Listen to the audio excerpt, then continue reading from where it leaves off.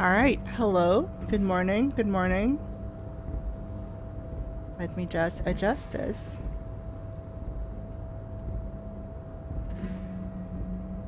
As you know, I am Granny at this tech stuff. Alright, I can see y'all. Good morning, Balance. Hey, Millie. Awesome RE4 vid. Will this be the beginning of a comeback story? I know what you mean by that. But like me making content again? I'm just out here being a homeless person. I don't know what you're talking about. Picking up bottles to recycle later. This is my current struggle. That being said, if I can make more videos like that, for sure. Where to now? Holy fuck. Can't really jump. Failed that last check. Where is this? Oh! It's that, processing plant that's being striked. Yeah, there's that guy. Wait, can I jump over? Hold on.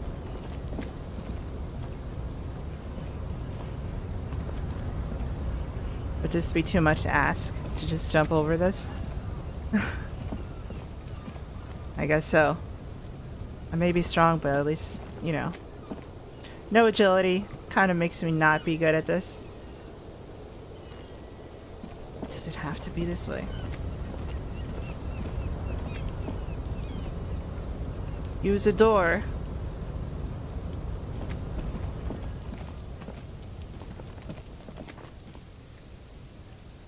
Okay.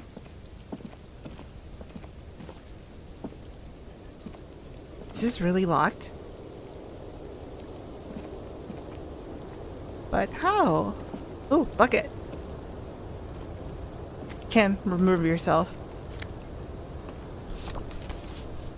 Grand Quran 37. This postcard depicts all ill-advised residential area overlooking the Jamrock Quarter. 13-story building line and the hillside like sarcophagi. An ominous fog already rising from behind. These are the last boom years. In 39, the project fails catastrophically. Did I read that right? Catastrophically. Leaving behind an opiate and hepatitis B-infested slum. Jesus.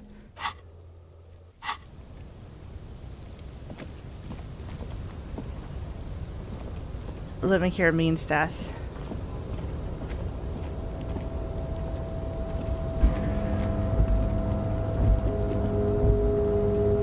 Ugh, so lame.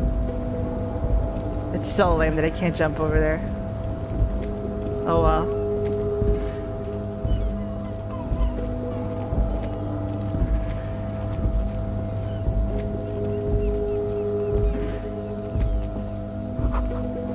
These barrels are half full of rainwater.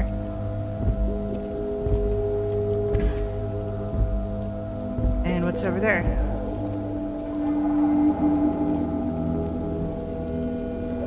I have to get close.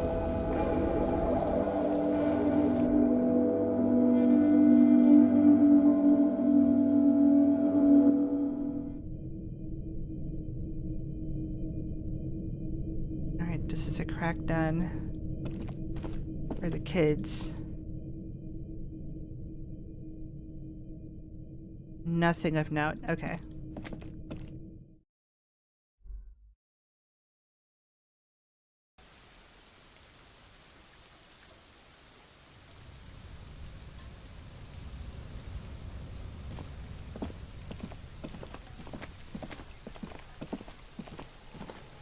Hold on. Tools? Money. Magnesium. Fucking Kuno.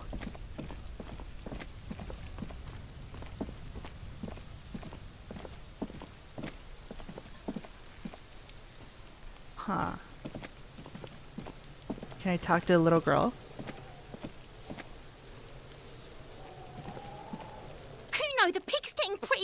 me. Come to snuff my shit out, I think. Take one step closer. Looks like it's time for me to go, Kuno. Pig's come to take me in. She means it. The fear is real. I just want to ask you some questions. I'm going away for a long, long time, Kuno. Going away for life.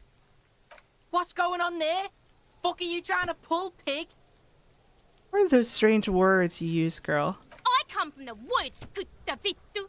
You don't want to go there with me. You don't want to see what I've seen. You just called me a cunt. Don't be traumatizing her. Get the fuck out of here. Can we talk I'll more? die before I squeal, pig. Hey, kid. Child, converse with me. You there, behind the fence. Child, you must conversate with me. Murder was the case they gave me. She almost vanished behind a fence. Only the top of her head remains. Okay. I'll die before I squeal, pig. Hey, kid. What's this kid shit? Fucking mind games. I'd rather die than squeal. Get the fuck out of her face. You got done. Talk to me. Oh, God, no. I don't want to talk to you, Kuno. So it's a girl. Interesting. Yeah, it's a girl. I'll die before I squeal, pig. You behind the fence. You don't want to fuck with me. I got my hands bloody. I'm not here, pig. You're not seeing this. You can still see the top of her hat from behind the fence. Why am I getting... Uh-huh. I'll die before I squeal. Okay. So that's it for her. I was hoping This to get a trash chance to container knock her is down. locked. The sliding lid has a padlock that says, "Whirling in rags." Why am I looking at you, trash container? You're just a trash container. Just a trash container. There is no such thing. It has feelings. Your fingers start to itch just looking at that padlock. How do we get that lock open? We could try using a pry bar, the one you took from my motor carriage, or... Pretty obvious. Did someone say pry bar? Fuck yeah, pry bar. Pry bar, pry bar. Your palms yearn its cold touch, to grasp it once more, as you've done so many times. No. Or pry bar. We might want to ask for a key from the manager of the Whirling in Rags. He probably has one. And he also has information. Okay. Ask the manager? Bullshit. Go straight for the pry bar and pry this baby wide open. I should probably go and talk to him. Animalistic instincts are saying no. But pry bar though. You have the tool, use it. Don't go asking permission. That's some bureaucrat shit. Nobody cares for that. Shoot first, ask questions later. The true police method. Subpoena? The fuck is that? What's a subpoena or whatever? Can I help you? So about the money I owe. I've seen something here at the Ringling Gate. Great. Is that trash container yours? Mine? No, it belongs to the Whirling in Rags. Thank you for clearing that up. Why do you keep the container locked? Why? To keep the hobos and drunks out. That's why. And the neighbors too. They put their trash there and they don't pay for the garbage company. Oh. So it's a communal trash disposal place. I thought as much. And are you the only party with access to the trash container? Well, yes. Us and the garbage disposal company. It seems a little callous, doesn't it? Something stirs in you. I wonder what this feeling is. No, it doesn't. Nothing stirs in me, and it isn't callous. It's common sense.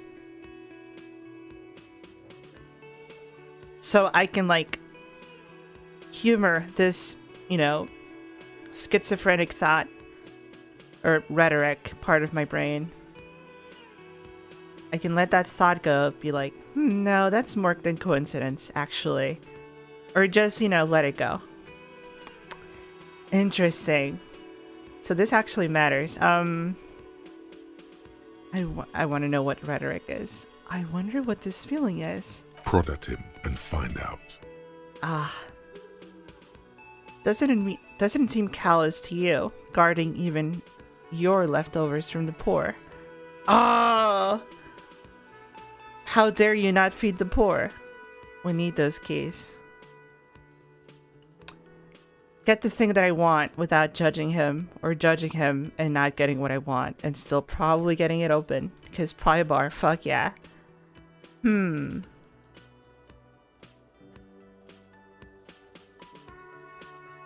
gonna be an asshole. Callous? What are you, Kras Mazov? Almost all establishments in Revachol keep their trash locked. The whirling in rags is not special in that regard. Oh man, I seem like a total outsider then. I should have known this. We need those keys. What do you need them for? Why are you asking? It concerns the case. Please cooperate. Clearly it's for the murder. Just bring them back once you're done, please. So about the money I owe. Yes, have you got it? How much do I owe you again? For the drinks, 30 real. Fuck. Actually, let's talk about something else. Like what? I was really enjoying talking about the money you owe me. Shit. I need a drink. Add it to my tab. Do I have a shaker in my hand? Is this a shaker? No, there's something there.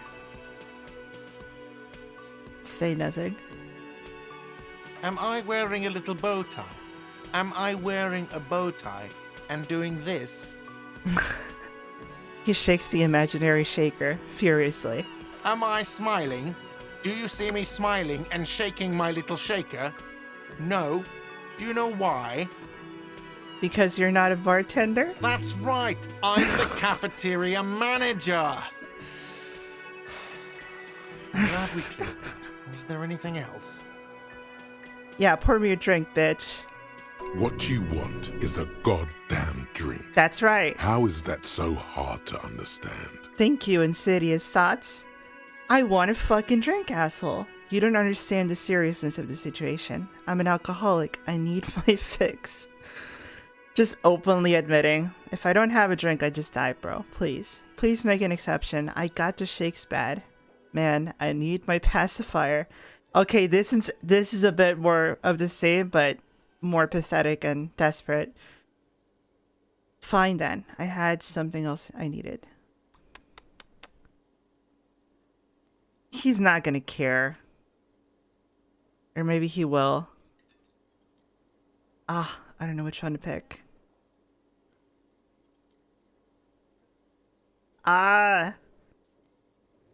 I got the shakes bad, man. Even more reason for me not to serve you, sir. Was there anything else you needed other than alcohol? By the way, I'm going to sing karaoke here. Absolutely out of the question. Just ruining his fucking day as much as I can. Absolutely in the question. First we find a sad banger. Then we sing this place to shit. We still need to find that shit. Yeah, true. I need to talk about something else at this establishment. What thing? I saw a sign that said the mess hall is reserved for the Union. Yes, not the whole damn Union, thank God. Just the nastiest and loudest faction. He tosses his head in disdain. They come here in the evenings. Dumb, unruly types. Think they're big shit. But they're good customers. They place big orders and always pay on time. As opposed to me. We should find out who this Lord faction is, occupying the booth. Loudness means talkative, and we need info. He gives you a meaningful nod. Hey, we did good. How do we find them? We don't. We have to wait. They'll show up sooner or later. Men get hungry, even striking men. If not today, Then they'll be here tomorrow. There's something else I want to talk about. What? By the way, you should come back to this thing-based questionnaire if you see anything interesting in the whirling later. Wait, I can pick up where I left off?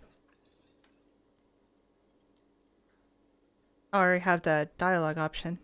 I saw another thing at the whirling. Another thing. Great. I love those. I have nothing. Shit. Yes. Alright, so he said to go... Yeah, okay. Goodbye. I need more evidence. I need more stuff to bring up, ask about.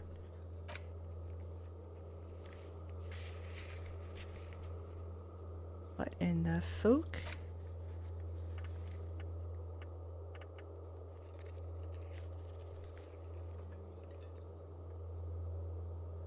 Here. Okay. Can I go in here? Oh, I can access the kitchen. The dishes are drying. The smell of chemicals and pine trees. Ugh.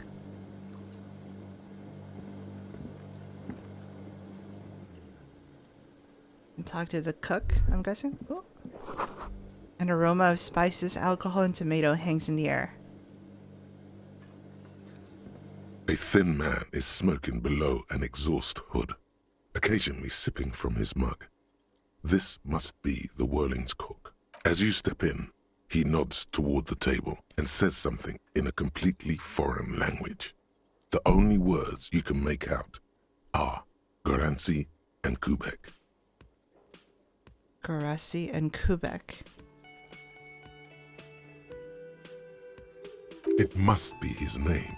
Garancy. Garancy Kubek. That doesn't Sounds sound... representative. No, that doesn't sound... Who would just say, hey, my name is this?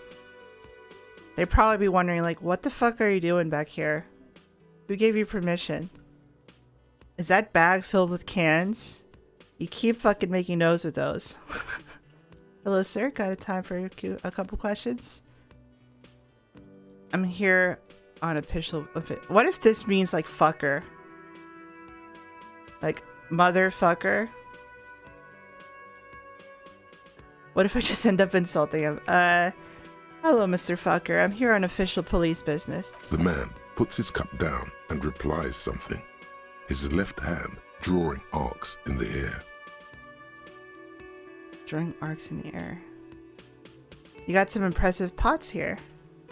He smiles and bangs his ladle against each of his pots in turn. I don't think I need anything else. Stay masculine.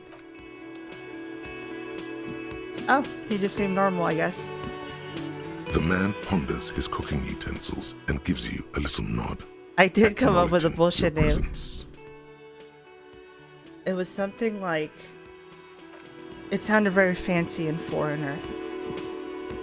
Like, it sounds like what cursive would sound like if you were to speak it audibly. You see a heavy steel door with a prominent dimple lock. It's painted blue. I needed to up morale here. Touch the door, try to push the door. I wonder where this door leads. You do? It's a door in the back of the kitchen. Why do you care where it leads? I mean, he is, yeah. The winch. Outside. In the backyard. Remember? No? Your fingers do. The winch outside in the backyard, remember? Oh, right. Yeah, Raphael Ambrosius Costello. Thank you so much, Dexter. That's the one. You're right, it's not important. Let's go. Out of duty. We may find something pertinent to the investigation.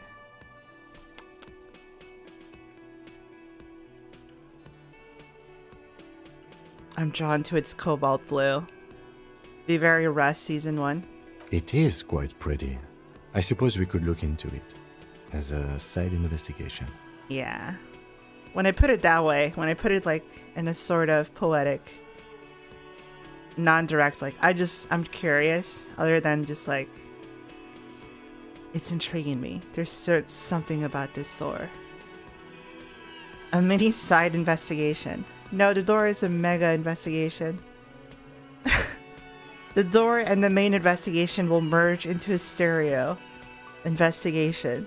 What the fuck? Okay, let's go with this one. If you say so, Gart is the person to ask about this. The cafeteria manager. I'm gonna touch the door. The cobalt blue surface feels rough to touch. The stainless steel door is flush with its frame on every side. Old cobalt paint, rough on the fingers. 40, 50 years since this was painted, maybe.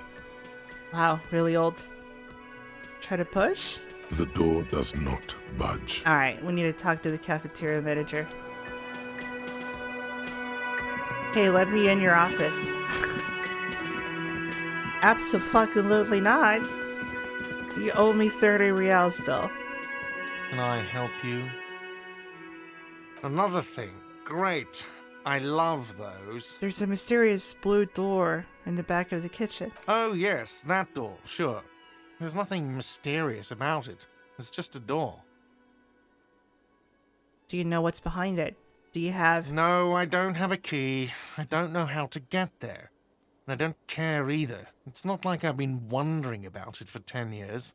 It's just the frit warehouse, probably. Don't you also want to know? Or some boring storage space with a bunch of old junk and dust. Junk and dust.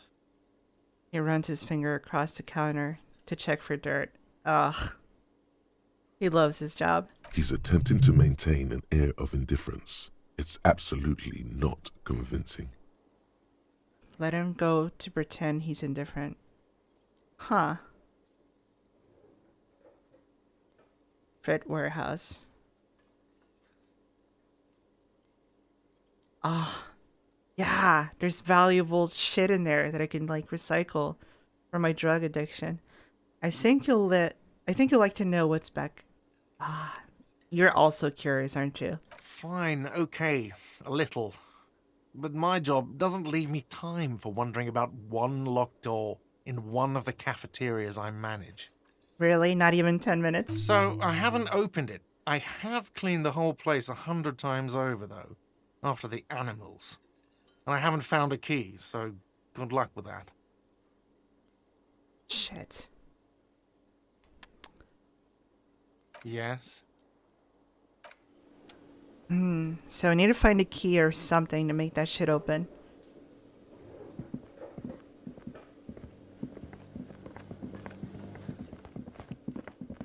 He wouldn't have it, would he?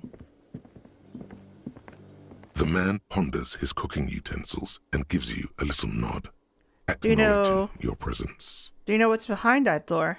He looks up at you, then looks away quickly, shrugging and muttering something to himself. Okay. Shrugging is an international sign for, no, I don't know what's behind that door. I see. Shit. What about the old lady? She seems ancient enough to have been here thousands of years ago. Hello again, sweetie. I see you've met up with your colleague. She looks at the lieutenant.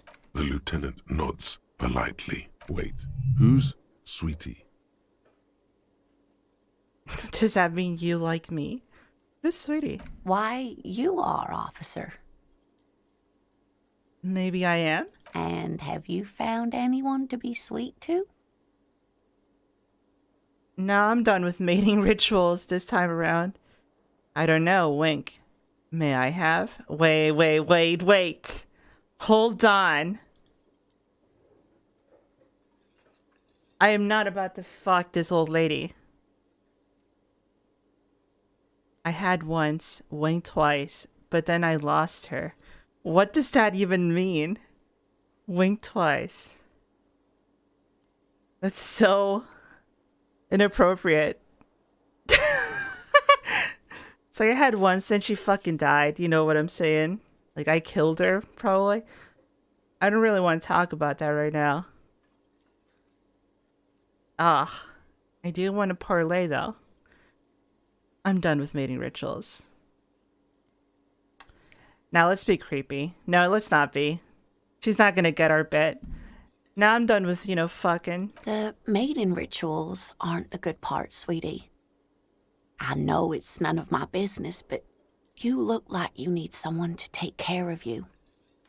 Ugh, ain't that true, sister? I suppose all of us do at one time or another. I don't know what I'd do without Morel. Who's Morel? You must forgive me. I'm getting so scatterbrained. I completely forgot to introduce myself. She slaps herself in the forehead. I'm Lena. My husband Morel and I are staying with our friend Gary just down the street, but I come here for tea when they're away. Her eyes glitter over the rims of her glasses as she looks up, smiling. This Lena is wacky enough for the motley crew. Hire her on the spot. I don't know if that makes sense. You seem to be in a chair. Oh, that's so fucking ass. How'd you like to roll with me? Don't use these words. I don't know if you've noticed, but I don't know where I am, or what I'm doing, or anything. It's true. Sweetie needs money. Do monies get Sweetie? I'm sorry, do Sweetie get money? Oh my god. Asking this old lady for fucking candy change.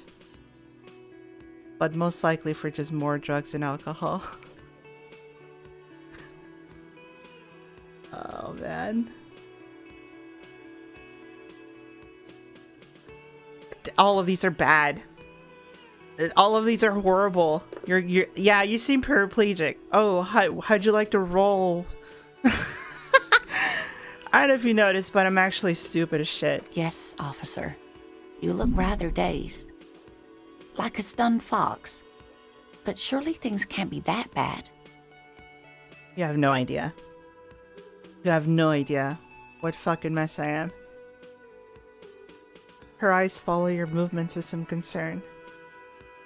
I drank so hard I forgot literally everything. I hope you're right.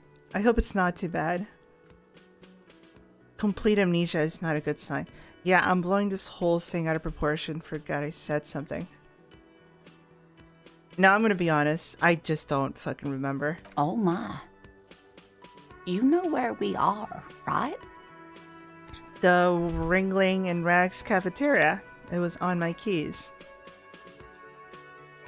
We're in Rabical. I don't really know. Some seedy hotel? A war zone at the edge of the world. We're dead, haunting each other. We're ghosts. Damn.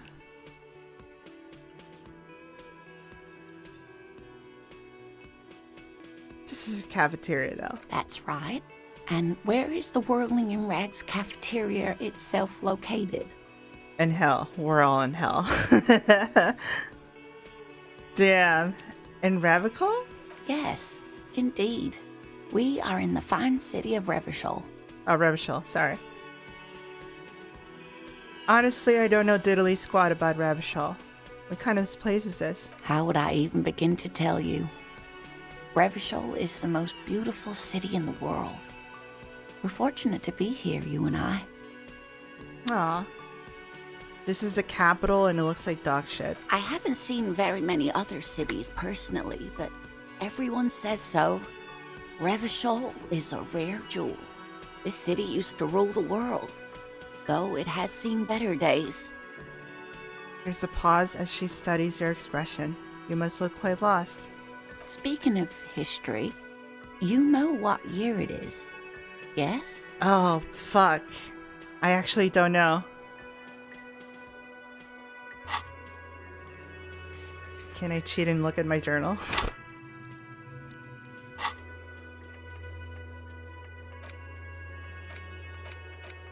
Ah, oh, fuck, what year was it?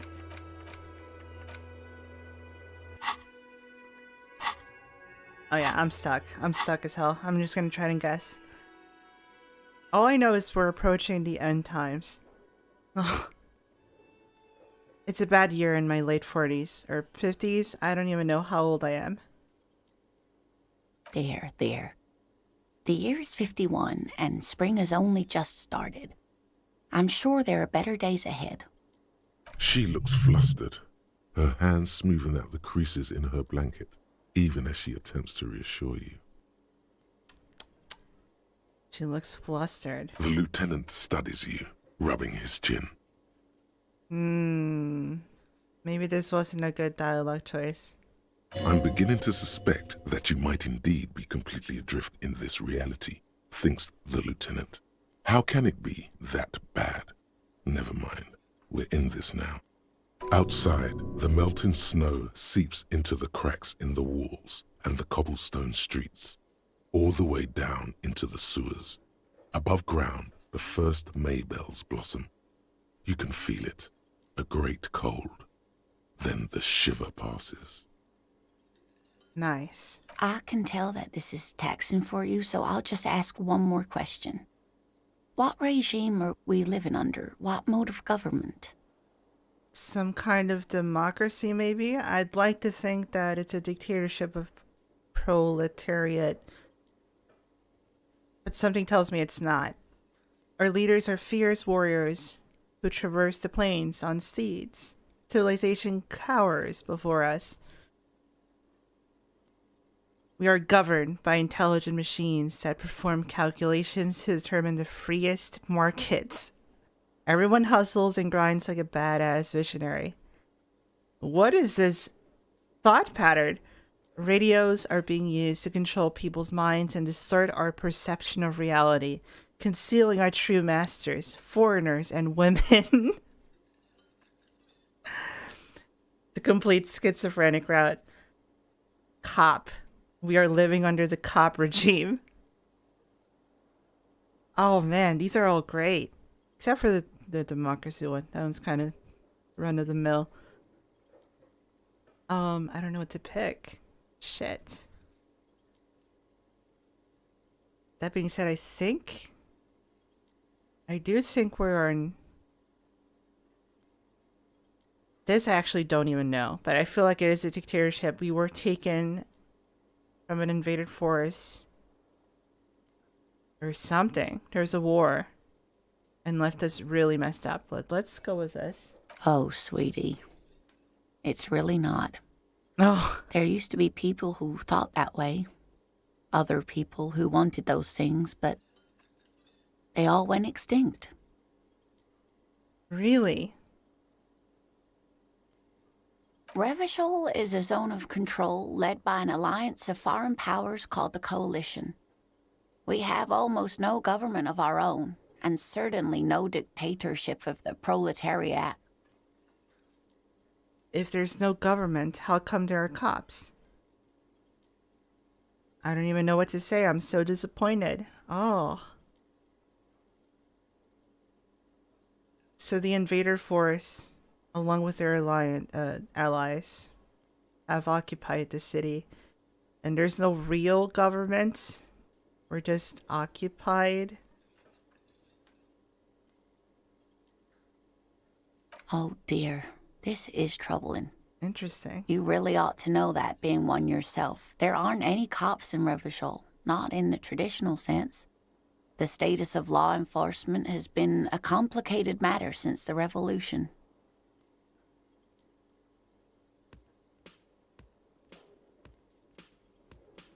Wow. This is Iraq. The status of law enforcement has been a complicated matter since the revolution. But we should stop for today, sweetie. You look like you need a break. Besides, I'm not the best person to explain the big things to anyone. She's scared now.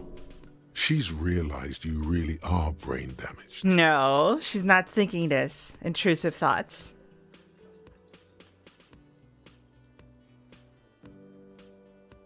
I'm just gonna keep prying her. So what is the revolution you mentioned? A defeat, I'm afraid. The people of this archipelago tried to build something new, something different. The rest of the world didn't like it, so they came and ended it. This was 42 years ago. God damn, 42. What does that have to do with there not being any cops? But I'm a cop. Whatever it was hasn't stopped me. Of course, sweetie. I really don't know how to explain it better. She seems really annoyed. Dealing with a complete fucking moron like me. So how did I do? You didn't do too well, dear. It does look like you're having trouble remembering things. History and places. Remembering reality, in a word. It's very odd. A sigh. The lieutenant buries his nose in his notebook. Shit. But maybe a fresh set of eyes is what the world needs. And while I'm no doctor, such bouts of amnesia are often temporary, so I wouldn't worry too much.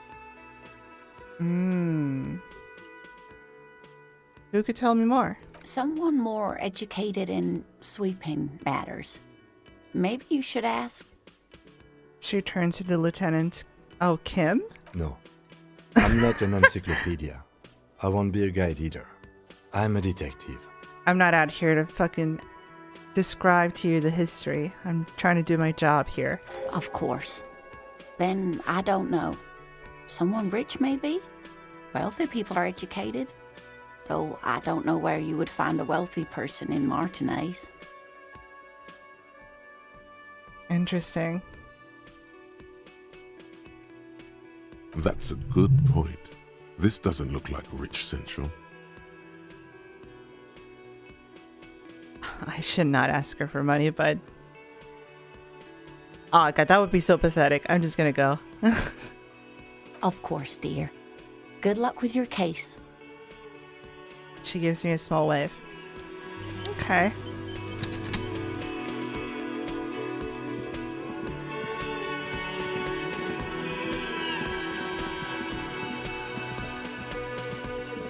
I feel like doing another sweep up there with Kim. Going to my room with Kim. Let's see what that happens. Damn bitch, you live here?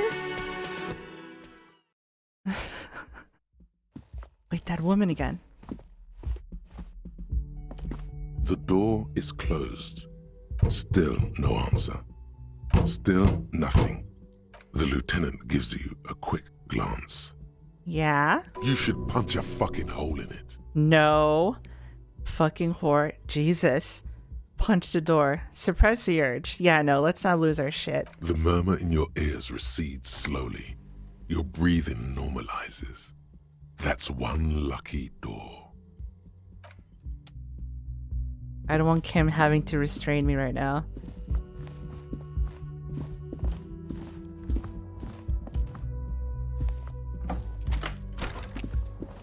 Oh, there's bottles here. Can I recycle? No. Kim tries not to look at your broken down bathroom door. The window stands broken in its frame. Cold wind blows in. The morning light hurts your eyes. It's hazy, but you see the ocean and some war-torn buildings. Cool. The bed is cold and not particularly inviting, but it's yours. The sheets look awful. Not gonna rest.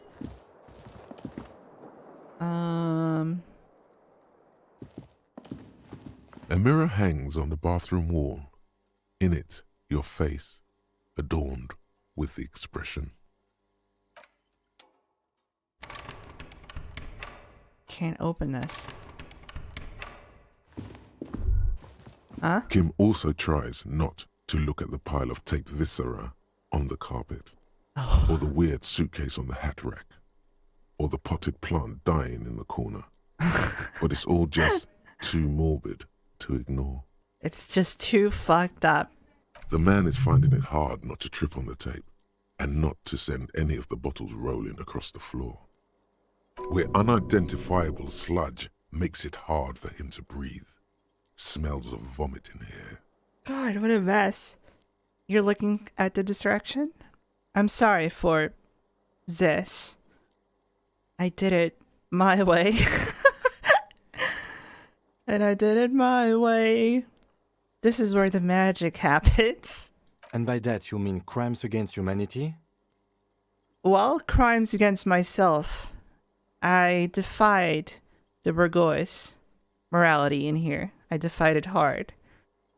This is an expression of me, my individualism. No, I meant disco. Never mind.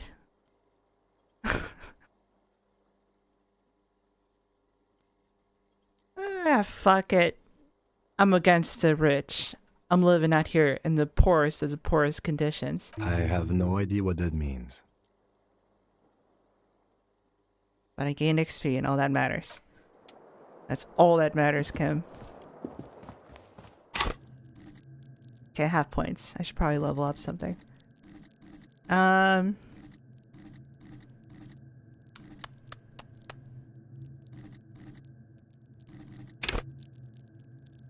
Go to party planet, love and be loved by drugs. Oh crap. This is just drug usage buff. Flex powerful muscles, enjoy healthy organs.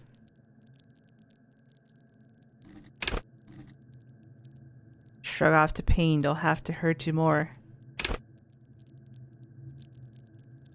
Take the blows, don't let the world kill you.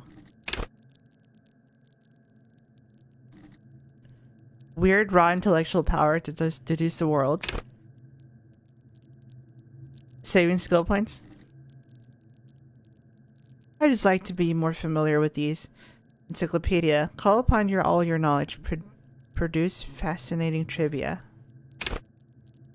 Rhetoric. Practice the art of persuasion. Enjoy rigorous intellectual discourse. Drama. Play the actor. Lie and detect lies. Ooh. I like drama. One thing that a game kind of shortly goes over is that you can retry white skill checks when you spin a skill. Oh, really?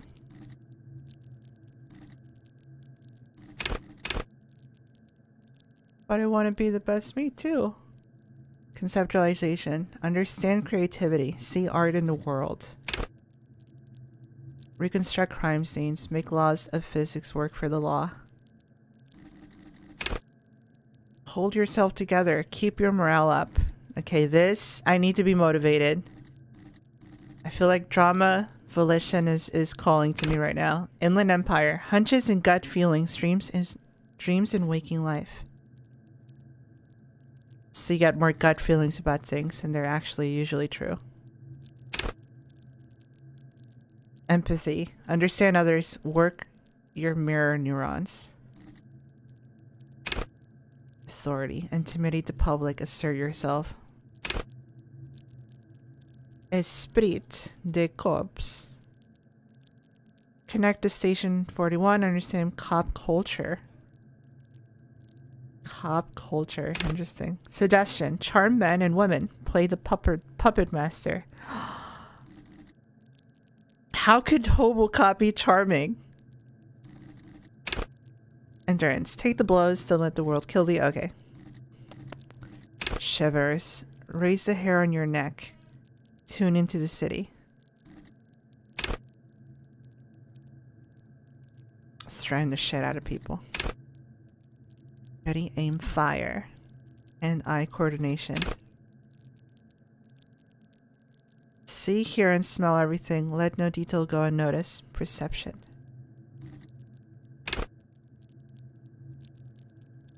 The quickest to react, an untouchable man. Sneak under their noses. Stun with immense panache.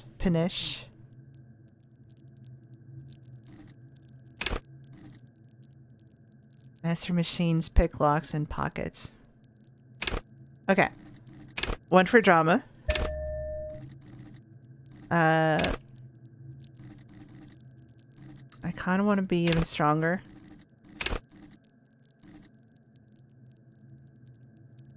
Composure is pretty high up already.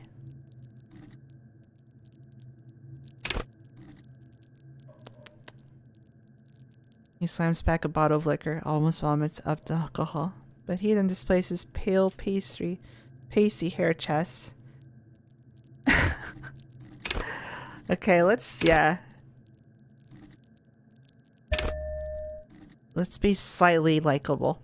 Just slightly.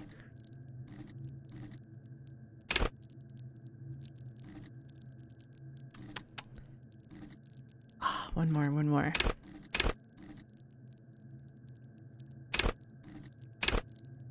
The quickest to react.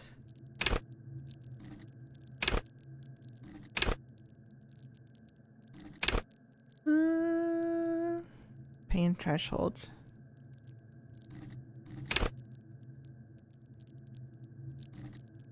Alright, let's save the rest.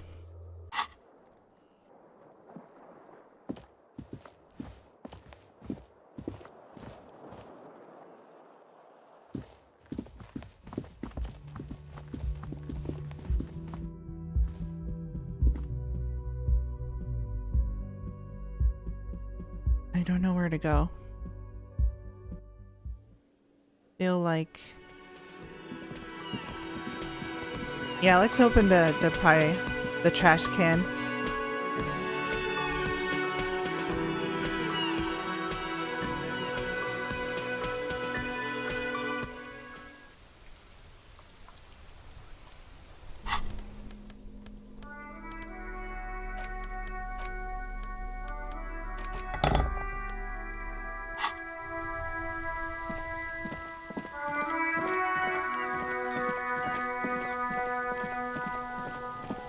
Oh, over here.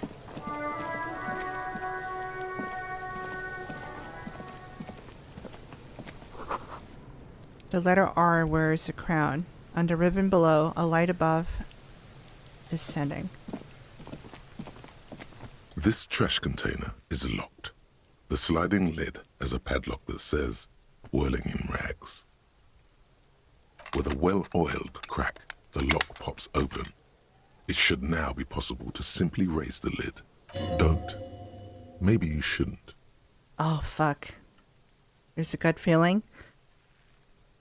What's this? Just a feeling. A warning from some part of you. A warning from some part of you. Open the lid. The smell of rotten food rises to greet you. You see Shit. soggy cartons, dirty rags, and organic waste. Gross. Oh, and I'm like putting my hand in there. Gross. We're just in time. This hasn't been emptied for over a week. Ah, week old trash. Look under the boxes of carton. You see milk and egg rest with one broken egg in it. Some pasta wrapper. Picking up the soggy packages somehow feels familiar. I've looked in trash before for food, probably. You've done this before. Oh, The crap. movements are recorded in your elbows. The methodology in your fingers. You're used to this. I'm used to what? Dumpster diving? No, searching for evidence in the trash. Oh, okay. Let's dive in. A box falls into pieces in your hands. Batiste Soleil cereal. There are plastic pasta packages below. And turbo noodles. Nothing of note, however. Pick at the rags. Among the threadbare kitchen towels, something catches your eye. A pair of denim trousers. Shit. Are they new? As the legs of the slime-covered jeans begin to unspool from the garbage, a rank corpse smell fills the air. A corpse smell. The victim's clothes? Cadaverine odor is faint. If these belong to the deceased, they were removed when he was still in the early stages of decay. Someone deliberately undressed him. Drop them in here, officer. This is evidence. This is totally evidence. Guitar marked blue jeans. Pockets empty or emptied. He wore them with a belt, too. A white belt. The loops appear stretched, but He looks in the container. the belt is missing. That's it. Do you see anything else in there? I have another bag here. Something slimy catches your eye. Slimy. Reach for it. Oh, man. A drab, long-sleeved shirt, olive-colored, appears from the food waste, dripping with pus. Oh. Fucking gross. This is a military type overgarment. No label or serial number. This is the kind of rib-knit shirt that's worn over light armor to conceal it in an urban scenario. Anything more? Oh, do I really need to keep dumping into this? The rest of the rags are just kitchen variety waste. A yellow old mug that catches your eye. But other than that, Thrown out towel, a mug, that's all. All right. We should go to Gart again and ask if he knows who put the clothes in the trash. It could be as simple as someone from the hostel cleaning the yard. Or that one. He nods I'd towards... advise against confronting that force. He nods towards the red-haired boy. Fucking Kuno. Yeah, we need to ask the kids who put him there. Oh, no, we don't have to talk to them. You think someone from the whirling might have been involved, maybe? Not really. All we know is the victim's clothes are in the trash. The lid was locked, and his establishment had the key. It's just a small loose thread. Not only them, but also the waste disposal guys. So it had to be someone from staff who had access to the key to begin with, or the guys from the union trash workers who are more than disgruntled right now and are loose cannon. So detective time, you know? Let's go talk to those kids. The fuck's he on about? Kids? You hear that, Kuno? He thinks you're an infant or something. God damn it. See? Alright, the lieutenant nods, then looks back into the trash container. let's search in the food waste. It's just organic waste, cold and slimy on your hands. Apple and potato peels mostly. Unidentified sludge, and the occasional chicken bone thrown in for good measure. But hey, what's this? Elbows out. There's nothing more here. Oh man. What is this? A blue piece of plastic sticks out from the apple peels. It's shiny. Looks like the corner of something. Shiny. They look badly damaged, but you can still make out forms and notes, written in a man's handwriting. It's a ledger. A clipboard. Officer, is that your paperwork? No way. This is mine? Yes, it is. Look. This plastic has the RCM street grid on it. You've even got an autopsy form. A miserable looking slip of paper sticks to the board. If you don't mind me asking, how did this get in the trash? Did I... I'm so confused. How did this end up here? Did I just throw that out? It must have been cramping my style. It has the foreboding quality to it. Maybe I needed to lose it for the great bloodletting to begin? I don't think I want to be a cop anymore, so I threw it away. Someone from the whirling threw it in the trash. I don't know. I'm boring. I'd rather not talk about it right now. No, we have to talk about this. Hold up. If I threw this away, then the cleaning staff for sure had to have, like, brought in the trash can from somewhere where I just disposed of my thing. I had no access to this place prior. I don't think, you know, I forgot his fucking name again. I don't think Hobocop here fucking, you know, sneaked in one night, grabbed those keys, and opened this place to just throw his fucking clipboard. Along with other corpse shit. Am I the murderer? It has a foreboding quality to it. Maybe I needed to lose it for the great bloodletting to begin? Question mark? Yeah, I'm just gonna go with the boring. It must have been crapping my style. Officer, this is an official piece of paperwork. It probably contains notes on numerous ongoing investigations, and could even list undercover operatives, informants. I suggest integrating it into your style, for all our sakes. Ah, he's angry at me. Easier said than done. How could this pathetic cabbage of copy paper and plastic ever become très disco? Say nothing. I don't know, man. Sounds like an order. I don't take those. Alright, Kim, I'll respect you. It would also not hurt to start taking notes on the case. Now, tell me what your eagle eyes see. Or are we finished? Hey, Sogan. Ah, thanks, bud. I'm picking this game up. Sick. Play it on your own, for sure, and let me know how that goes. Every playthrough seems so fucking different to begin with, so I'd love to hear. Now where the fuck was I? Okay. It would also not hurt to start taking notes on this case. Gross. Now tell me your eagle eye, what your eagle eyes see. Or are we finished? The mug. I'm getting the mug too. You pick out a broken mug with an oddly racist depiction of the yellow man frolicking in saffron.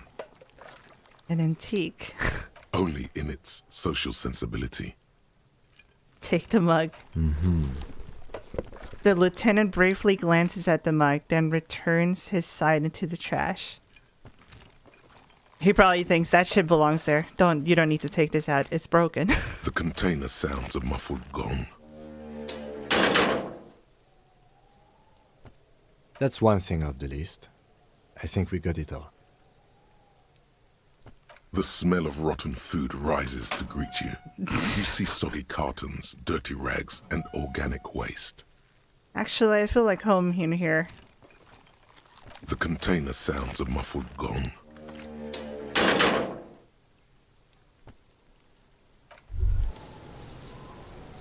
As you turn, a bright light catches your eye, making you squint. Cool. Where is it coming from? From a distant sunset, a stage light, flash photography, nowhere in particular. It's just what superstar law officers do. They squint at lights, and they solve shit. It sounds pretty badass if you ask me. Actually, now that I hear superstar and law official in a sentence, they sound weird together. Yeah, that's me. I've been establishing my superstardom hard lately. Yeah, you have. You're a big dick cop. Dick Mullen. Salam Rocky Bayi. Badass on the edge disco cop. Time to recede into a ludicrous fantasy world. Here we go. Camera. Lights. Action! With a sudden flash, the world freezes around you, and you along with it. In an iconic monochrome solution, a black silhouette against a rasterized orange world. It's on. It's on. I'm about to be the best fucking detective.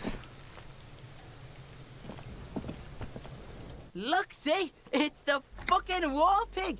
Try not to knock yourself out. I've come to ask some questions. I still have a case to solve. You belittled yourself before the Kuno. Now you must seek his forgiveness.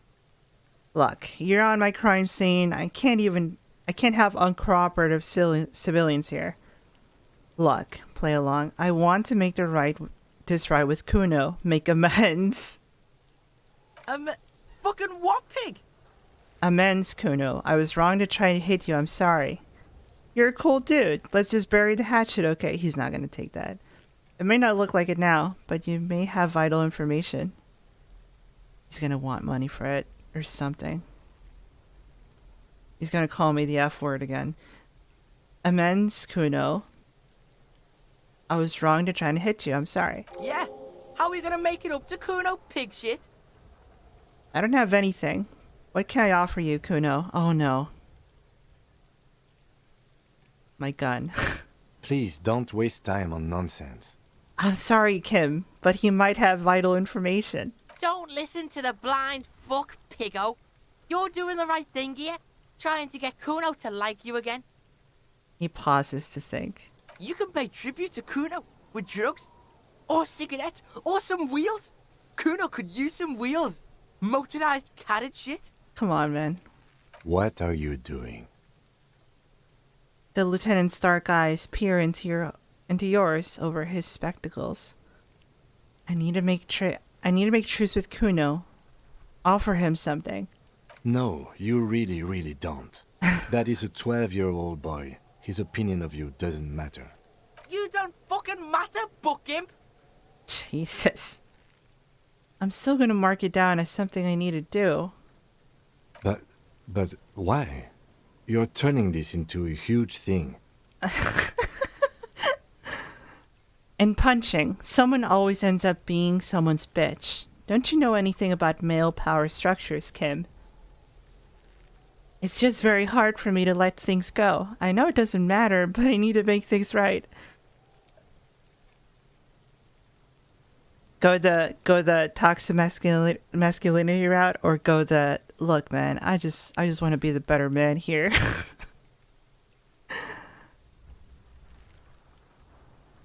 Yeah, no. Let's go with the one. You're totally unraveling, officer. Don't worry, Lieutenant. I got this. Now let's go. All will be well as soon as I get this being Kuno's bitch situation off my back. Don't wait for the lieutenant to answer. Let's get to work, Kim. Oh, shit. Yeah, I got this. Have you come to make your offering to Kuno? Please don't. Don't listen to them. You can pay tribute to Kuno. Okay, there's nothing. This piece of shit kid. I'll die before I squeal, pig. Alright, later. Alright, well, completely unfruitful in every regard. There he still is, looking right. Yeah, rotting corpse still there, on the rain.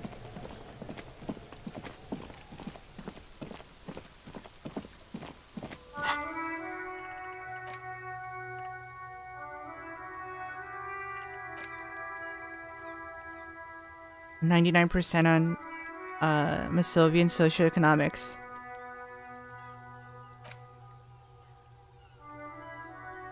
Cool.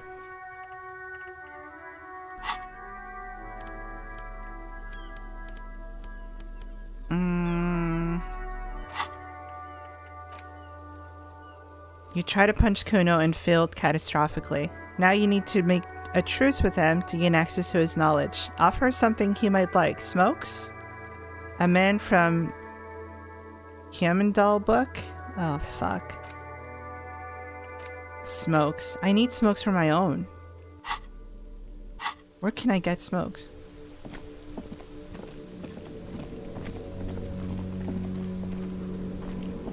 The dented yellow mailbox.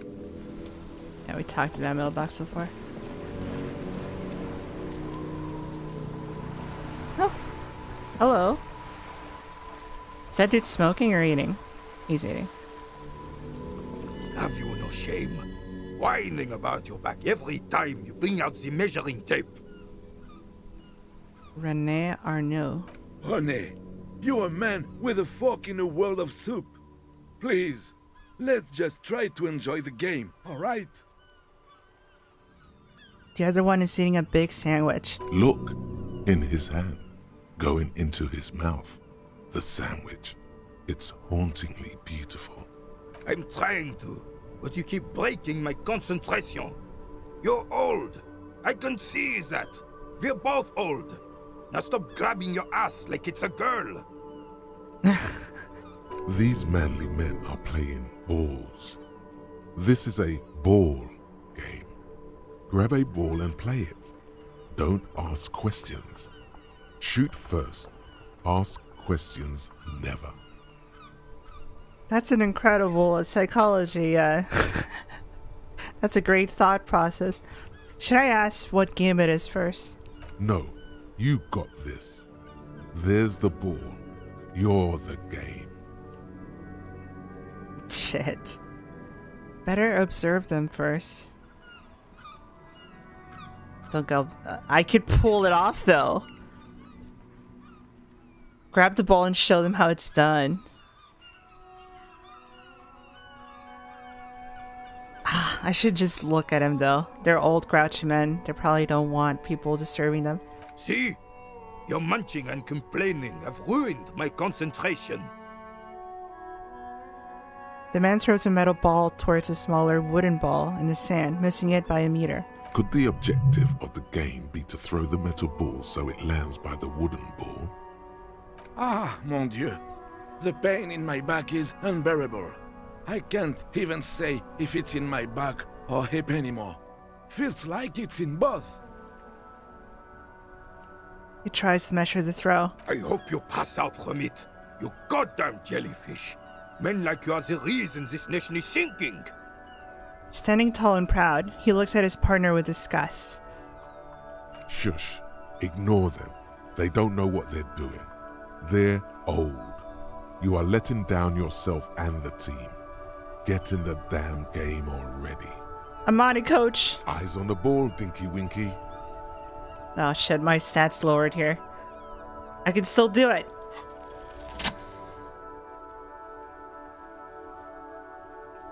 Watch this.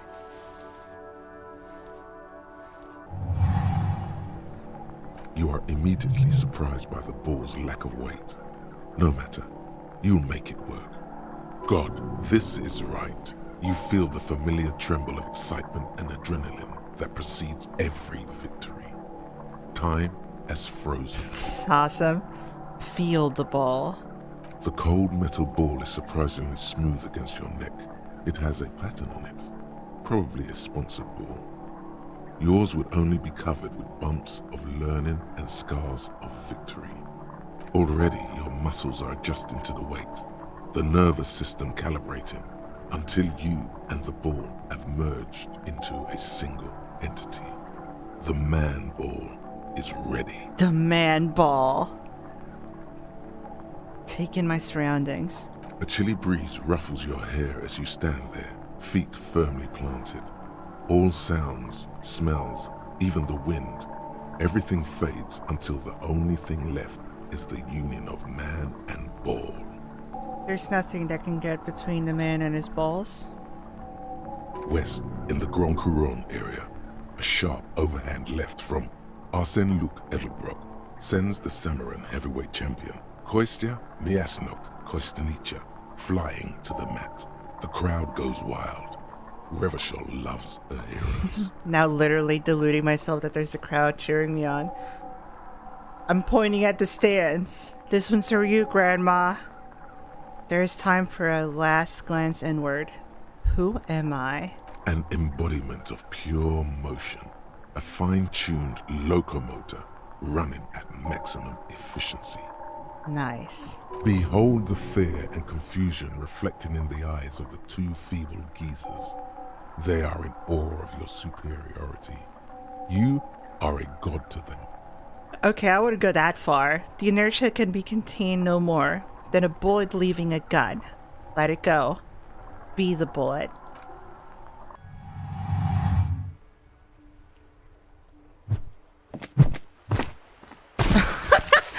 Why did I throw it over there?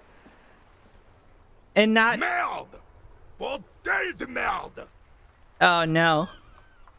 What the hell is your problem? Not a weak right triceps, that's for sure. Problem? I don't understand.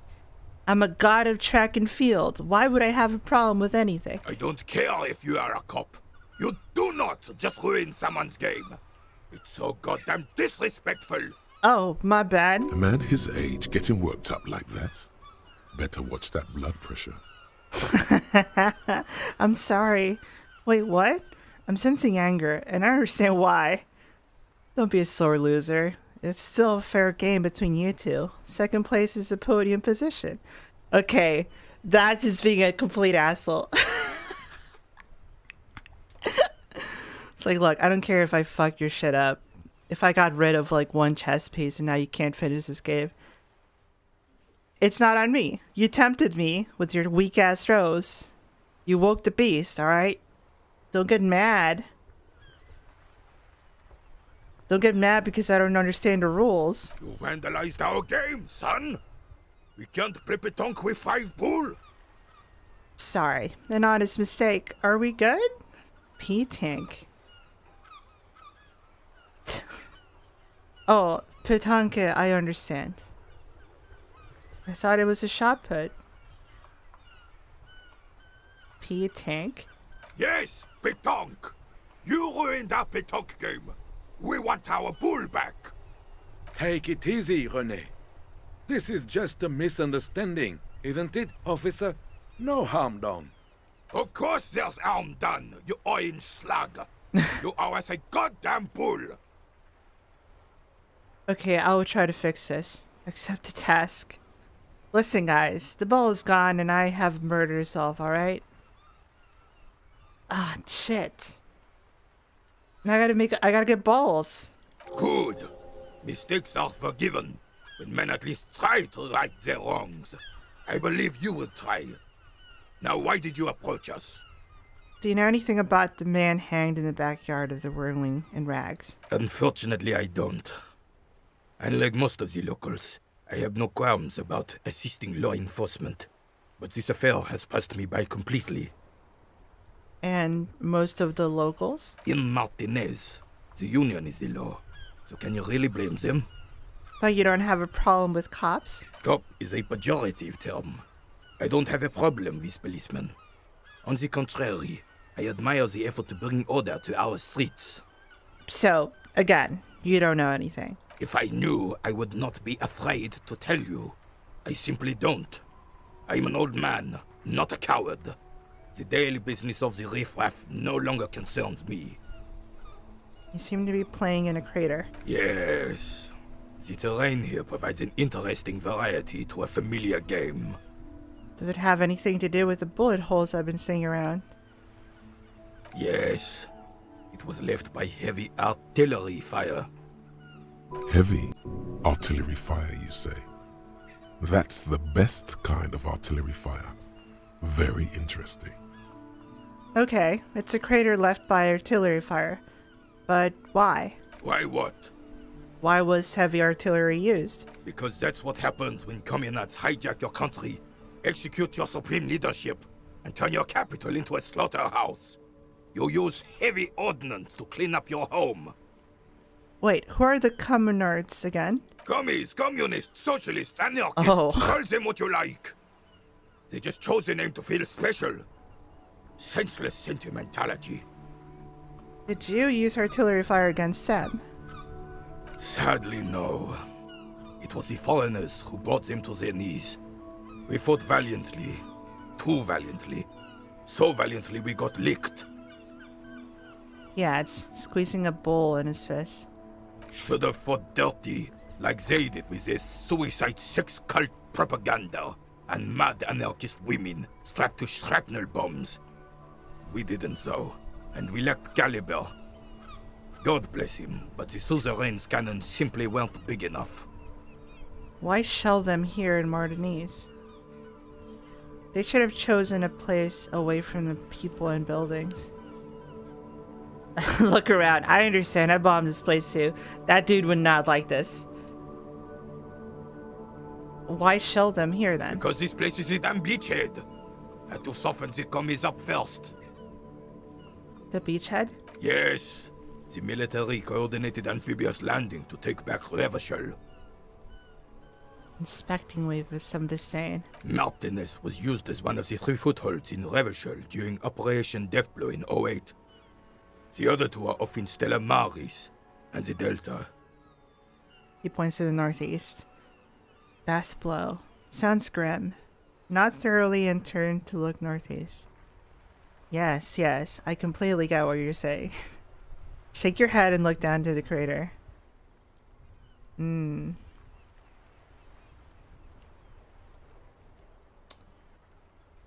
This here is Blood Ground, where coalition boots first made landfall and cleaned those rabid dogs out. Most likely, we're playing pétanque on their mangled corpses.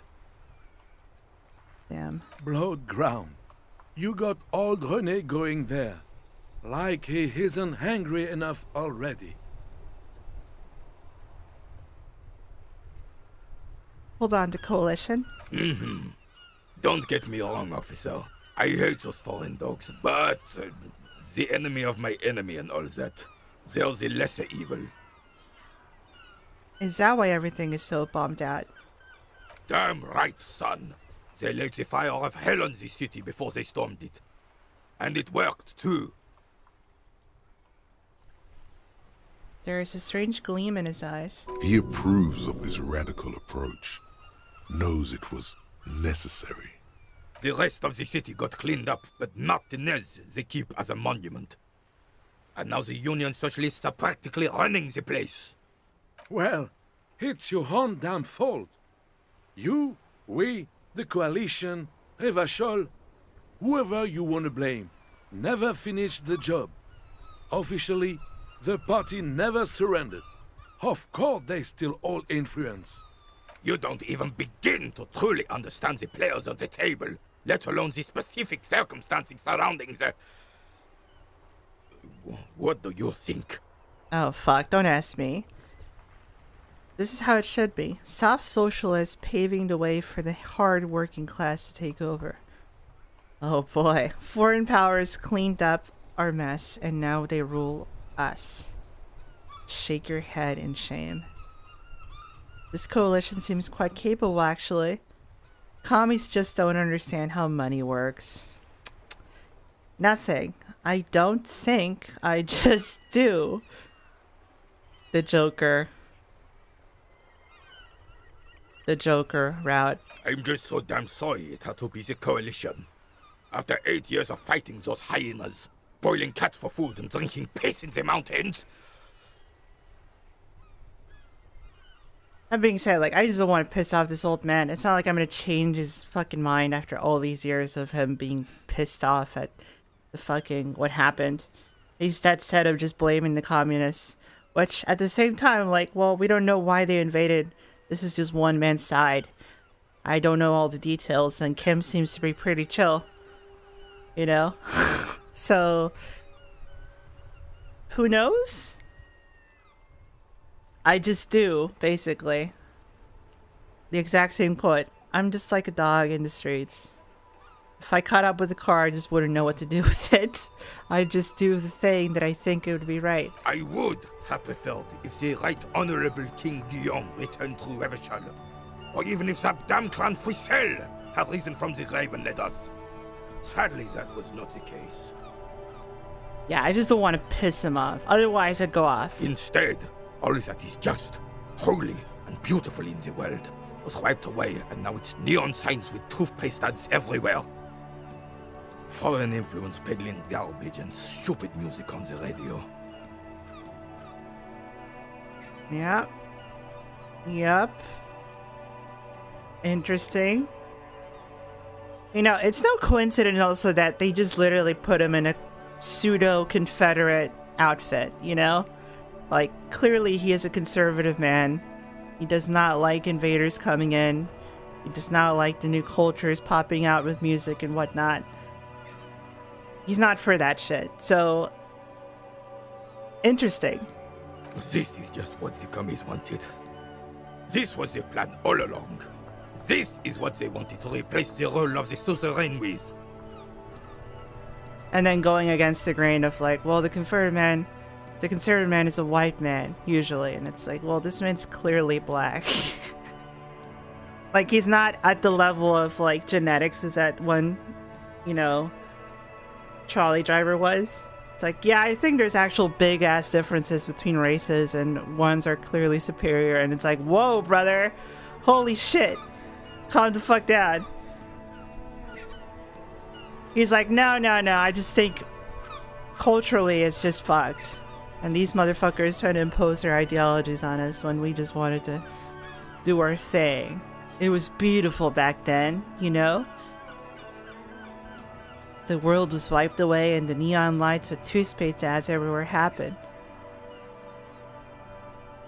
It's very interesting. Who was this Frizzle? Damn Frisel. He was the king we couldn't protect. The Carabineers failed him, and the crown. He died in the hands of the Hyperlay, in a very public execution. Shit. He slouches as he says that. It makes him smaller, admitting they left the king to the mob.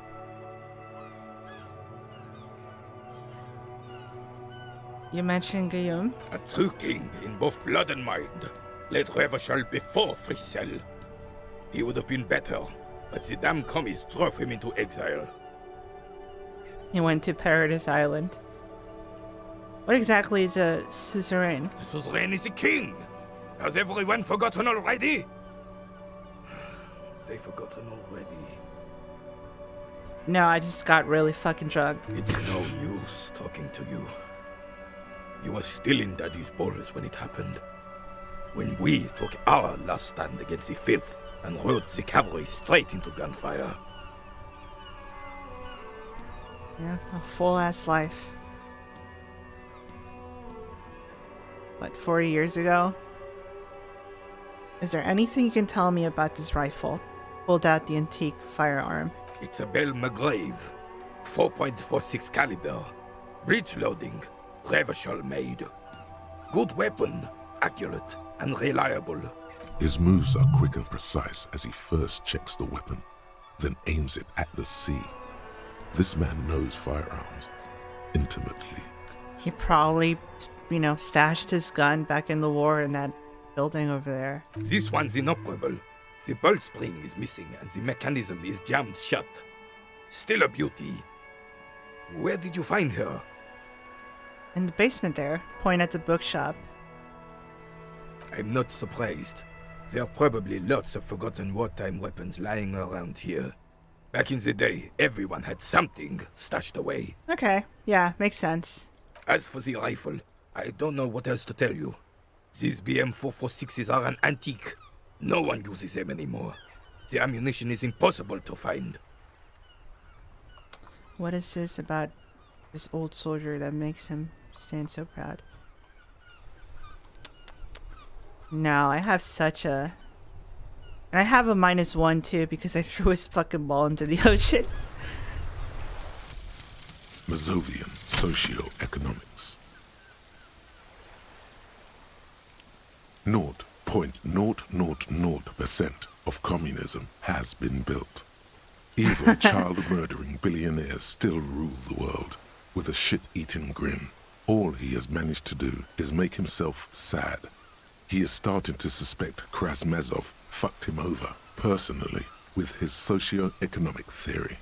It has, however, made him into a very smart boy with something like a university degree in truth. In truth. Instead of building communism, he now builds a precise model of this grotesque, duplicitous world. Holy shit. I'm bringing back communism. 0.00% at a time. Let's fucking go, boys. Left-wing dialogue options give +4 XP. Visual calculus, reaction everywhere. Authority. Some more, downtrodden Inva communist. What the fuck is that? Downtrodden, I get that. Inva. What's Inva Sussex to? Invader communist?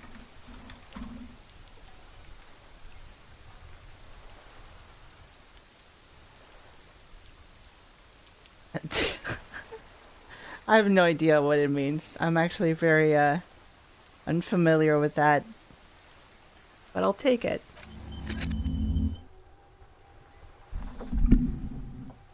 Okay, so that one is absolutely complete.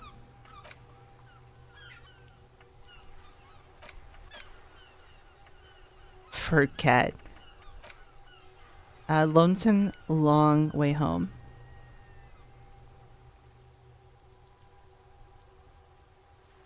Uh-huh.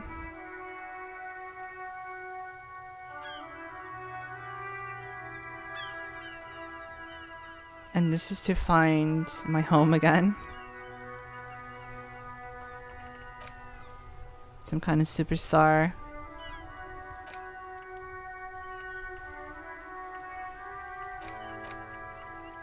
Okay, internalize. Internalize.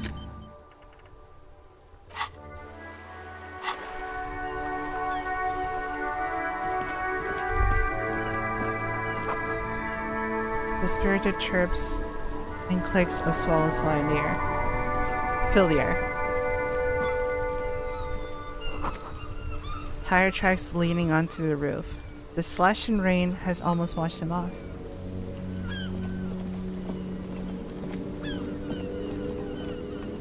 What's this? Well, subtitles are fucked. Doesn't pump water anymore. There's a tree in it.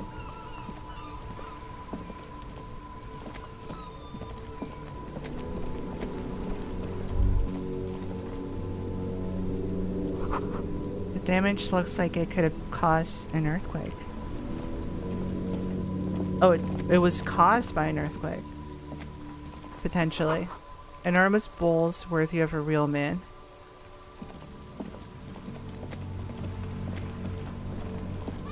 Enormous balls, come on.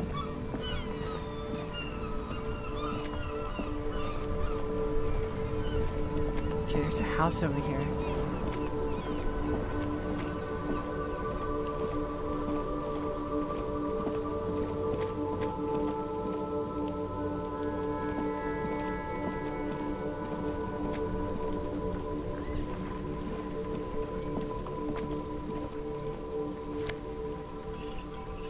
Nose fed.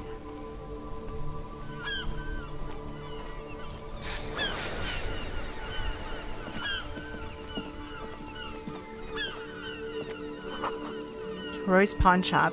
Fast cash and faster times.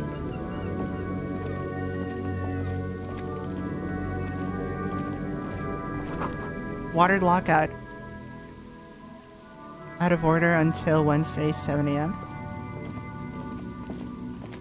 Oh, hello. G'day to you, officers. Are you holding a knife? Man on the waterlock. A burly man hangs out by the waterlock, carving up a generous serving of salami with an old hunter's knife.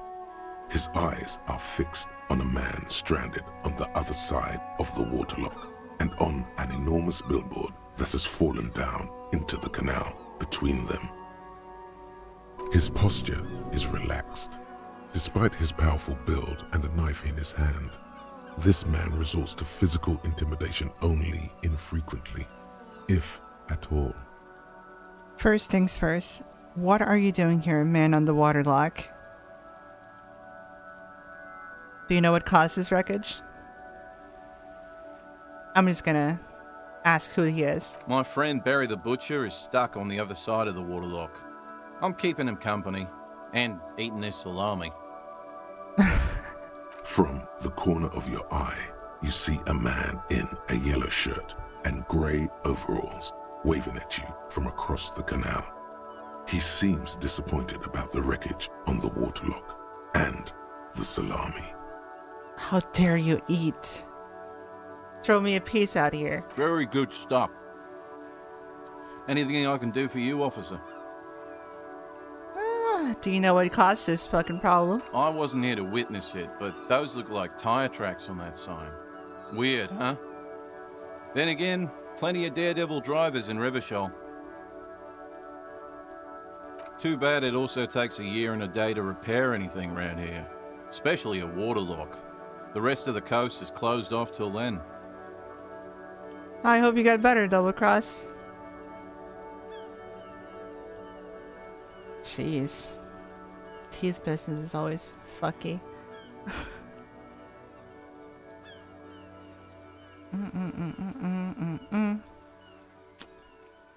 Where was I here? Okay. Do you know what's further down the coast? Well, there's the fishing village, an abandoned fish market, a bizarro church. Not much use to the congregation, though. There always seems to be something wrong with it. He thinks for a moment. Yeah, not really much else. Just bombed out ruins. Can I have some of that salami? Sure thing. Hey, thanks. It is salty. It is savory. It is chewy. The hangover only makes the salami more tasty. Ugh, I know that feeling. Want some too, officer? He turns to the lieutenant. Why not? Kim. Yeah. The lieutenant ponders the offer for a moment, then decides to go for it. He takes a slice of salami from the man and chews on it. Alright, later. Thanks for the salami, guy. A couple of indicator lights are missing from this control panel. Loose wires dangle from the now vacant holes. In the middle is a lever. Beneath it, a small metal plaque. Couple of lights are missing. This panel usually closes the waterlock, turning it into a bridge that lets you cross the canal. But there's a crashed salmon and butter sign in the way. Pulling the lever probably won't do anything. Probably, though. There's still a chance that it could do something. Pull the lever all the way up until the metal clicks against the contact pins. You hear a soft clunk. Then, nothing happens. Shit. Release the lever. Push it harder. Doing it harder is not going to do anything. It's probably going to break it. A spring brings the lever back to its original position. You still need to close the waterlock to get across the canal. Some other way. Wasn't there a sign over there saying functionality will be restored on Wednesday morning? Yes, it did. But if this thing is still on here, nothing's going to happen. Also, that man is stuck over there and he might die. He doesn't have until Wednesday. It's fucking snowing out here.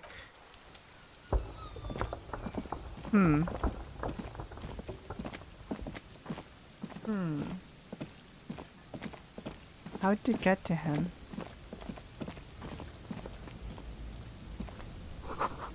A helpline to the company that controls the drawbridge.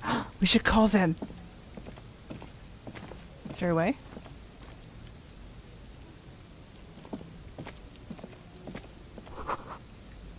Hot air rises up from the sewer. Sour, acidic, and strangely comforting. Comforting.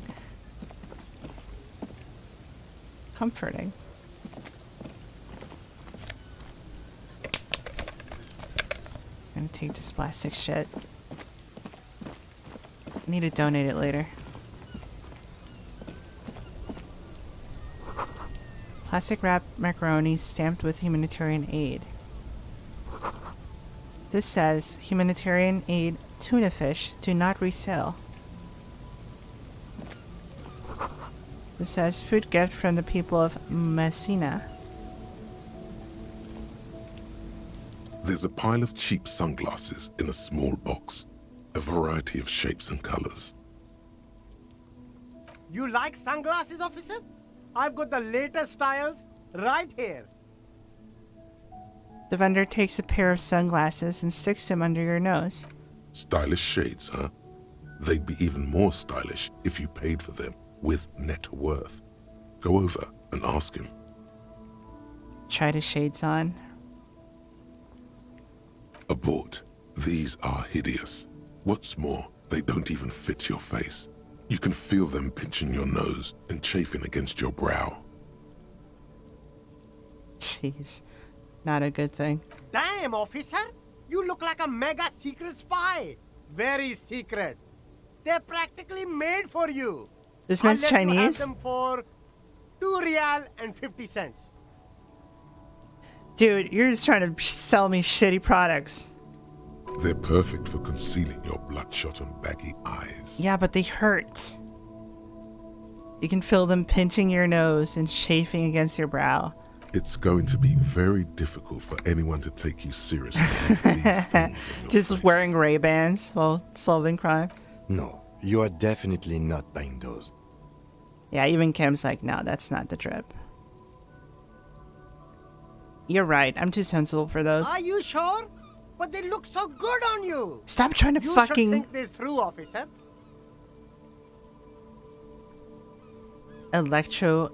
Shades of Cell Destruction. What a name. Electrochemistry -1 logic when I wear them. Rummage through the box. These are all boring. Boring third-rate ho-hum sunglasses made of cheap Syrahese plastic. The kind of plastic that melts in the sun. These are all first-rate sunglasses. Premium design, super material, very cool. UV resistant. These will definitely keep your eyes safe and cool while doing your dangerous police work. Fuck. I could try and find something neater in that box and fail. And I don't know what could potentially happen. Probably thinks I'm robbing him or something. No luck. All you find is this lime-colored cellophane visor, produced by a bargain sportswear brand called Amphibian, apparently. There's a malformed green frog on its bent cap. Oh, that visor is perfect for you, officer. It'll definitely keep the sun out of your eyes while you're shooting criminals. Bang, bang! And all for a mere 6 real. Hey, at least it might actually offer some protection against the sun. Not like those cheap plastic shades. Turn to Lieutenant Kim. Are the firefights something we should be prepared for? I hope not. He says, looking up from his browser. You don't like it? Sure, Square Joe. No problem. Let's get you some real shades. Fuck.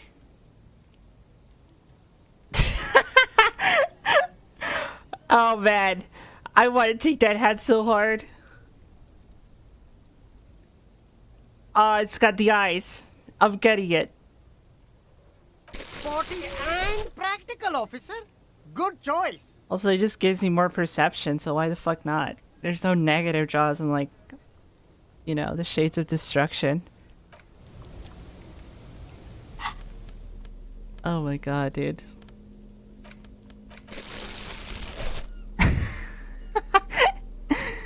Nice. I still owe money. What money?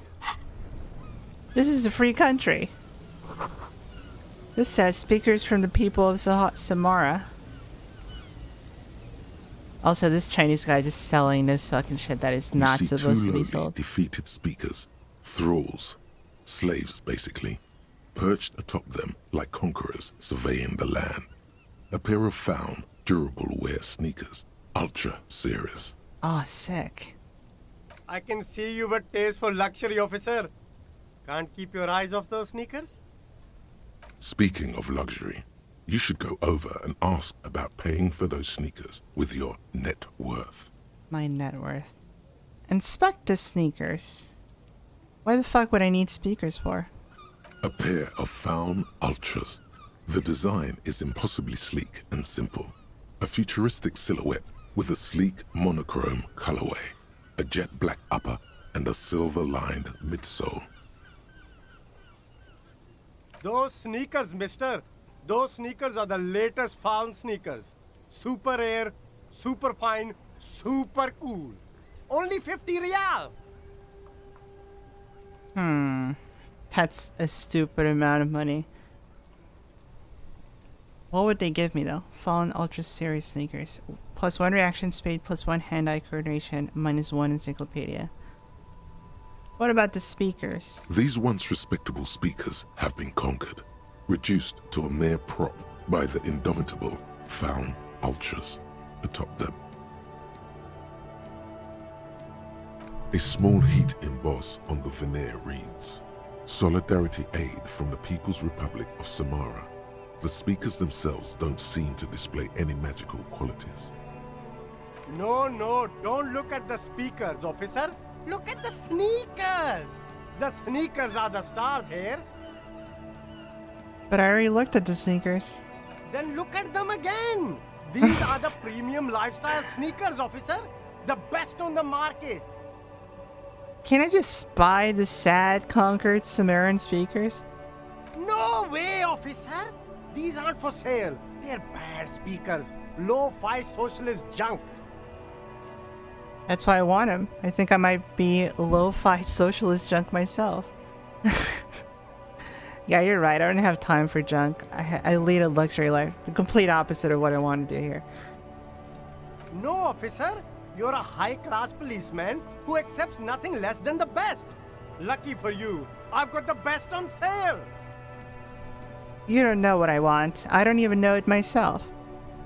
I want the speakers.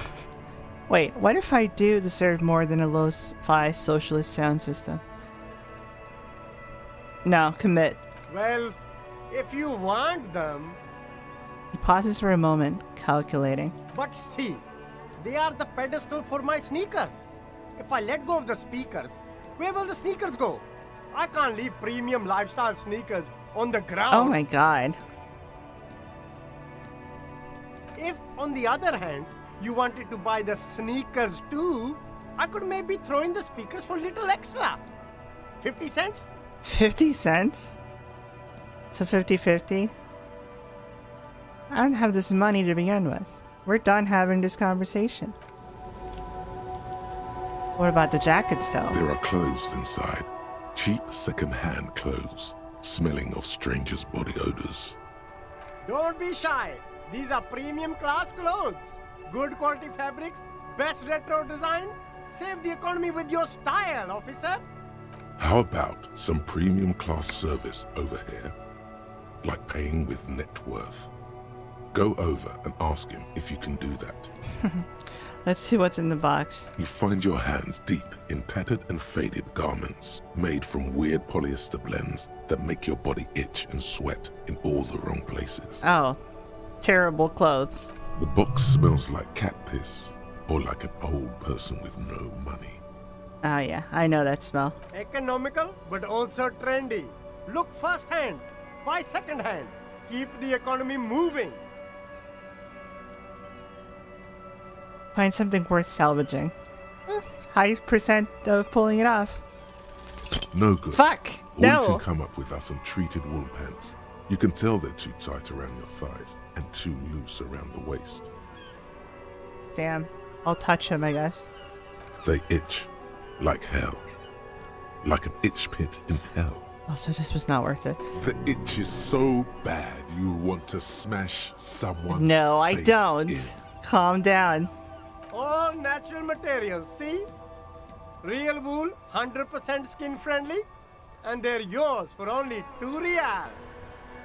Wow. Shitty clothes for a fraction of what I have. No thanks.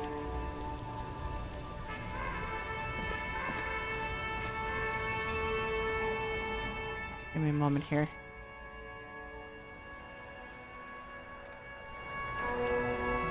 Okay, cool. Now I can see stuff that I can interact with way better.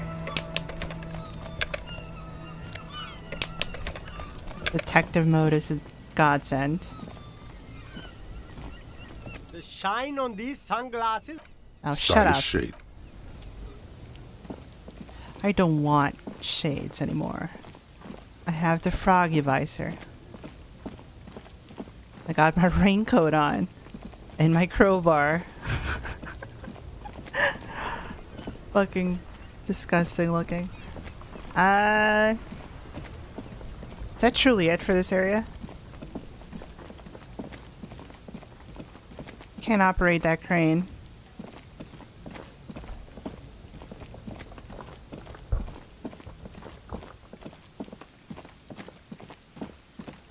Where'd that guy go?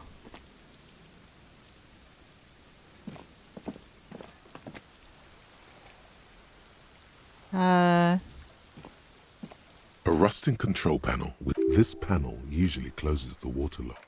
You pull the lever all the way up until the metal clicks against the Nothing happens. Okay. A So spring nothing will brings it. happen. Wasn't there a sun? So on Wednesday, it's coming back. Ooh, trash. Fingerless gloves. I'm cool now.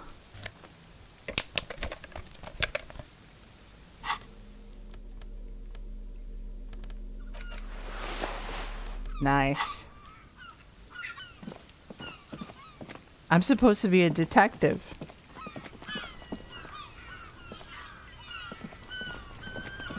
Yeah, let's go in.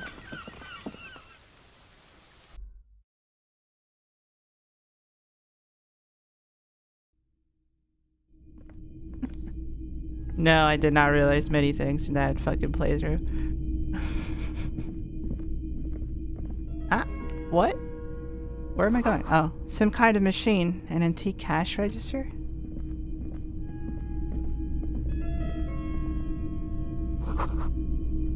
A bust of a woman. The plaque simply says DEI. In the dark, a film projector is whirling away.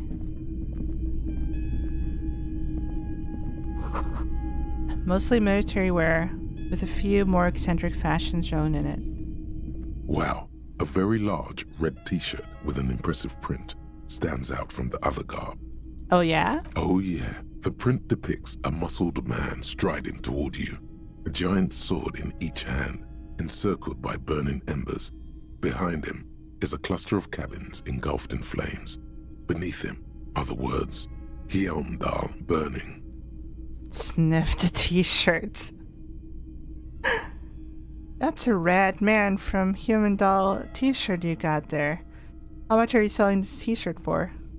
I'm just going ahead and smell it. Smells like worn cotton and a little old sweat there. Oh, it's used. Worn cotton with a side of flea market or trash bin.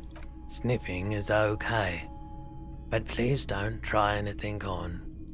Can't have you leaving your photon emissions in the fabric of things you're not going to buy. That's the rad man. Hell yeah, man.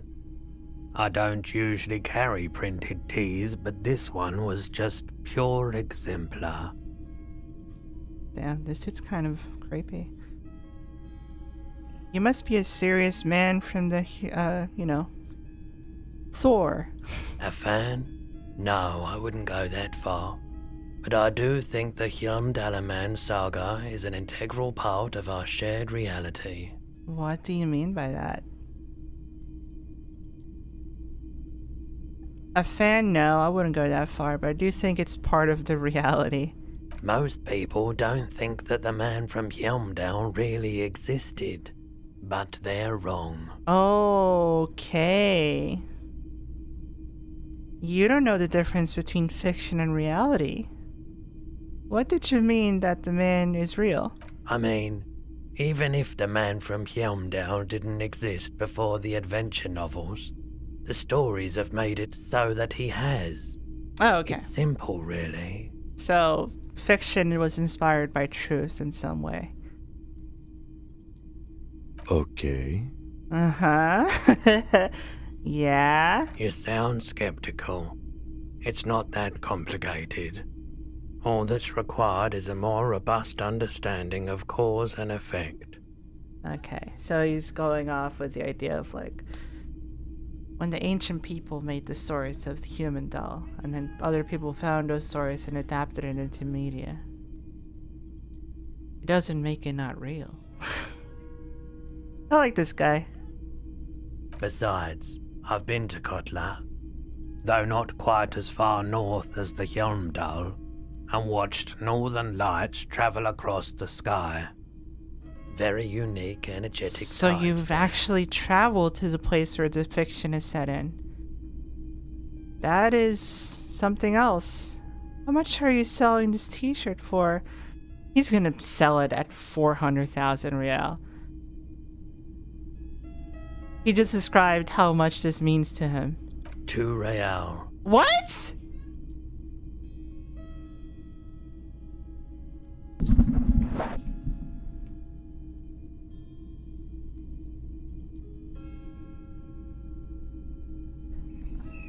Alright.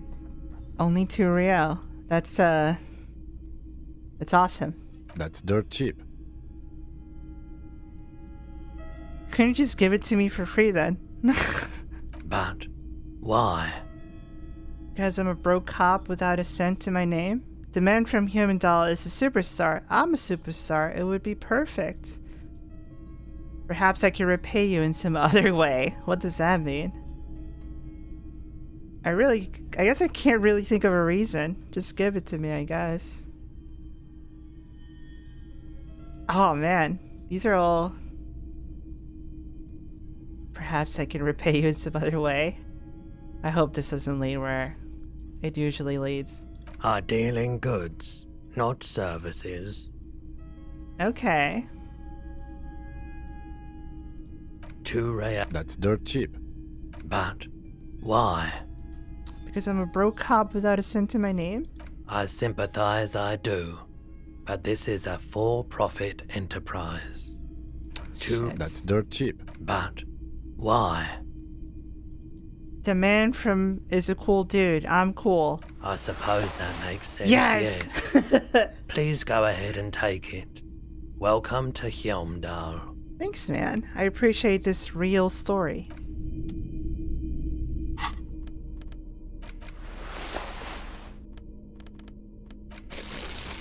Nice. I look so shitty.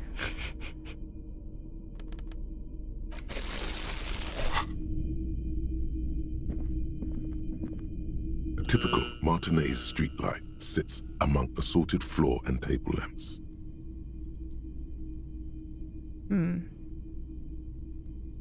Let your gaze run over the street. Uh-huh. The light pole has been carefully cut, and the wiring has been redone and attached to a standard indoor plug. The light buzzes faintly, but persistently. Is that a street light? Yes, officer. As you see, it's in perfect working order. His manner is casual, but his speech is careful, measured. He wants you to know that he has nothing to hide. Where did you get this? It was brought to me to be altered. We are not here to investigate the theft of city property. He leans in so the pawnbroker doesn't hear him. Interesting. Don't try to make this a thing. Basically, is what he's trying to tell me. Just keep it focused. You have to admit it's rather clever what he's done with it. Yeah, repurposing it is pretty cool. How much for the streetlight? 700 real. A bargain, I dare say. Interesting. A bargain? No, it's not. He's trying to sweet-talk you into buying trash. No, it looks cool. I would buy this. Are you out of your mind? There is one just like that in every corner. Even taking into account the risk of obtaining the light, that seems a bit steep. 700 sounds about right. I imagine it wasn't easy sawing off the street lamp. Hey, I don't know where it came from, but it's not every day you get to buy and sell something so extraordinary. Fuck. What would I even do with this? How would I even carry it? If I had this money. 700. A bargain? No, it's not. He's trying to sweet-talk you price is into crazy. buying. There's also the matter of rewiring. But the most important transformation is the light's placement among ordinary indoor fixtures, which has adjusted its morphological field. The light became suitable for use inside the home just a few days ago. There's nothing else. Interesting. What are those figures? Oh, yes. You see rows of toy soldiers guarding the rest of the trinkets displayed on the table. Some on horseback, others in rags, others yet in bright blue uniforms. All are stern and unyielding in their duty. Okay, they're just soldiers. Boo. Boo. Inspect the knights on horseback. Big men on big horses, clad in lamella armor and carrying flintlocks, the kind that would mow down a line of enemy soldiers in the blink of an eye. Who are they? Franco-Nigerian knights. I used to be very serious about these guys. Really? That's cool, Kim. You have some interests in history? Inspect the blue uniforms. They're not all blue. These figurines also wear gold coats and caps, complemented by orange trousers. They are variously posed, wielding swords and rifles with bayonets. Wait, this looks like Rene, the old guy who was playing petanque. This is what the loyalists looked like, yes, at first. Then they wised up and got camouflage. Hey, Valentine. Point at the blue figures. Are these royalist soldiers? Which ones? Ah, those. Yes, they are. I find the paint job a bit gaudy, but children like the bright colours indiscriminately. Interesting. So this is for children. They don't really care about the history behind it. You just see a soldier man. Dig up a truly cool figure. in the box under the table.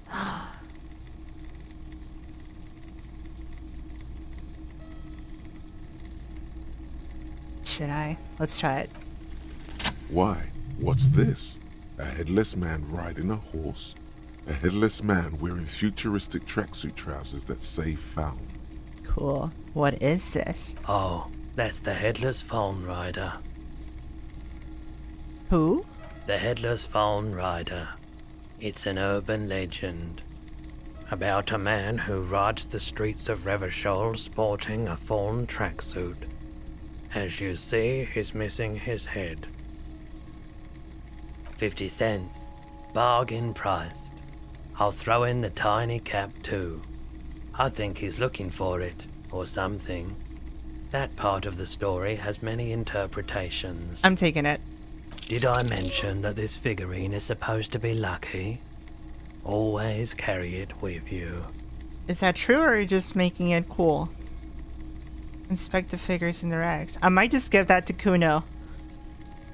If Kuno wants that, and he gives me that info that I want, well, we're working with something there. This set of soldiers isn't meant to look impressive. A few have rifles, but most of them carry pistols. Some even shovels and tall sticks. Are these even soldiers? You're probably talking about the revolutionaries, yes? Yes, they are soldiers, revolutionary soldiers. I think their poverty has been exaggerated for effect. When you place them next to the royalists, it doesn't seem like they could possibly win.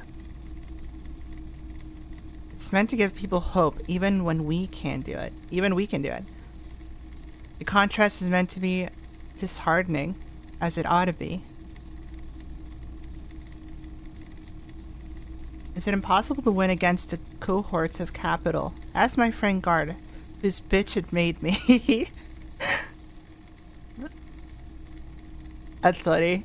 Complaining about the manager at the fucking hotel after I trash his whole establishment with just being me. I wish it was more nuanced. As it stands, I cannot comment. I'm gonna go ahead and do the socialist thing. Okay. I don't like either set too much, to be honest. He doesn't care about that shit. Step away from the table. Well, I got something for Kuno.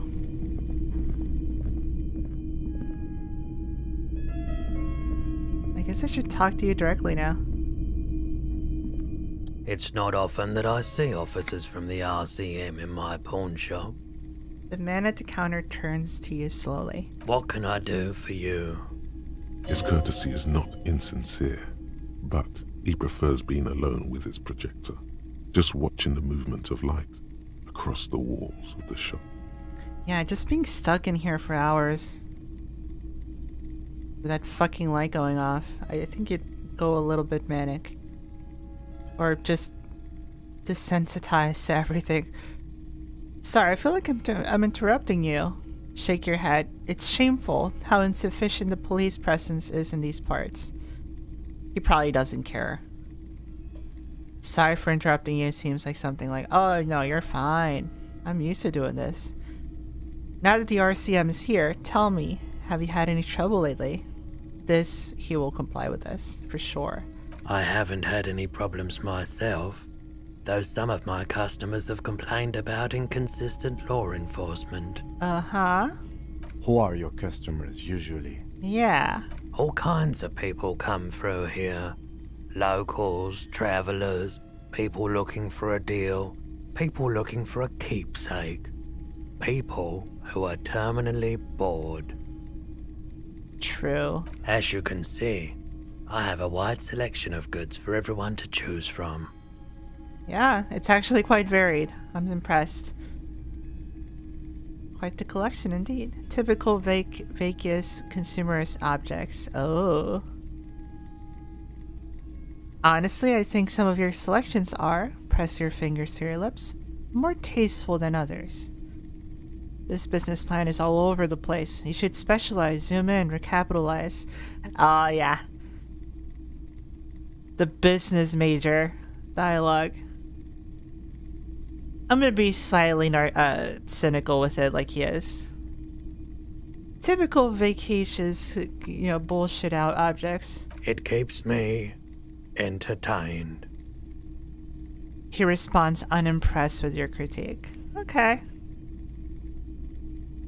We're on the level. He's well composed, but underneath it you sense psychedelic processes bubbling. Some kind of drug, maybe. Really? Entertained? He might be high. If he is, on what? I don't think he's high. He's just fucked up from having to be here all the time. And he's high as hell too, for sure. I thought he was just weird. If he's just like going, he's high on the same shit that, what was it, meth? Amphetamine? That the kids were selling earlier? He's familiar with kids.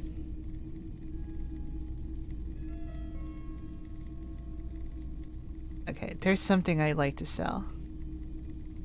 You might be able to aid our investigation. Electrochemistry. Is Roy high? As if yes, then what is he on? It's a very high chance. Roy's prices are strange. Yeah, he described that whole thing about that shirt, and it's pretty fucking awesome shirt. He made it sound like it was the most important thing in his life, and he just gave it to me for 2 real. I don't know if that's a bit he does, but what? Let's go with, are you high, bro? Feeling warm and enthralled by the movement of light, while the mind continues to race forward. Lucky bastard. He's probably on Pyrrolidon. It's tough to come by on the street. Pyrrolidon? What the fuck is that? A drug developed by the military to treat and prevent radiation sickness. It has psychedelic side effects, and it makes your eyes turn yellow. Is it just me, or is it really warm in here? I make him a little bit paranoid. Sir, could you take off your sunglasses? I'd like to check your eyes. Then he would know what the fuck I'm on. He'd probably freak out. Get straight to the point. So where does a man get... Oh, he's probably high enough to not even freak out if I just ask him like that. Out of the, He might just self-report. How would I know?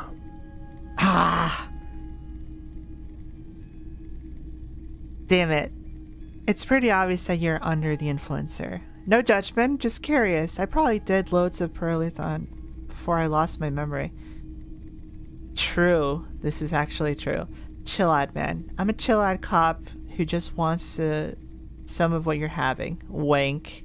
What is Kim gonna say when I do that? I didn't mean to offend you. Drop the subject. You don't want drugs. Look, I probably did a lot before I got my memory wiped. I've had to take it. Since the People's Pile cleanup.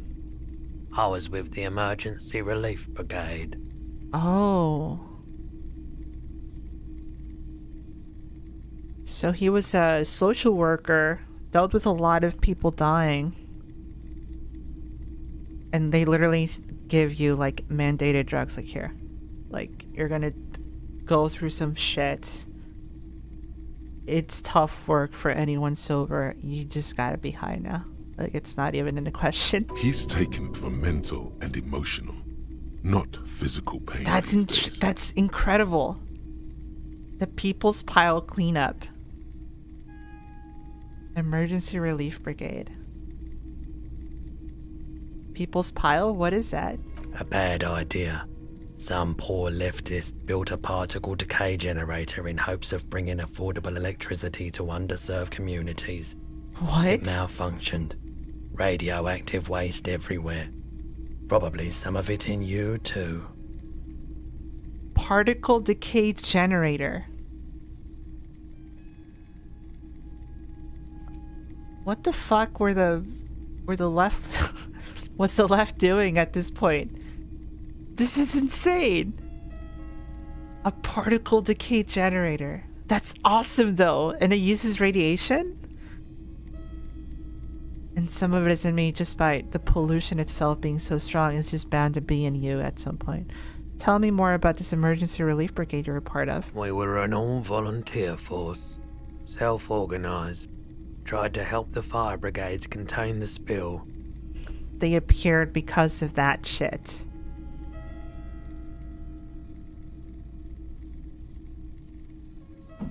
It wasn't part of the government. It was literally an organization that had to step up and do the job that the government caused. In true socialist manner, I guess. Insanity. On the patch, gamma radiation lines crossed with a red drop of blood. Tough son of a gun, this one.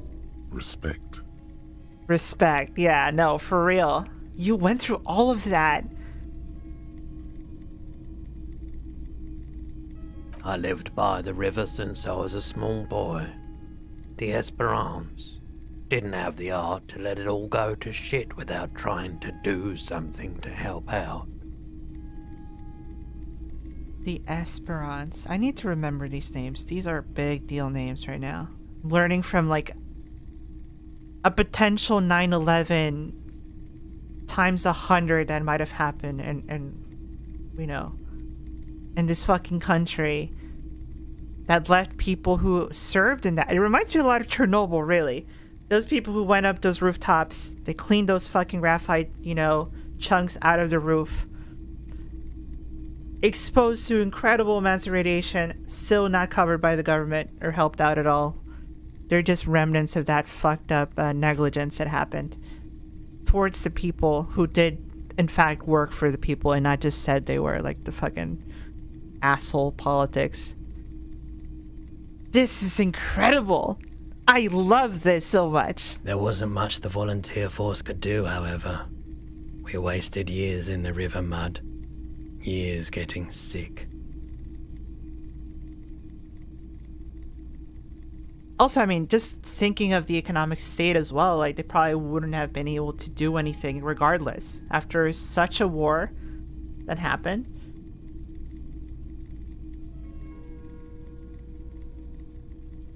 Even if, like, the communists won, they still would have suffered a massive loss because of the nature of communism, too.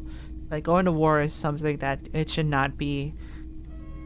you know, it's one of the things that it's like, well, we have to get money somewhere to get these guns, to get these equipment, supplements, etc., all the shit that happens during the war. It's like, well, who's gonna manage that? Interesting. It must have been tough radioactive cleanup. There's a reason why everyone's tried to forget any of it ever happened. And why no one has tried to repair or replace the pile. So it didn't work at the end of the day.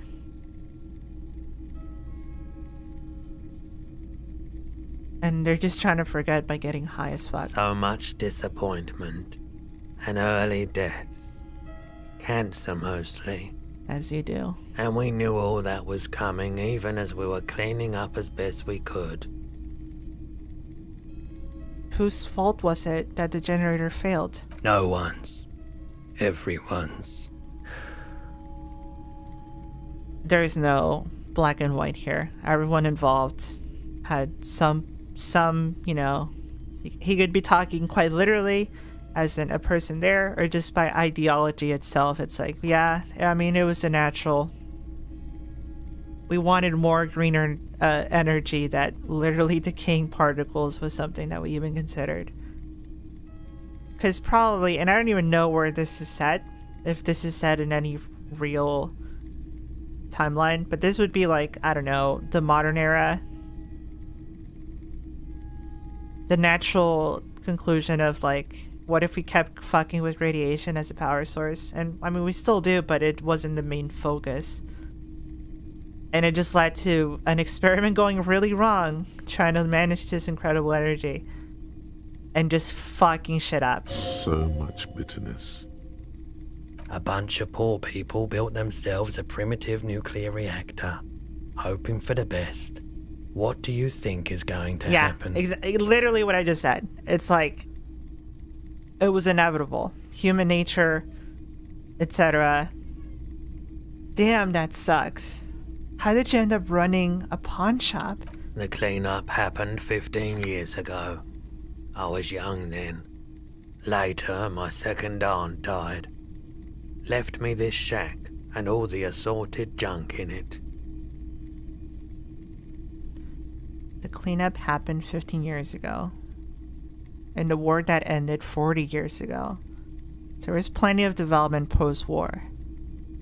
To the point where they actually advanced technologically to do this thing to begin with. I was young then.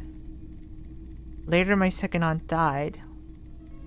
And that's how I got here. So I came to Martinez. People told me don't go there. It's a shithole. I said, people, we just had a nuclear pile meltdown. I'm gonna get as far away from Forburg as I can. Still in the same city, but... Like this will do anything. This will be a difference. Wow. That's incredible. Thank you for telling me all this. I like the theory more than the story. Outward movement, not vortices. Yeah, you gotta get in on those vortices, my man. Yeah, whatever the fuck that means. So he's high out of his mind, but he's just speaking his truth, I suppose. It's like, yeah, I'm just a war vet. This is all I have. Like, I was led to this. Care to share your, Peralodon with me? No. There's something I'd like to sell. Let me have a look. I like to sell my clothes. Check my pockets. Anything else you're thinking of selling? It doesn't work. I don't even know if I could fix it. Also, there was more in that building. I don't know if I could pick out more. Probably not. This is like the only one.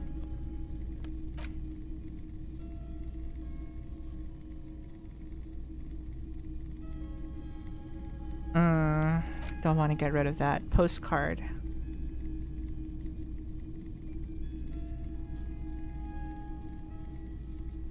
No. Hell no. I guess I won't sell anything. Never mind. How about my clothes? I'm not purchasing any more clothing at the moment. He looks you up and down quickly. Yeah, not selling anything, sorry. Another time, perhaps. You might be able to aid our investigation. I doubt it, but I can try and answer any questions you may have. Know anything about the recent hanging? I do my best to keep my distance from all manner of butchery. Bad for business. Bad for everyone. No one likes to see what you have to see every day. Yeah, I guess so. Actually, that's all I got. The pawnbroker's gaze is already fixed on the dancing colors. He's already distracted. By the way, do you happen to have any guns, like the ones carried by cops? Someone else came here earlier today asking the same question. I promptly sold her the gun you pawned a couple days ago. No! Shit! This is where my gun ended. I probably sold it for booze or whores. Or something. Or forgot to even get my money back because I just didn't want to deal with a gun. What? Sold? The lieutenant shifts from one foot to another. Alert. Oh, fuck. Kim is like, did you really do this? Wait, I sold you my gun? Was the buyer a policeman too? I really fucking doubt it. At least I know I lost my sidearm. I sold it? You... Did I just gift it to you? You were adamant about getting rid of it, officer. I knew it! Said you were undeserving of a service weapon of the Revachol Citizens Militia. That is my cop. My cop would actually just get rid of it because he just didn't want to deal with the fucking stress of having to deal with having a gun. The paperwork. Like, you don't get to do paperwork if you don't have a gun. You're not going to shoot your leg if you just don't have a gun. It's literally just getting rid of the possibility of even potentially getting in trouble. You just get rid of it. Oh fuck, this is great. And I don't like keeping guns around the shop for long. Off the charts photon emissions. The unhealthy kind. I see. Is he literally just talking about vibes? But no, maybe the guns themselves are super radiated. Was the buyer a policeman too? She didn't seem like a policeman, although she kept referring to herself as a pig, which was odd. I found her interest in the gun a bit obsessive, but I was just happy to get rid of it, and of her. Truth be told, she was terrifying. Was she blonde? Right, so let me get this right. You sold your sidearm, issued by the citizens' militia, and now a civilian is running around the streets of Martinez with it? There is only one explanation. She must be one of my rabid fans. Maybe she's vigilante. Wants to prove she can do our jobs better than we can. And that doesn't make her right either. I don't like it either. What if she intends to commit a crime and blame it on the citizens' militia? I'm sorry, I sold my gun. Yeah, it's not good. I do hope we manage to clean this mess up somehow, while also keeping our focus on the murder investigation. Any idea where I can find this buyer? My apologies, officer, but I have no idea where she was coming from or where she went. Yeah, you don't really care about details like that. This guy in particular. At least I know I lost my fucking gun. Of course. I want to ask you about my missing gun again. Sure thing. Okay. Sure, man. Just reviewing the info here. So do you got any drugs on you, dude? You said you done it before, yeah? The lieutenant steps away, pretending to admire some of the knickknacks on display. Looks like he doesn't want to get involved. Oh shit. So Kim's not even gonna stop me. He's just gonna pretend. See no evil, hear no evil, you know? Type of morality. It's like, I know what's happening. But I wasn't there. I didn't see it. I didn't hear it. Kim. Interesting. I write the Fyro every day. I haven't, but no worry. I can take it. I think I tried it once and liked it.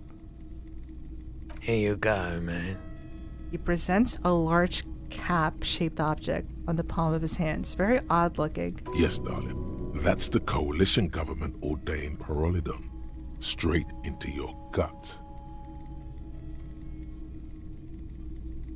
Oh, man. Electrochemistry. It's level 7. It's my highest. Am I gonna just become a drug addict? A junkie in the game? Thanks, man. Of course. He looks down. Of course. Okay, that's it, I suppose.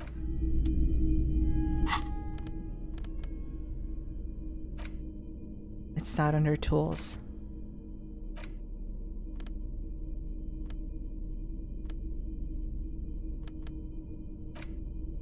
Wait, I think I've been taken. No, those were different. Never mind. I was taking a different substance.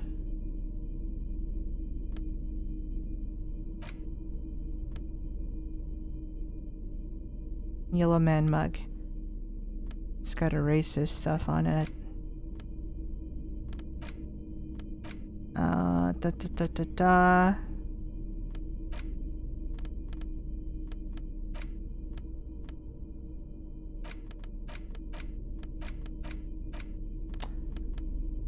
There it is.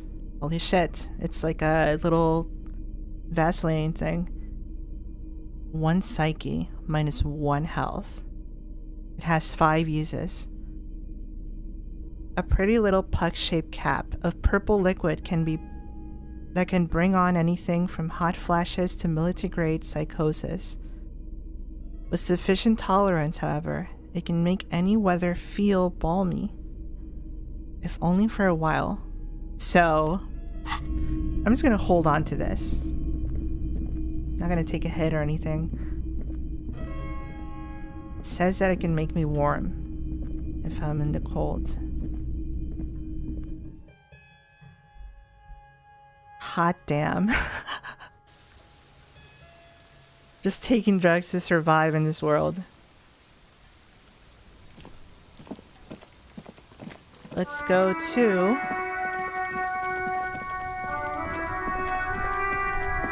We're gonna go visit Kuno in a bit. But first I need to recycle these.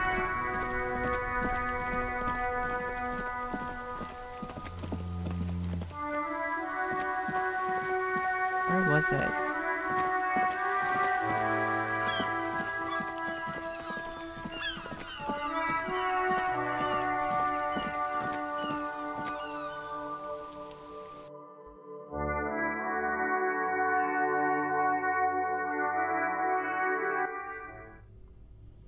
To this room?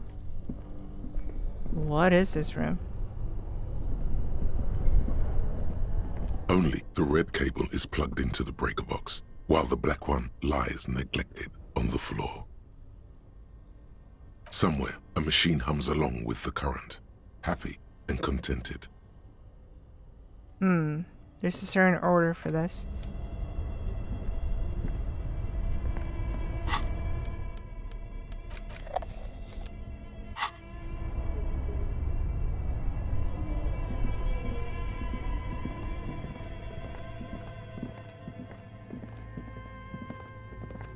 Right, okay. So this is this building. A thick layer of coal dust covers the furnace, coloring it pitch black. Look inside the forest. Smear your hands with coal. It's dark and grimy here. In the darkness you can hear chatter. It's coming from above. A voice or several voices talking to each other. Near the smoke chamber, upstairs. The echo is so prominent, it's impossible to discern what the voices are saying. So it's or completely what's useless producing as a them. tool for spying. What are you doing? The lieutenant asks when he sees you climbing halfway into the furnace. I'm hallucinating, or maybe it's an entity. I hear the murderer of the hanged man talking. How would I know this? I'm not the best detective. I'm not sure, Kim, but I think I can hear someone talking upstairs. Wait, really? We should investigate, see if someone's upstairs. Kim, what is this thing? The voices I heard, maybe it's the malignant entity. Yell hello into the furnace. I'm gonna be really stupid. Something breaks loose in you. A mighty bellow echoes throughout the chimney's depths. The chatter of tiny voices above suddenly cease. Then, Oh shit. Hello? You hear a woman's voice answer. This is the police. Who's there? I summoned the ghost of this doomed commercial area. Answer me, spirit. Hello? Are you there? Speak to me. Hello? Did you say anything? I can't hear you. Please come upstairs. There's a safety curtain on the second floor. I'll open it. Whoa. you hear a low rumble upstairs, the sound of a curtain being pulled aside. After you, officer.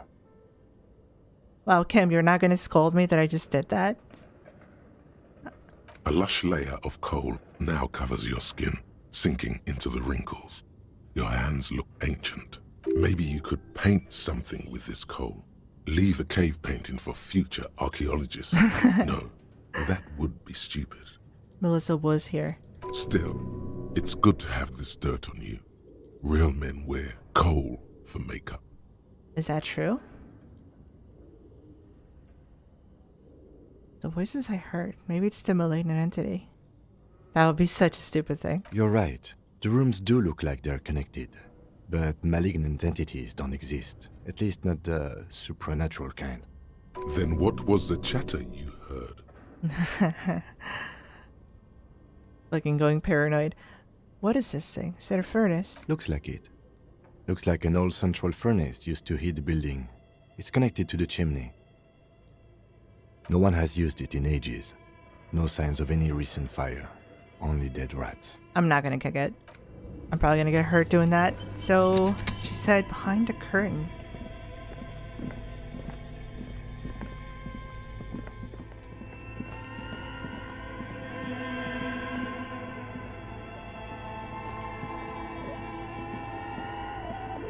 This?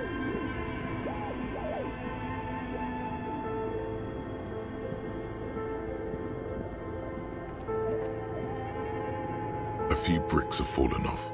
Oh yeah. This is where the guns are. I need to go to the second floor, apparently.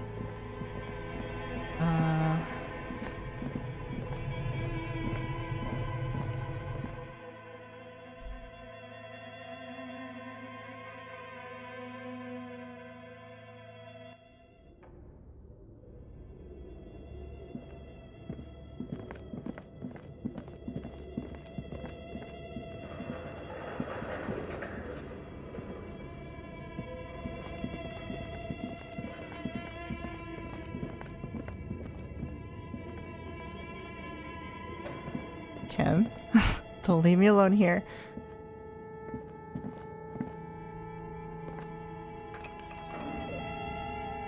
To Red 9. Oh yeah, you better believe. You better believe I abused that gun. There it is. Is this the room? Oh, this is the gym. Wait, did I just talk to the librarian woman?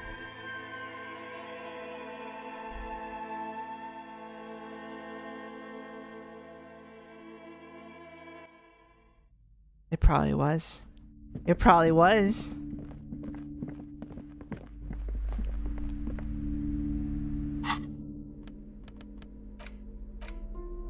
Oh, let me get rid of these.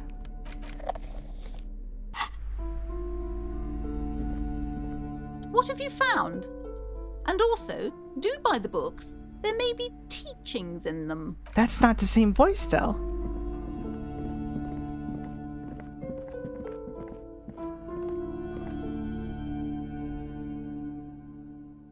She had a much more softer cadence than this grimy old bat.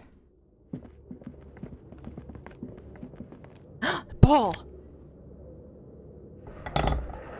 Yes! I can give it to those Confederate people. The French Confederates. Or whatever.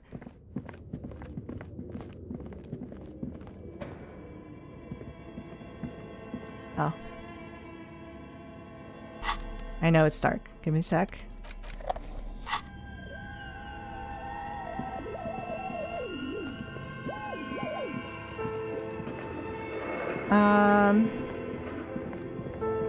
Okay, I went this way.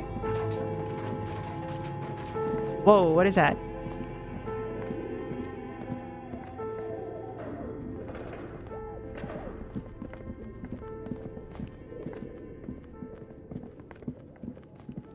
Whoa, alright, this is new. The floorboards creak. Shoes in a puddle of melting snow.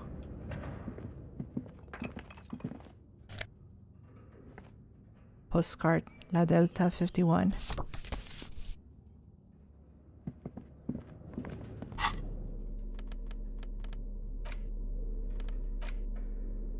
The sunlight has made this postcard almost completely sepia-toned. Midtown traffic passes. Overhead, the ghosts of skyscrapers disappear into the beige midday mist. Vapor rising from the delta on which the district was built. The postcard is prepaid. Huh.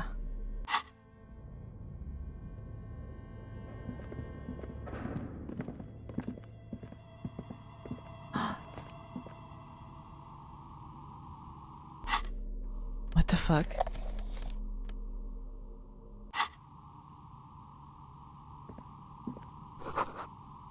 This tray is full of dice. Colorful polythyrol dice. Hundreds of them. The candy dispenser has been repurposed to contain thousands of dice.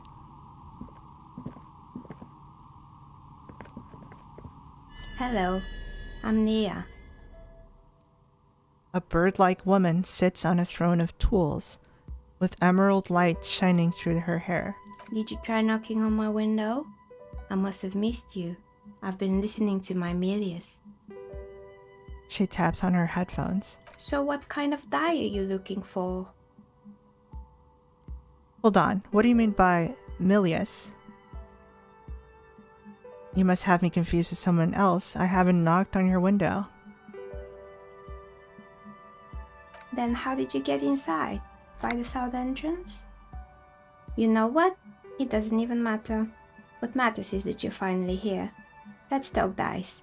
Did you have something specific in mind? Oh yeah, Eric is going up. This is all you. What is Milius? Yes, Amelia is like a call-in station. You need a two-way radio to access one. That's why I have these. She pats the headphones on the table. She's an artist. Mostly, they just teach you Nice to swear artist. in different languages. But some of the stations can be quite interesting. I was so absorbed, I must have missed you knocking.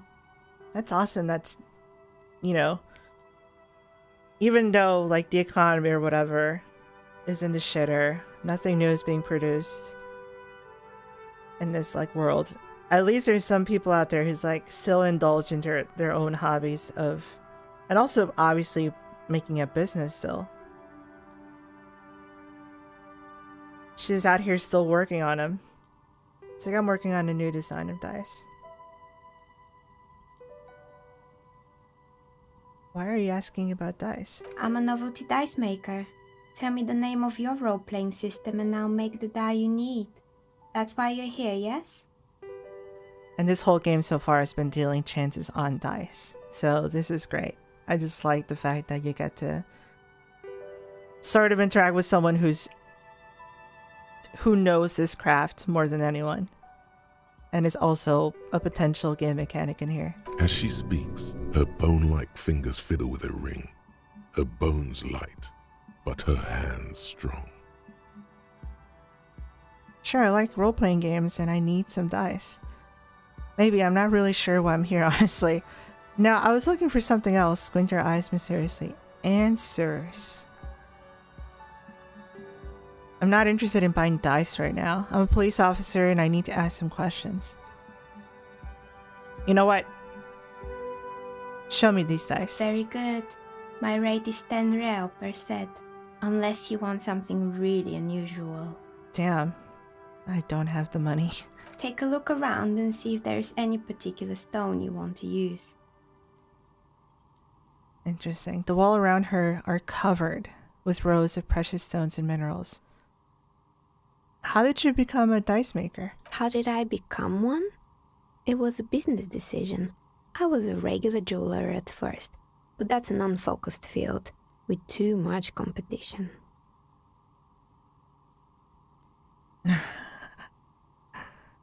What was that one game that lets you add small little blunt objects on your shit? I think it was either Dead Island or The Forest, where you can put, The Forest. You put the native people's teeth there after you cannibalize them.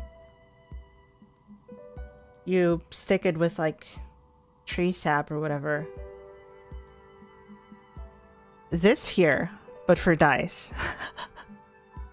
This has 25 edges. 25 corners, my guy. There's no way. No way you can win against this. Some of my friends were role players. They A asked fucking me Morning to make Star. some Just a polyhedral giant ass out dice. of cobalt. Boom. That was my first order. I grew it from there. Cool. So friends were just role players.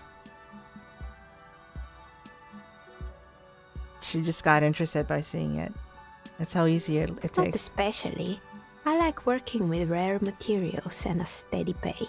And role players as customers? They're nice people. Cool. I don't have 10 reals, sorry. I don't think I can order. What do you know about the man who was lynched behind the whirling in rags? Nothing really. I didn't know him. The lieutenant looks at his notebook, then the woman under the large window. Did you even hear it? Your window looks directly onto the courtyard. You're saying you didn't see or hear anything unusual last Sunday evening? I'm sorry, detective, but as you know, I usually have my headphones on when I'm working. It shuts out most of the daily ruckus behind my window. Yeah, that's a decent explanation. What do you mean by the daily ruckus?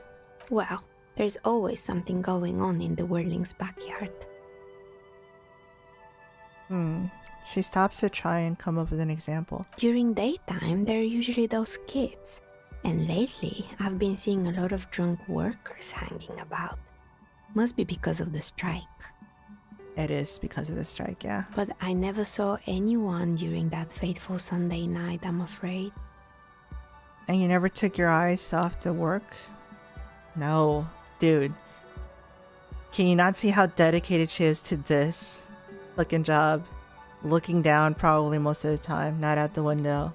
I might have, but in this case, all I would have seen is my own reflection staring back from the darkness.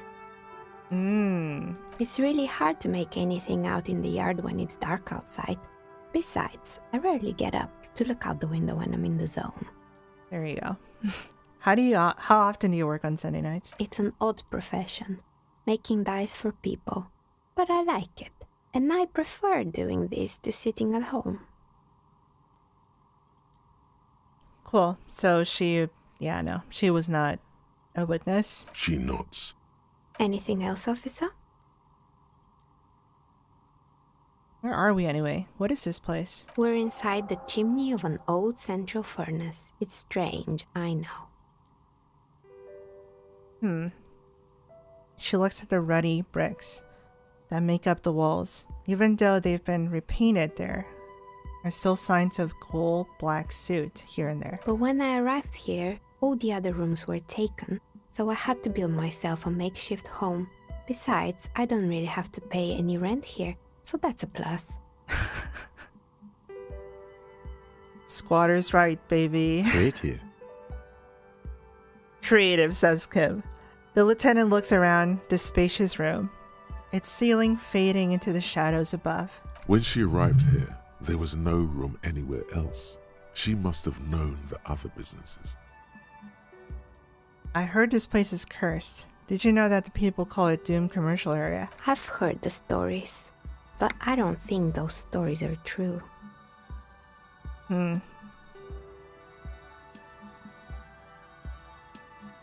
How do you explain what happened to all those companies then? Plaisance is the one who sent me. She convinced that this place is swarming with malicious energies. Plaisance, the bookshop lady? I've heard that her business is doing rather well. Have the energies spared her somehow? Actually, the bookstore isn't doing that well. There are hardly any customers and she has to exploit her own daughter to keep the company going. This is so true. The curse is just biding its time before it strikes again. Sooner or later, this is just... Oh, but what if though? I don't know why the bookstore hasn't gone bankrupt yet. That's what I'm here to investigate. No, I'm more concerned about the daughter. Oh, right. But it's not just the bookstore that's still up and running. What about the whirling in rags? Some people say it's part of the building complex. Hold on. The whirling is part of the Doom Commercial Area? But it's still a separate building. The malicious energies can't reach there. This is just... Yeah, no, we don't know this to begin with. No, the whirling isn't doing well either. Its waitress just took off and customers have trouble paying bills. Including me, who refuses to pay my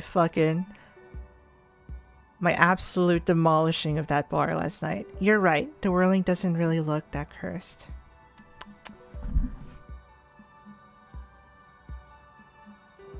If I say that, she's just gonna mention like, oh, it's because, you know, it's the area, it's not a building.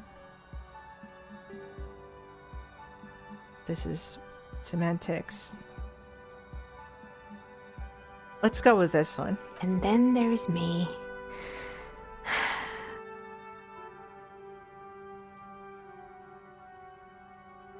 She sighs, looking at her messy work table. All kinds of tools lie there scattered, from knives to carving files to wire cutters. I've been here for 14 years, selling novelty dice to role-playing enthusiasts. Not exactly a million-real business idea, yet somehow I've survived despite the talk of malicious energies. Strange, isn't it? Yeah, that is strange. It's because she's in cahoots with the demons. Oh, come on. Pelagians thinks it's because you're the source of it, a malignant entity. That's not true. I'm just saying shit. It's because you're competent and dedicated to your craft. The curse doesn't affect people like you. It actually does sometimes, though. The curse will get to you. I've no doubt about it. It just doesn't care about earthly time frames. I'll be the first to admit there are many inconsistencies in the so-called curse. Yeah. I was just about to ask, what do you think? Do you think the curse is real? The curse is not a curse. The jig is up. The she-demon knows you've uncovered her true identity. I don't think that's correct. I think it still might be you that's causing this.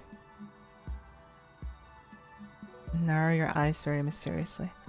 I'm starting to see that there is no curse, only business decisions and natural market fluctuations. In a war-torn country, shit is just not gonna be stable. I'm sorry. It's just not. Especially when strikes are happening from that and resentment is still in the air. Honestly, I'm still not sure. This world is a puzzling place.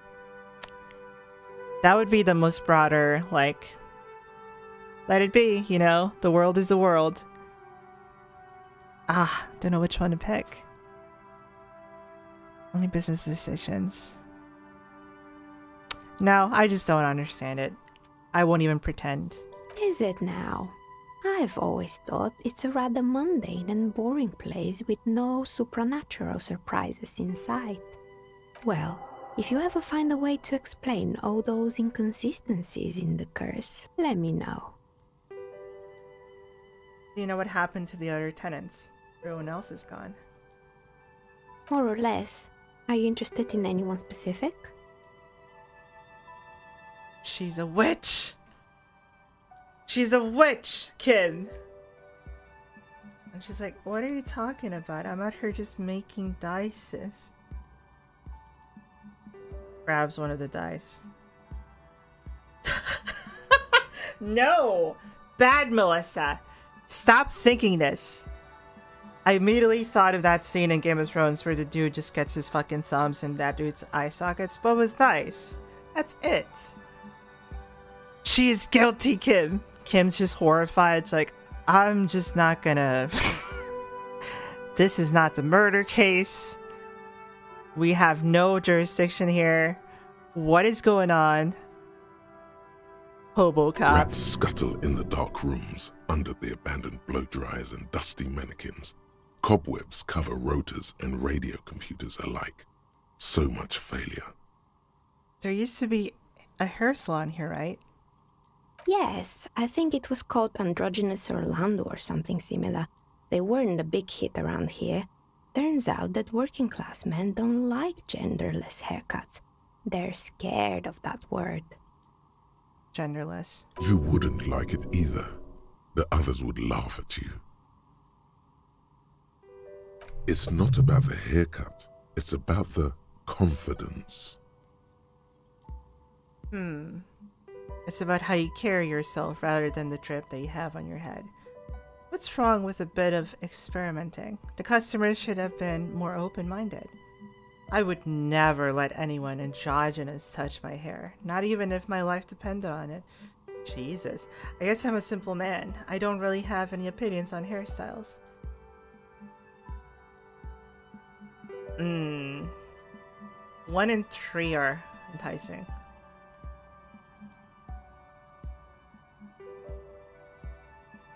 What's wrong with people trying new shit? That's the joy of life. I guess it just wasn't the time yet. She tucks a strand of her hair under her headscarf. What happened to the gym? It wasn't merely a gym, it was Artemitep's boxing club. A community project created to steer at-risk youth away from drugs and crime. And who was Artemitep? A kind man from Zemsk. I heard he had some trouble with the law when he was younger, and that's why he wanted to start the gym, as his way of giving back. Maybe that's what Kuno needs. A community-centric boxing club. Kuno. Who's Kuno? Oh no. He's sort of a king around here. Oh, don't do this. He's a little ginger gremlin who likes to defile dead bodies. Indeed, who is Kuno? Philosophical. Nah, he's just a little shit. Oh yes, you mean the kid with the sailor's mouth. Yes, I've heard him yelling profanities in the backyard. She looks out the window. It's oddly quiet there at the moment. I think it would take more than a gym to help that kid. So she knows him. I saw a short documentary about a gym like that in England. Cool. Did it end well? Was it a documentary that was like, yeah, this is cool, this is happening, or like, and then it went to shit. And then it didn't go well, and this is how that shit went down. In 90 minutes or less.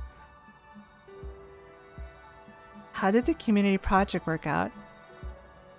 It didn't. If anything, it made the youth situation in Martinez even worse. At some point, Really? someone started a rumor that the punching bag downstairs was full of amphetamines. That's wild. You should have known it. Yeah. I wish kids weren't this fucked up in the dystopian future, but I guess they just are. Eventually, the coalition took away the funding and the club went bankrupt. This was a few years ago. It's gotten much more peaceful around the plaza ever since. Okay, that doesn't sound too bad. What's up with the broken windows? Oh, this one's a mess. There used to be a company that promised to repair windows 24 hours a day. What could go wrong with this one, right? Yeah, it's service at all times, and it's a thing that happens. It's a business model. Turns out, the business was actually set up as a front for an illicit group that was producing snuff milias. Who would have guessed? Really? Turns out the business was actually cooler than what it was. And they never cleaned up the debris either.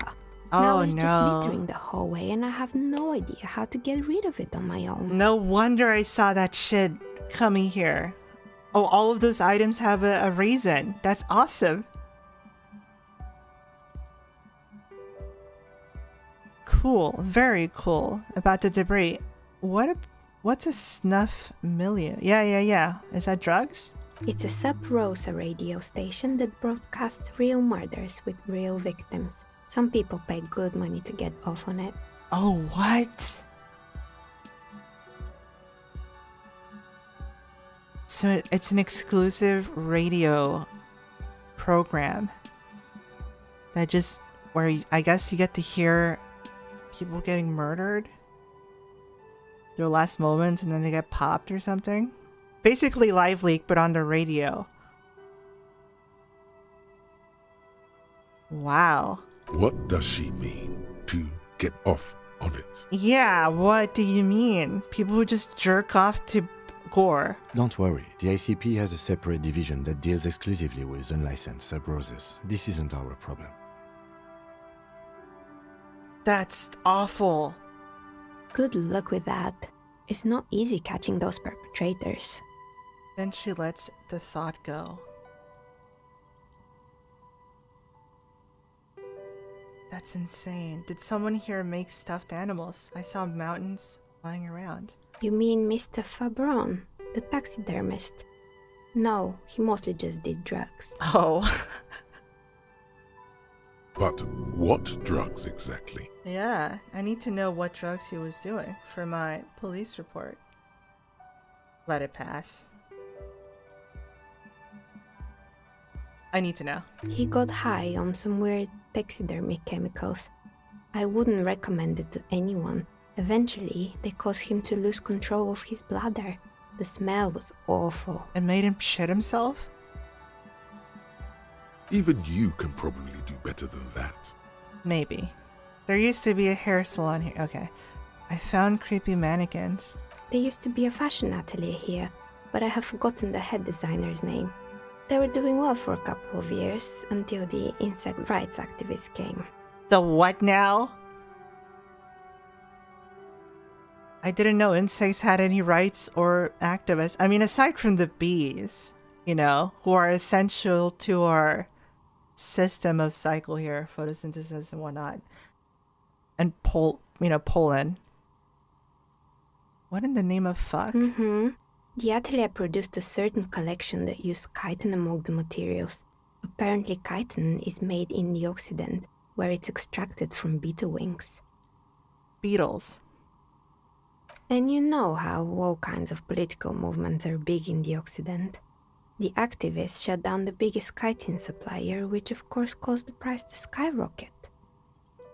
Right. And, naturally, all the most fashionable tastemakers refused to be seen in chitin from then on. The atelier went bankrupt before they could finish the collection. So it ruined that whole business. I'm glad someone took care of the little guys. I like insects, nod.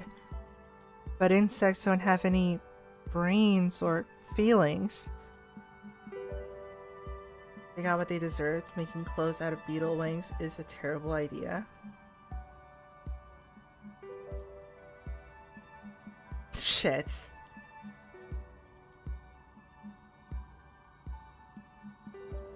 Let his childish side of Hobocop come out. I like insects. Really? Anyway. She looks at the windstill, where a dead fly is lying on its back, legs curled up in a bow tie. They're really fucking useless.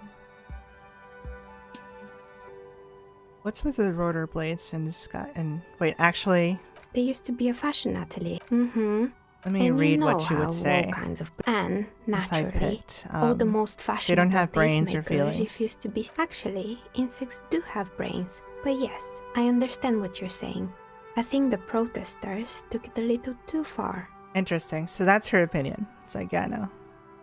Yeah, they think clearly. They work in patterns, but I don't think they have feelings.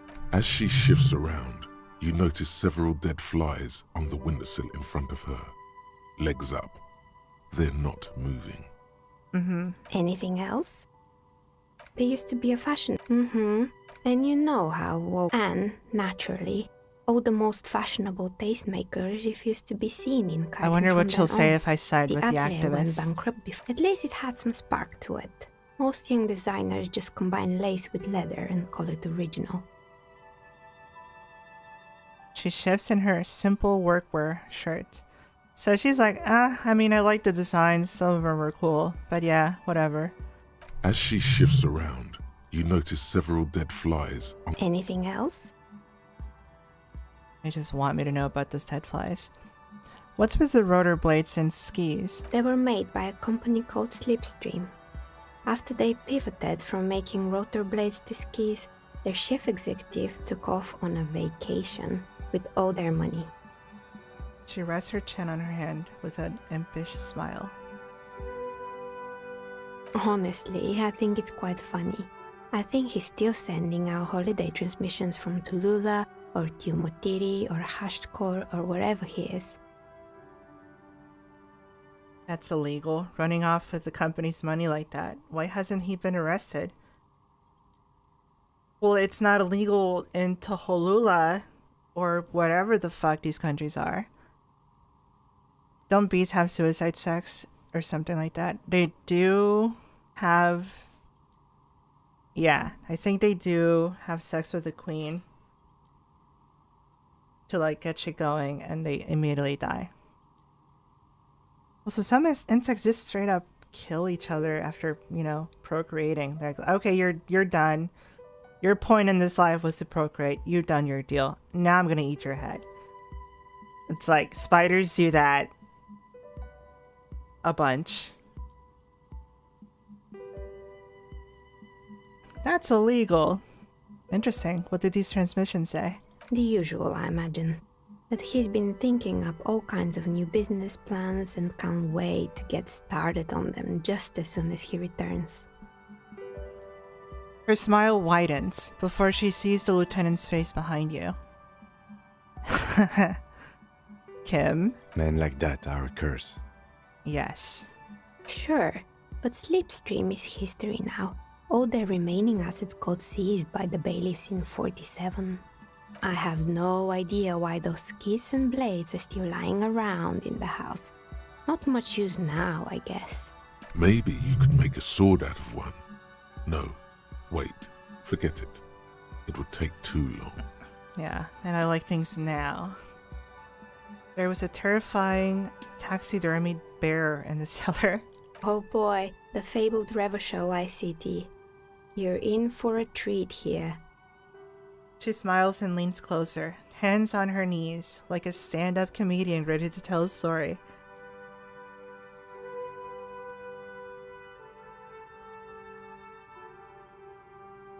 Did I ever end up playing Sunlit Sea? I haven't. I should, though.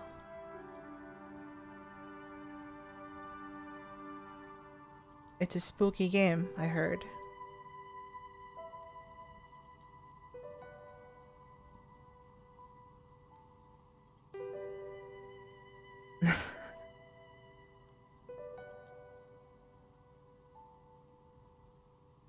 Oh, I'm noticing people commenting. Oh, that's cute. What the fuck we're going with this? The place was owned by two guys yeah, more lore. who had some rather innovative ideas about marketing. The bear was one of them. Now ask me about their other ideas.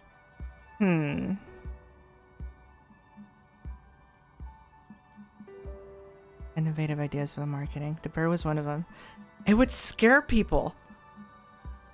I mean, it'd be cool if you like went into an arcade and then you saw like a giant bear in like an attack stance, and then you see like in his, I guess, stomach. You kind of brush away the fur so you can grab the handle. You pull it and it's cold ones, basically. That sounds pretty cool. Corny, but cool. Alright, what about the other ideas? I don't care about their other ideas. I just want to hear about the bear. Did the bear work? No, I want to hear what else they tried. There was really just one. And it involved picking out the prettiest girls in the neighborhood and paying them 20 cents per hour to man the booth. Cool. Cool. And by man the booth, I mean slump behind the counter with a face that could maim you if you ever dared to disturb their bored magazine browsing. Oh, cool.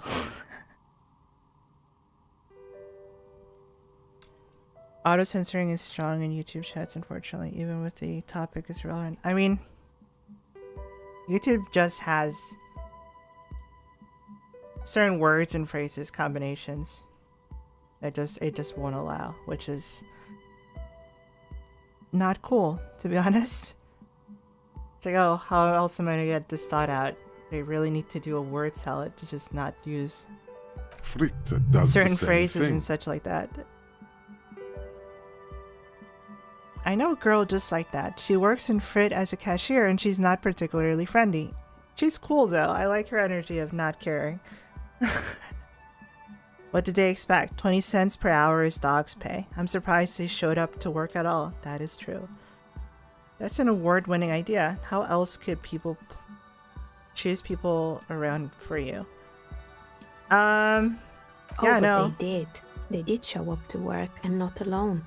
There were also acne-ridden girlfriends and gorilla-like boyfriends loitering near the ice cream That's stand. annoying. And they already had the bear. So, aside from having an inviting, vending machine design, you have these shitty teens just blocking your path, roasting your fucking clothing, everything. They killed the business, along with the shitty design. It didn't work out? Of course it didn't. Of course not. Yeah. The bear was terrifying. No one wants ice cream guarded by a hostile apex predator. To make matters worse, the fridge didn't work too well either, and half the ice cream came out malformed and partially It's just melted. a terrible fucking product and everything. Just everything was shit. It wasn't gonna last. Eventually, Ravishore Ice City lost the price war to its rival, Glace 5000. Glace 5000 sold caramel sundaes for only 5 cents a piece, out of regular fridges. Didn't have to deal with teens or this wild ass design. It didn't come out messed up half the time. Caramel sundaes sound nice. It's the market doing its job. Oh, well, yeah. Bad business practice. Bad product. You kind of get pushed out. I'm sure the bear was doing its best. The bear was scary. Every time I saw the bear, I felt scared like it could become alive any moment. He was just trying his best. Maybe, because the taxidermist who made that bear definitely wasn't. Doing his best, I mean. You mentioned he was a drug addict? He said that the bear was his vision beast. He said he met his vision beast while high on desiccants. Called it Megatherion. Megatherion. The giant bear. Scary, but cool. That is my thought process. I'm sorry. If I saw a bear like that, I'd be horrified. But I was like, oh, that's cool actually. That's a cool design. Kids would absolutely hate it. Babies would not, get a night's rest after walking past that shit in a stroller. But adults would see that and it's like, yeah, America. Cool. Megatherion. Megatherion, a mega wild beast. I'm loving the mental images that this game is just putting in your brain. It's like, yeah, no. Imagine a giant bear. Who the fuck would even approach that? What's a mega wild beast? It's an imaginary beast that guides you through life. Oh. By telling you to do more drugs, mostly. Oh. A wise and noble beast, guiding you toward the land where the streets are paved with drugs. I don't do drugs. I do drugs, but I got wisdom. I got a vision beast myself. I don't comment on drugs, but I'm a police officer. Have I done drugs so far? No, I don't do drugs. Very good. You shouldn't do them. You're a police officer after all. I'm responsible. Anyway, now I you know only the story do of the incredible fallen ice amounts of cream drinking, empire. which is not a drug apparently, even though I've lost everything that makes me me. Little sparkling embers under the window. I gotta find my fucking gun. Outside it's light. Light scatters from the low-hanging cloud cover. There's always the threat of snow. Anything else? Another failed business, perhaps? No, I've been but that here was for a long incredibly interesting. Good. I hope it clarified things a bit. What else? I'm listening. No. Good. I hope it clarified things a bit. What else? I could probably pull this off, but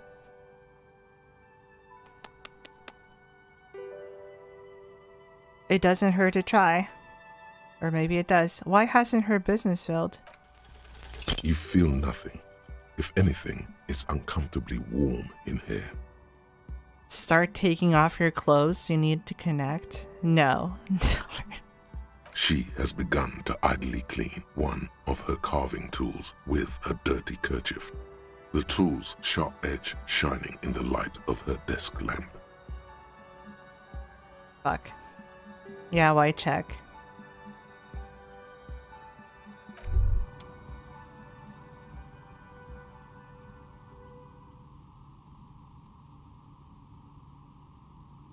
It's so weird that alcohol is not considered a drug. Some kind of superstar. Oh. We completed this one. Sick. They say the world isn't ready for a rock and roll cop. No one wants their state monopoly on violence to be mixed with celebrity worship. They claim to know it would be dangerous for detectives to rise to the ranks of demigods and have sexual encounters with barely legal cover girls. It would be insane, they say. To all this, you say, fuck off and die, in a cool voice. You people have no idea how good these cops are gonna get. They're gonna crack 20 cases a day. In the future, cops will be like astrophysicists, or prime ministers, or prophets. And you're the first one. You're the first one of the super cop race. You're gonna be famous for being such a good cop. Oh my god. Oh my god. -1 logic. Price and self-delusion. Oh no. I'm deluded to think I'm cool. Vision of calculus. Okay, these were suggestion, electrochemistry. Of course a dude who's cool does a ton of drugs. Have you not seen McNulty and Dwyer? Although he just drinks a lot, I guess. Oh, this is awesome. Loving this. I don't have enough for drama.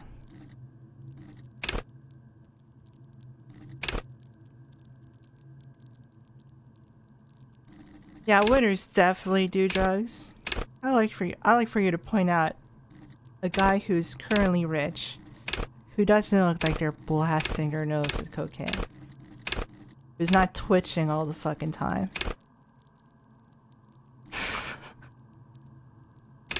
It's so wild that like the richest people are usually the most like sociopathic. Like they got to where they got because they kept fucking, you know, fucking other people over to be the top of their field. Wield raw intellectual power. Deduce the world. The kind stay poor, the rich stay fucked. Practice the art of persuasion. Enjoy rigorous intellectual discourse. I do like that. I do like discourse. Oh, I'll wait it out. I need more points.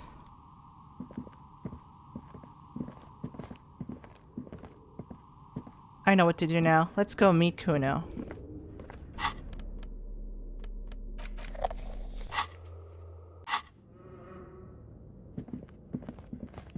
There's nothing up here, is there?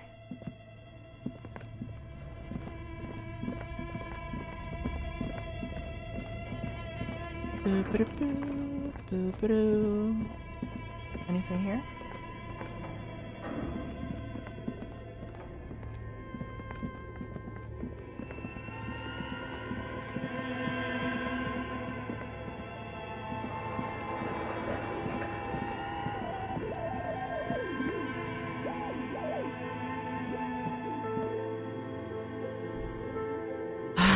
That kid is like, currently I'm his bitch. And right now I'm gonna take him a toy to see if I can get on his good graces so he thinks I'm cool. And maybe he'll help me out in the investigation. Kim's like, don't do this shit. He's like 10. have some self-respect. Like, no, you gotta understand the streets, man. If you get caught lacking, you gotta make up for it. Bring a toy, or bring a crowbar up his face. Hey, Kuno. Have you come to make your offering to Kuno? Oh my god, I can give him the drugs!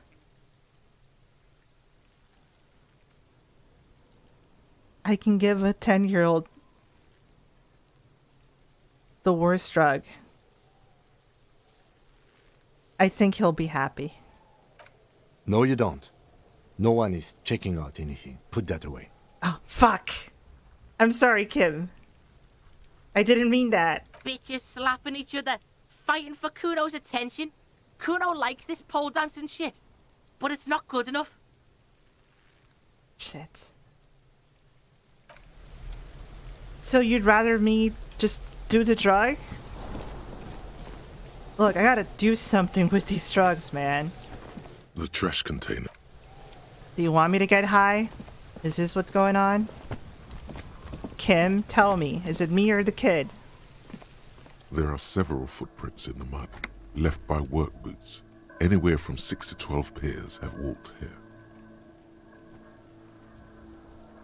That was a lot of people.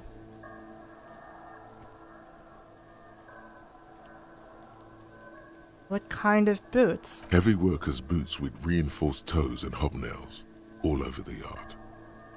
Those are dock worker garbs. Huh. Kim? Yes? I want to talk about you. Me? Yeah, you. What is up with that, man? You stopped me from giving that kid the Port magazine. And the drugs.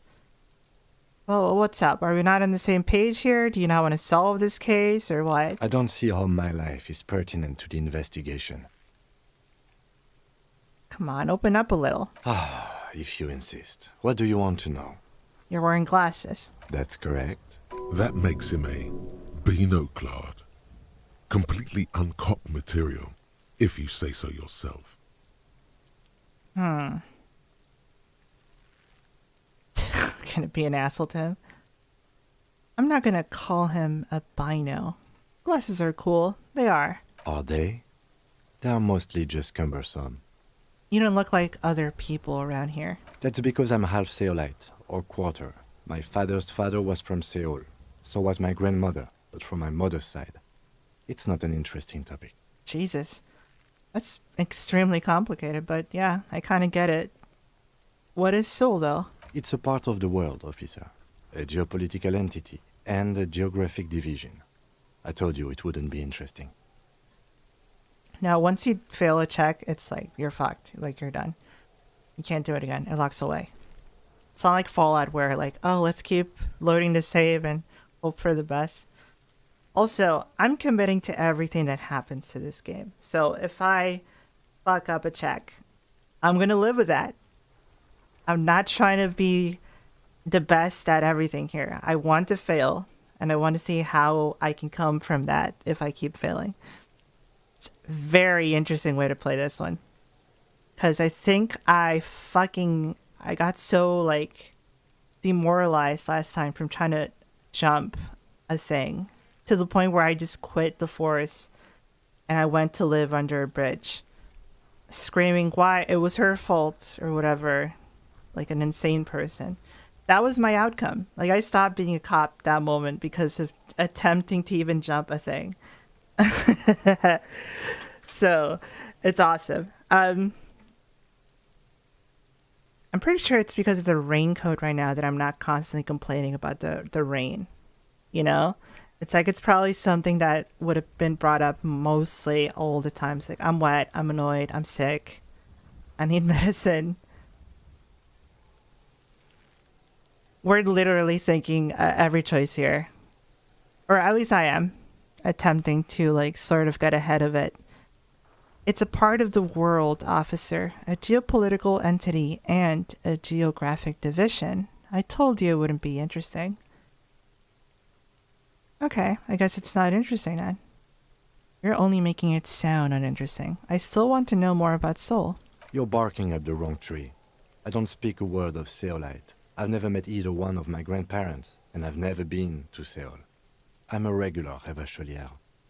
So he's actually... he seems almost proud of these things as he says them. Interesting. So, to be a true national is something that he's proud of. Might resent the other countries for invading. Tell me a secret about yourself. He's not going to just do that. Ask again. Your brain sends the signal to your lips, but they refuse the order. Something is paralyzing them. You're pretty sure it has something to do with the lieutenant's eyebrow. It's like you're locked down. What's happening to me? Something the matter, detective? What's going on? It's like you're a puppet in his hands. Give it up. There's nothing you can do. The lieutenant relaxes his eyebrow, and you seem to regain control of yourself. Damn. He has the force. Do you ever talk with yourself? What do you mean? You know, when you're thinking. Do you ever have conversations with, like, your brain? I have no idea what you're talking about. So how do you... taps head. So you're saying your brain never just chimes in with advice or warnings or anything? I can't say that it does, no. When I need to think, I just use my notebook. Interesting. So how do you think? How do you think of a thing? He uses his notebook to check up on later or something, I'm guessing. Or he just needs to put it on writing to, like, solidify the concept of that idea. Some people don't even see the things they think about sometimes. It's weird how thoughts kind of work out The here. lieutenant produces his small blue notebook and idly thumbs through a few pages. Reminds me of Cole, The objective, I gotta write it down on this book. I literally have no idea otherwise. You're super lucid, yet psychedelic. You don't need office supplies to connect to your nervous system. You're special. That's all for now. Good. Let's change the subject. You seem to be following me. Excuse me? Nothing, just an observation. You have a distinctive way of walking. If I were to walk in front of you, we would surely collide. What do you mean distinctive? I hope you don't take this the wrong way. It's just a collegial observation. In the 57th, we call it the Jamrock Shuffle. Officers from Jamrock's 41st Precinct tend to move a bit erratically. How is that? They say it's a scene-clearing technique developed by one of your lieutenants for gathering evidence. It's erratic, yet thorough. Prioritizes containers. Uh-huh. Yes, but containers contain things, shiny things. They're interesting. That's racist. I don't prioritize containers. I'm sure you don't.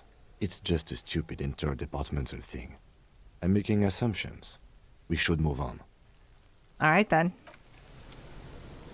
Dude, you're being racist right now. Not gonna stand. Also, not gonna stand you just stopping me when I'm trying to bribe a child with amphetamines and whatnot. Just not a cool thing to do. Let me do my job. No problems afterward.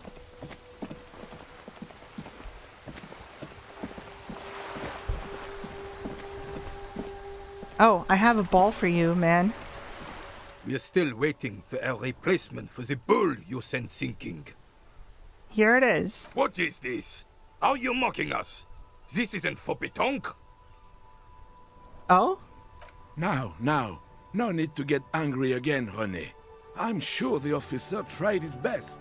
It's not like there's a bull kiosk here in Martinez.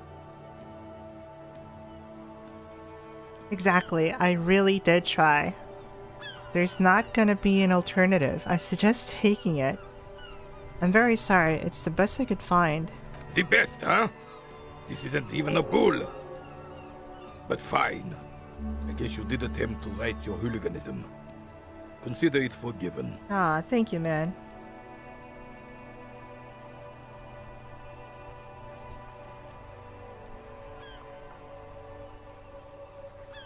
What is this about this old soldier that makes him stand so proud? All you observe is a veteran refusing to let go of the past and his old uniform. This is not uncommon. Ugh, the cynic route. This is the uniform of the Royal Carabineers in service of Frissel I, Guillaume le Lion, and the valiant King Philip V before him. Don't you mean Frissel the Fan? Frizzle the Fun. You do not speak his name, Craven, although he was a clown.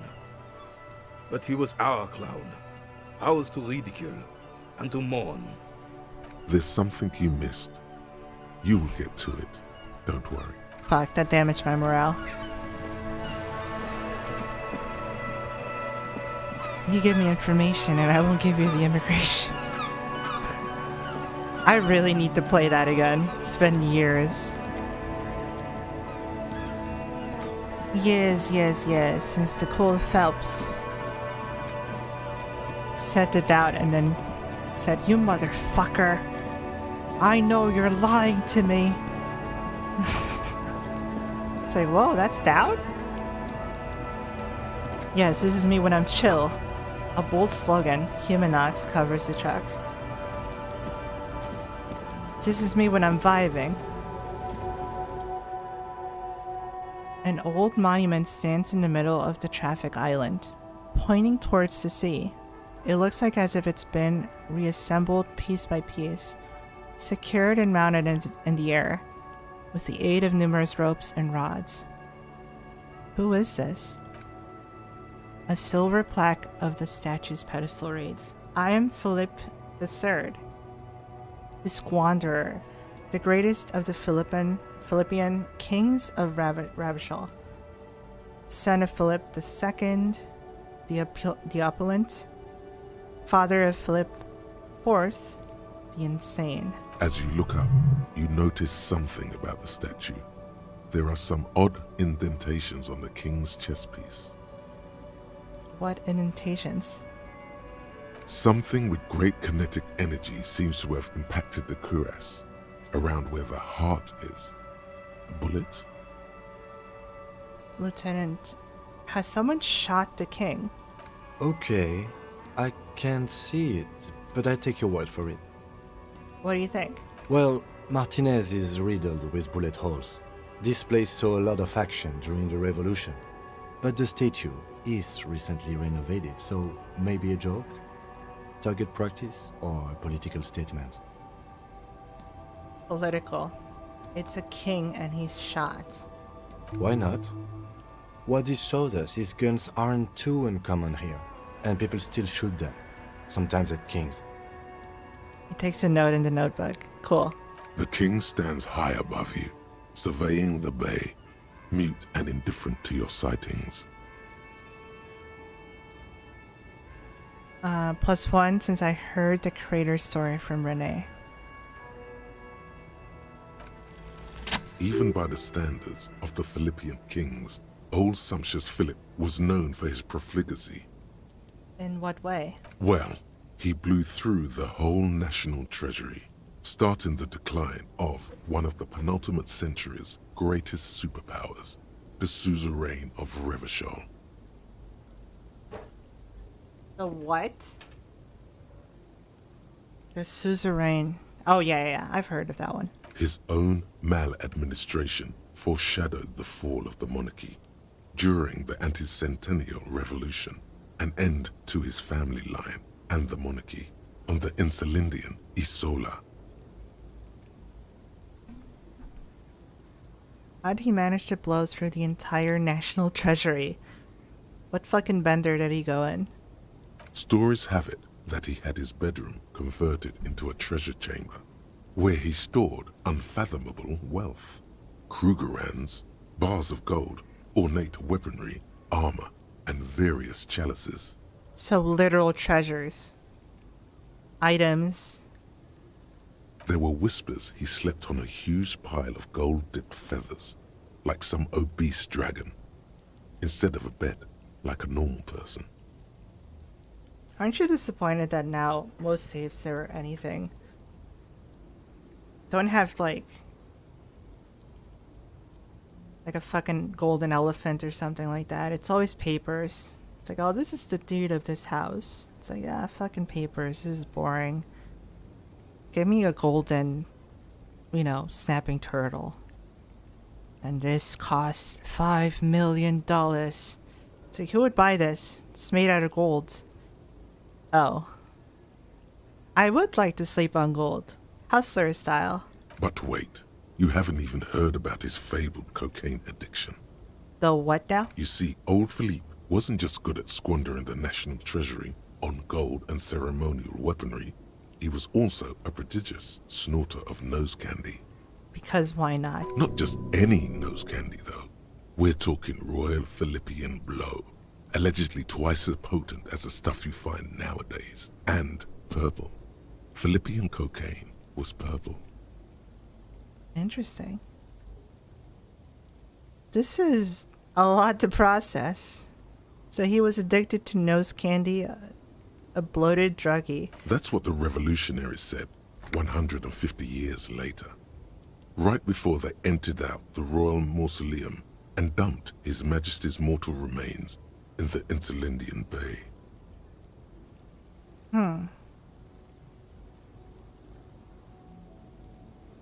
What is nose candy? Cocaine. I figured. This is a lot to process. His Majesty's courtiers said it helped him connect with the higher realms. I see. He used it to contact his ancestors. His lineage. Sure. So where is he now? Beneath the cold waters of the Elysium Bay, thrown there by the revolutionaries after they cleaned out the royal mausoleum. A group of marble pleurants still surround the king's vandalized tomb. A deathly cold wind sweeps up candy wrappers and old newspapers. Mr. White would like to know your location. Where did you bury it? I buried it here. These barrels have millions of dollars. The original was blown apart by communards. There's so then much further purple damaged blow. during the landing of the coalition's airships during the turn-of-the-century revolution when Martinez was leveled. Some years ago, a group of liberal, artistically inclined individuals, designers mostly, thought it would be ironic Jamie, to pull out that restore the video of the statue king of the starting most code. wasteful ruler of Revachol That's crazy, in man. the poorest You part think the of king city. did DMT? It's wild. Wow. You'd figured I'd be a fan of Joe Rogan, considering his whole aesthetic is monkey and whatnot. I'm all about that monkey. Not that crazy. Not that crazy for that guy. I know people who, well, I guess this is just people being people, but I know certain people who just watch that show. Like, that's their only source of, like, what's new in the world type deal. And it's like, wow, so you're meaning to tell me that this is over here? And it's like, yeah, man, sure. Usually boomers. Usually a lot of boomers that you find on Facebook. The statue is supposed to capture the moment it was blown apart, like an instant frozen in time, a rare butterfly trapped in amber, floating on a sea of shit. And most of my videos are called The Experience. Yeah, the Joe Rogan Experience. The Million People Experience. I guess so, yeah.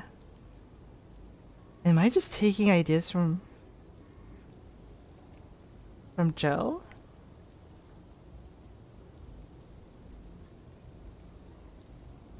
Oh yeah, no, there's times where he just brings up incredible people that I'm like, holy fuck, I need to know more. Like, I'm glad he's on an interview.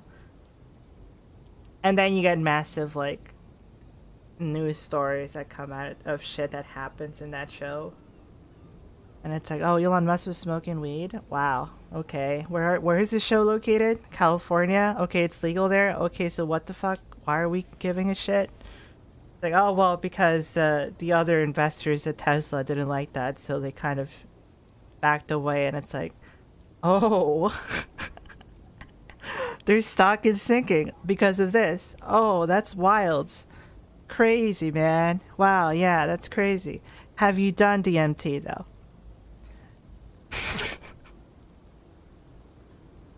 A rare butterfly, trapped in amber and floating sea of shit. That's brilliant. So funny and nihilistic. Nihilistic. That's such a bad idea. People in Martinaise tend to agree, as do many prominent art critics and thought leaders with more nuanced social awareness than the young ironists. In the working force. Philip III, the squanderer, however, with his bronze face up in the air, doesn't seem concerned about what the hoi polloi think of him in death. Shit. Oh my god, yeah. That Alex Jones clip. I'm gonna be honest. I'm gonna be real with you. I'm kind of fucking retarded. I'm sorry. But it's the truth. And he just looks straight-faced. No ounce of, like, irony. No ounce of joke. It's like, this is real right now. I'm gonna level with you. So yeah, no, the show's good. I'm not gonna lie about that. It's incredibly entertaining. You sit down and you see, like, I don't know, Kanye West have a mental fucking breakdown. And it's like, wow. Ruins full of snow, no one believes here anymore. Like, he goes off about, you know, like, he's God or whatever, and he clearly has a bipolar disorder. But Joe is just, like, riffing with him, basically. White tank top. I just picked that up like nothing.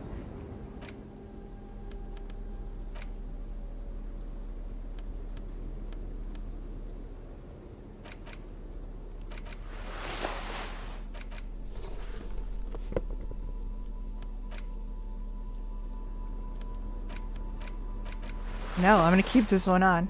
This is way better.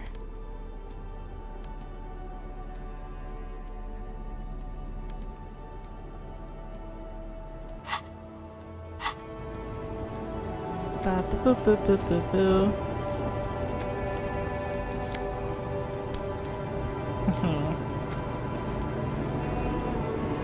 Hello? The small, wrinkled woman does not greet you. She nods along to something on her radio. A photograph is clutched in her hands, and there is a warm smile on her face. Snap your fingers in front of her face. Jesus. Excuse me, ma'am. I'd like to ask you some questions. No response. Wherever this woman is, your words fail to reach her. Hello? Wait, The lieutenant stops you before you can snap. she's just a distracted old woman. Better to leave her alone. Why? Why? I just told you why. Alright then. I mean, she's out here in the rain. She should just be inside. If anything, I'm like, well, have this shirt that I just found. Maybe use this as cover or something.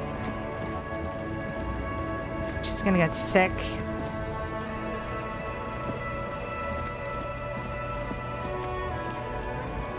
Kim, you gotta wake up old people sometimes, alright? You just gotta snap your fingers in front of them.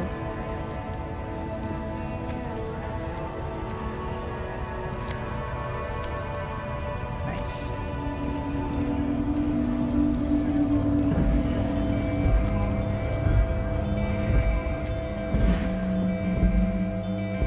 Oh, the racist guy's still there.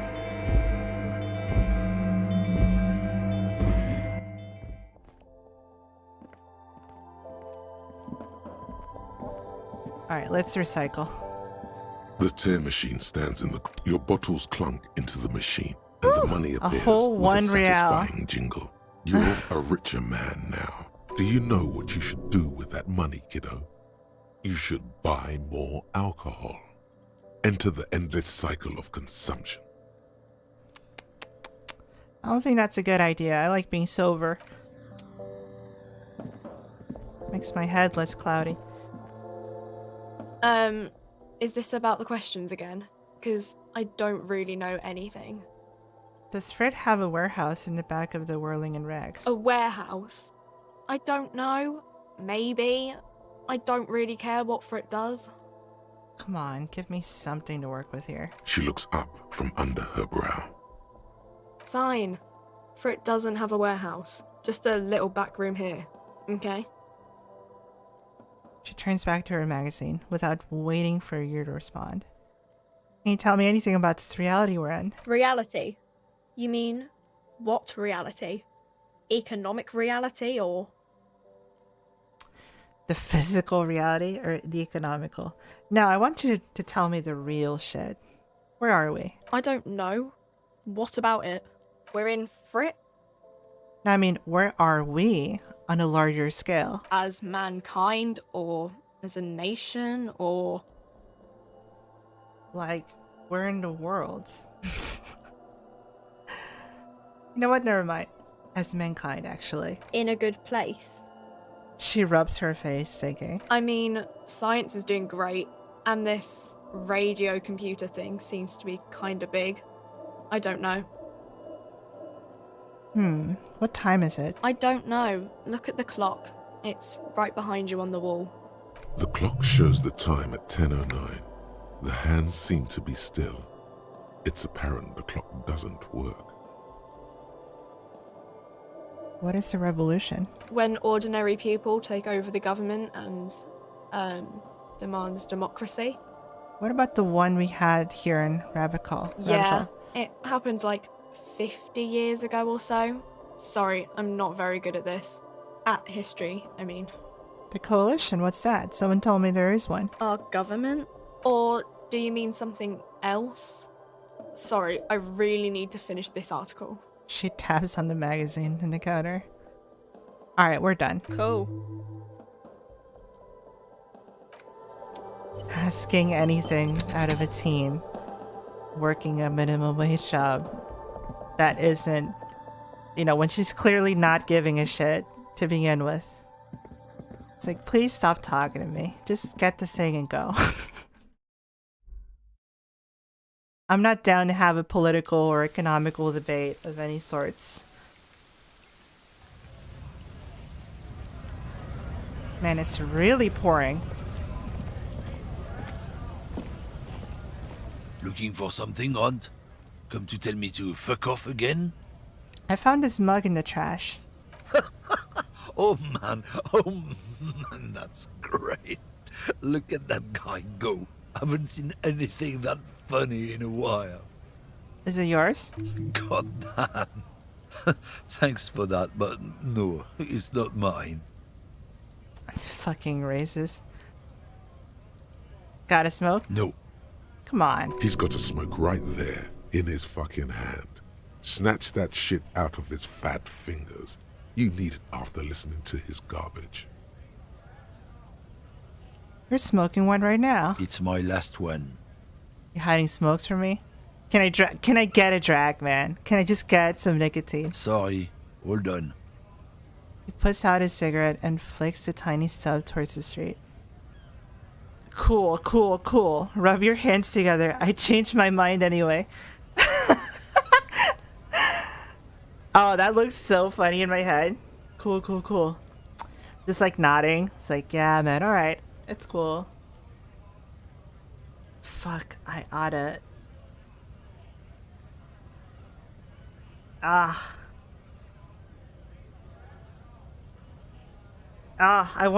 wanna be an asshole to him. I don't want to be nice. What, officer? Shit. Sorry I couldn't be of any help. He gives you an evidently mocking half nod. Oh, not much anymore. I'm here to pick up some cargo, but the dock workers are on strike, so it's a maybe if I was racist with him and I agreed, he would have lent me, you know, a whole pack or something. I have no idea. Wait, how long has this been going on then? The strike? Oh, they've been at it for a while. A month, 2 months maybe. But this here is just the last week or so. What kind of cargo are you supposed to pick up? Apples. Apples? Yeah, apples. I take it you had other questions? He's given you the runaround. Let's be honest, you were bested. Fuck. We're done now.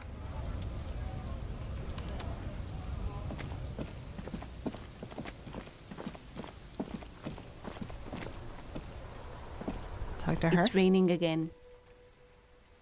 It was clear just an hour ago. Okay, nothing now.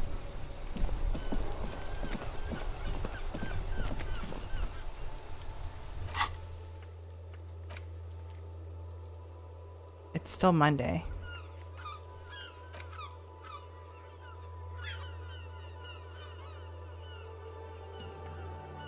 Ugh, do I need to buy the fucking book?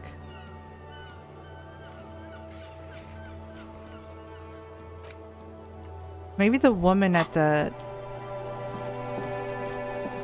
Hold on.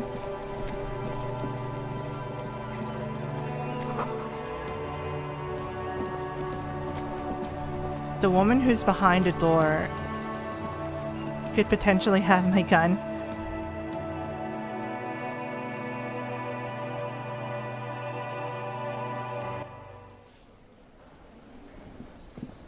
Whoa, what is happening? There's people here.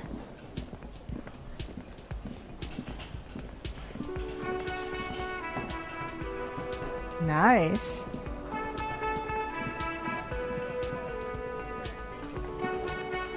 Hello again, sweetie. You seem to be in a chair. Yes, dear. I'm a paraplegic. A paraplegic is someone with limited or no ability to use the lower half of their body. Paraplegia is caused by spinal cord injuries, like falling from a great height, or a grenade explosion. A grenade? Did you fight in the war? I'm sorry, it was rude for me to mention the wheelchair. Embarrass myself with a grenade. No, dear. I'm not quite that old. Although I was injured in the line of duty. Were you a tightrope walker? I feel like I was in a war, making it about myself. These are so rude. Were you a mountaineer? Nothing so glamorous, dear. Though when I was young, I dreamt of planting the Revacholian flag on some figurative peak. What did you do then? I was a training and development manager at a rapidly expanding mail order shoe company. Wow. You'd think it would be a safe job, but I had to be everywhere, and, well, once I happened to be under some faulty scaffolding. Oh no. I was lucky. This was almost 20 years ago, and I was compensated exceptionally well. One can only dream of such payoffs nowadays.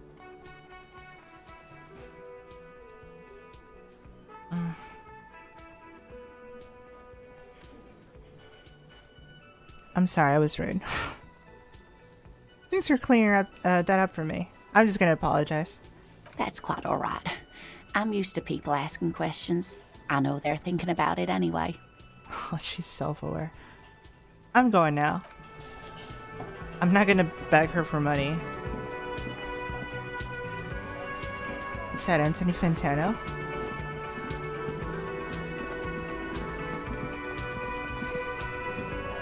It's all about money, you know.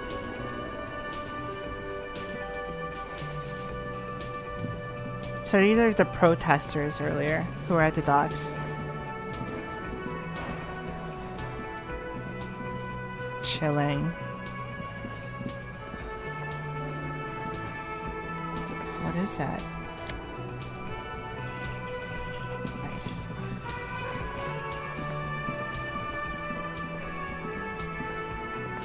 Can I help you? Here's your trash container key. Thanks. I hope you found what you were looking for. I found the victim's clothes. How strange. I certainly didn't put them there. Why are you nervous?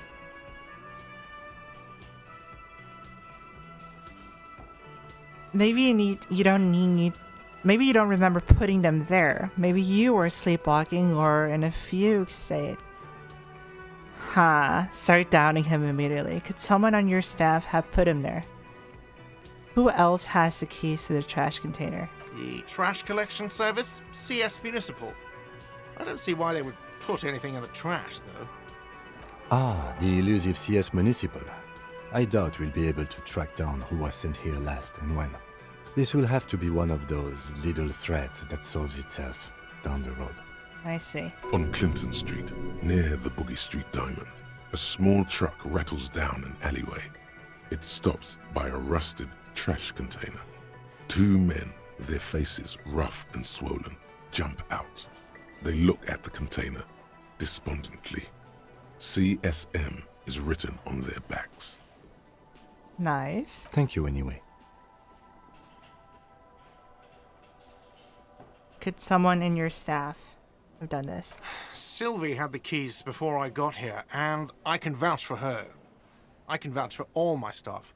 None of us would tamper with the crime scene. Alright, let's go hard. Let's go with, I'm just gonna roast you. I think fugue states are more your forte, officer. Okay, alright. Touche. Alright, let's talk about something else. Yes? We're done. Shit. So I should probably contact Sylvie again about the trash stuff. The man ponders his cooking. Hey, Foster. Welcome, welcome. Let's go to the car.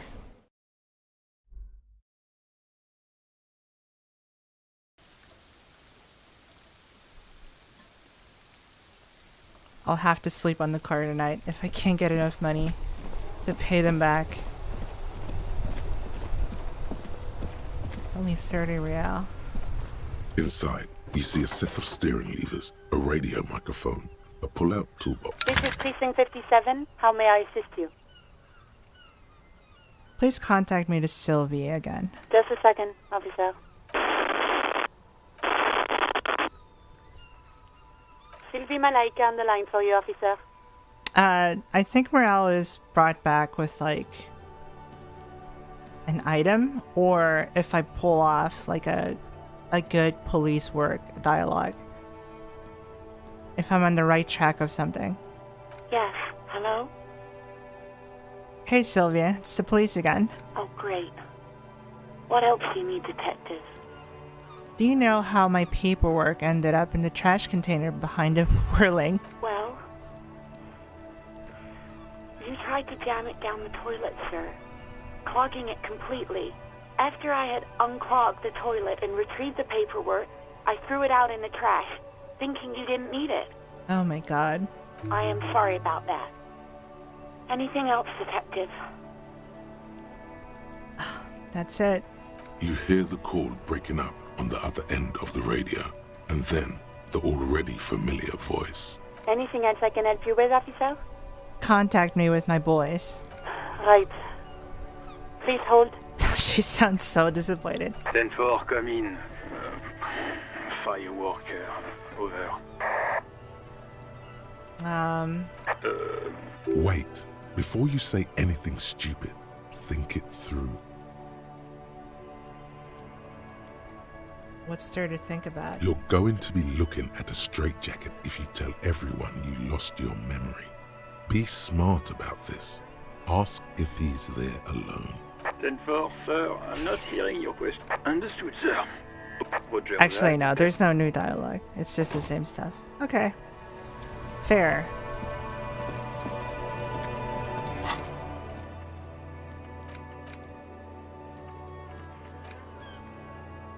End of day debrief with Kim.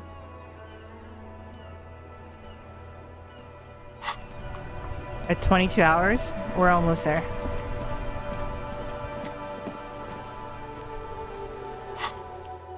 What else can I do though? Let's go to the Union area.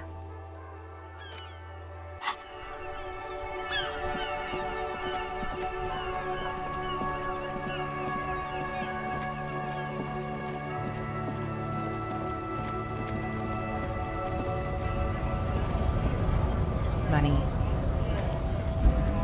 Yes?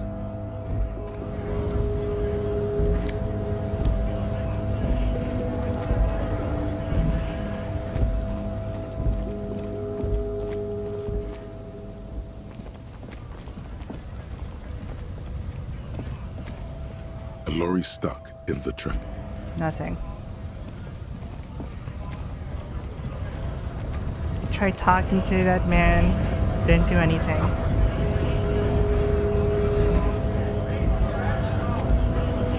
Some man didn't work. Hola, wandering man. Same dude, chillin'.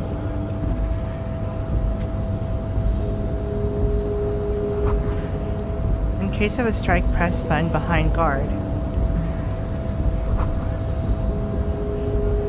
It's locked. There's no lock picking or door kicking on this one.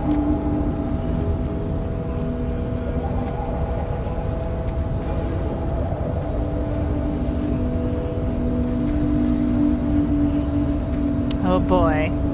Hello. Your body betrays your degeneracy. Yeah, Measurehead. His body totally betrays his degeneracy. The young woman at the giant's side agrees. Your body does not betray your degeneracy. That's a lie. You're in great shape. Say nothing, size him up first. What do you mean, my body betrays my degeneracy? My body does not betray my degeneracy.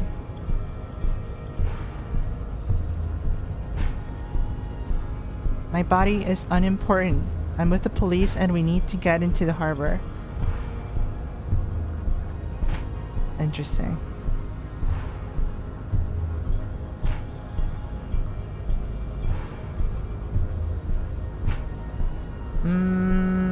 He's probably not gonna give a fuck about police work, but here we go.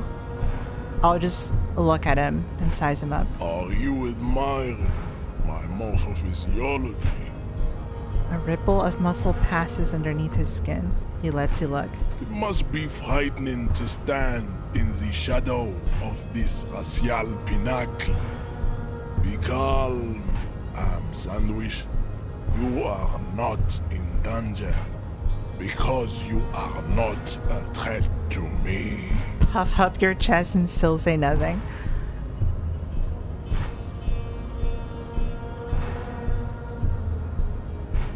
Okay, what about police business? That is precisely the negligence that has led you to succumb to Al Ghul. His face contorts in disgust, as if he were smelling a dead rat. You reek of it. An invisible sword of Al Ghul emerges from your throat. You cannot see it, but others can. It is making the woman in my company sick. Al Ghul? Smell your breath. Kim, is it really so bad? You're right, I'm an alcoholic. Now I need to enter the harbor. I don't have a problem with the Al Ghul. I just drink a little on the weekends. Your mouth moves, but the one who speaks is Al Ghul. You are but a vessel for the Ghul now. Very little of yourself remains. Occidental Haplogroup B4 is done giving orders around here. The influence of the Ham Sandwich race is waning. First, let me make this clear. I'm not a drunk. I'm a cop. I just have a drink every now and then. Everyone does. That's such a lie. I'm the police, and I need you to comply now. Take a step closer. That's not gonna end well. The race stuff is unimportant here. I just need you to help me do my job, please. No. Race is all he fucking cares about. The dude is literally saying, I'm superior to you. Try and stop me. Ah, this is tough.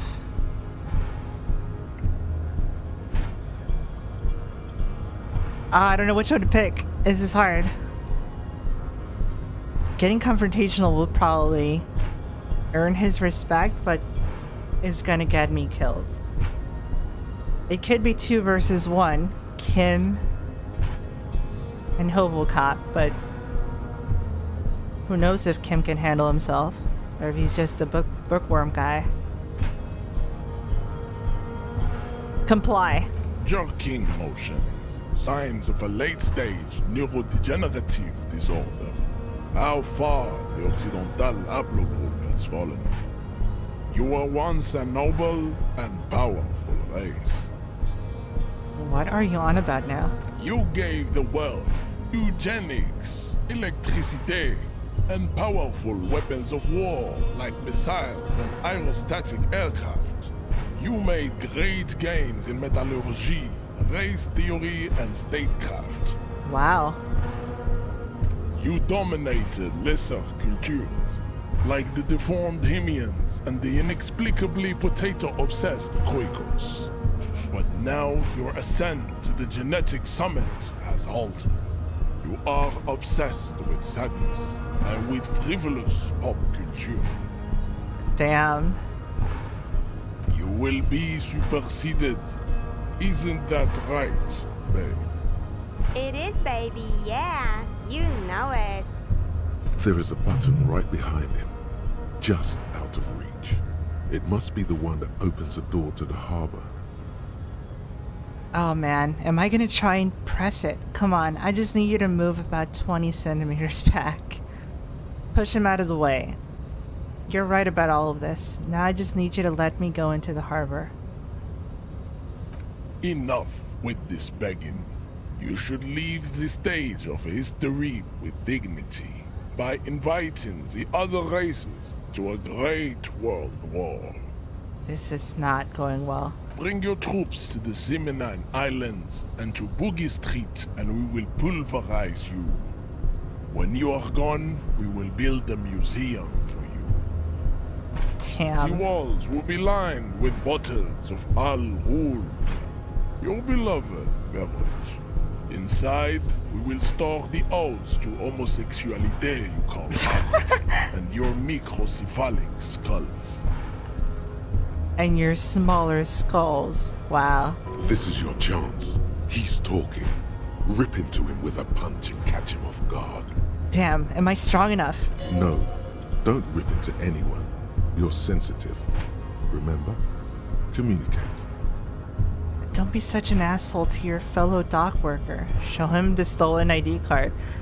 The dude's gonna notice that that's not me. You served in Union, don't you?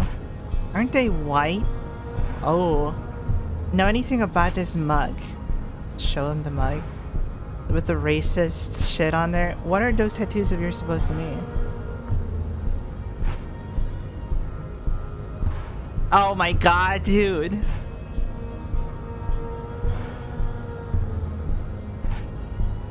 Can I knock him out?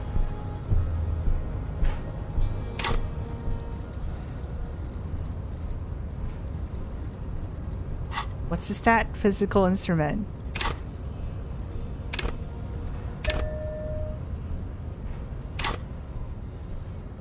Even.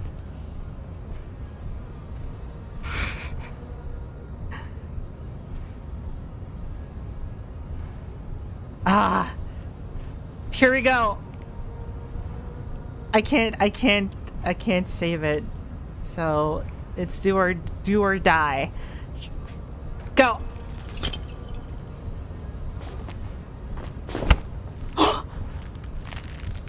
Oh shit. How did this happen? Your little fist is in his giant hand and he's squeezing it. Oh no. You must be out of your mind, degenerate drunk. Say it. I am a degenerate alcoholic. Oh fuck. Oh no. I am a degenerate alcoholic. Fuck you? Your fist cracks in his hand like a ripe apple. Pain shoots up into your brain. Ah, he's gonna keep draining my shit until I say it. The words to the song have changed. Say, I am a violent drunk. I won't say I won't fucking say anything. Your hand twists in his grip and the pain blinds you. Still you press Jeez. the words out of your swollen mouth. Good. Now leave before you humiliate your homoerotic organization any further. Damn. I could have gotten him though. Ah. God, that sucks. I'm not strong enough. Know anything about this, Mug? He does not so much as glance at the object. Put this into the trash lately? Stop showing me your pathetic cup. I have no interest in it. Does he strike you as the kind of man who puts mugs into trash? No, not really. Fuck. That was a stupid question. You serve the Union, don't you? Aren't they white? Don't be vulgar. White or not has got little to do with this. The race enigma runs much deeper than that. He turns his eyes towards the harbor, seemingly bored with you. Yeah, but you still serve them. How does this factor into your life? You keep telling yourself that. I'm sorry, of course. I understand now. Deeper. And then he's gonna be like, no, you don't understand. You're just a degenerate. I'm just gonna keep arguing. Mr. Clare is a man of vision and means. He has the will to confront polycultural capital. Something your race, naivistic communists, never did. Also, to serve is noble. It takes discipline. Your petulant individualism has only contributed to your race failure. It is lax and moronic. Jesus. Communism is pretty cool. Idiotic communism is the single greatest contributor to your race descent. Everywhere around you, the fruits of its failure to challenge the world order. Individualism, rock and roll music, sexually transmitted diseases, above all, rampant multinational finance still reigning large. Tell me, where have you gotten your love of pathetic communism from? Degenerate youth culture? Rock and roll music? I did say I was a rock star detective. I have gotten it from Disco, actually. It's true, I am rock and roll star and a rebel. Youth culture does not affect my thinking. From Disco. Offshoots of the Seminoles people invented disco while having sex under the influence of cocaine. It is a shame upon my race. But what is done is done. Interesting. So he's not okay with this either. I am not surprised you enjoy it so much. This has happened to many of the side products of the inevitable cultural victory of the Seminoles race. That's wild. This man is like, has his rhetoric on point for what he's standing for. Who are the Seminoles? The South Island race, haplogroup A4A. We are the rightful masters of the Insulindian archipelago. We descend from the Areopagites of ancient Pericarnassus and arrived here 4,000 years ago. Millennia before you. We are the future. That is all you need to know. You sound like you were the past, though. You sound more in the past than anything. So you were born and raised on the islands before you moved to the Rabical? I am a descendant.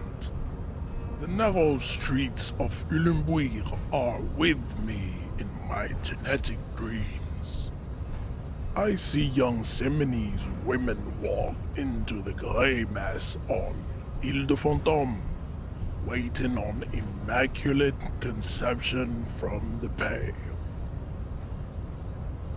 Wow. Understood. Good.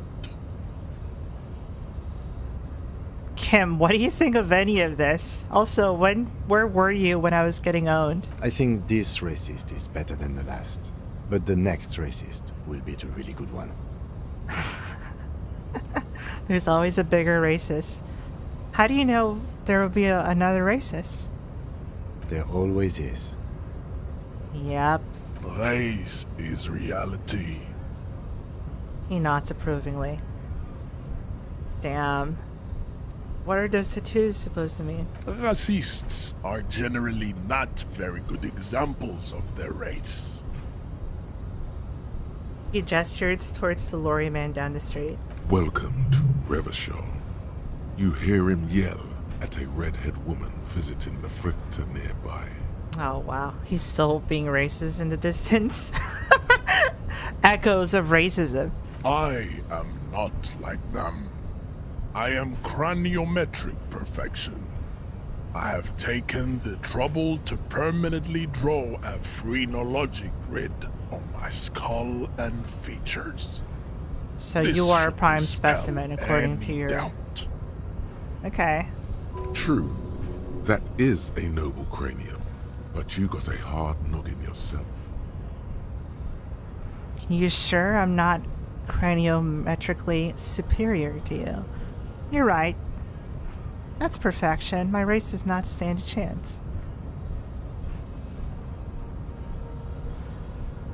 The battle of racism here. It's like, oh, you think mine isn't bigger, bro? When, I mean, you could just look at it plain sight. They're standing right in front of each other. This man has such a massive head. His body type is just completely different.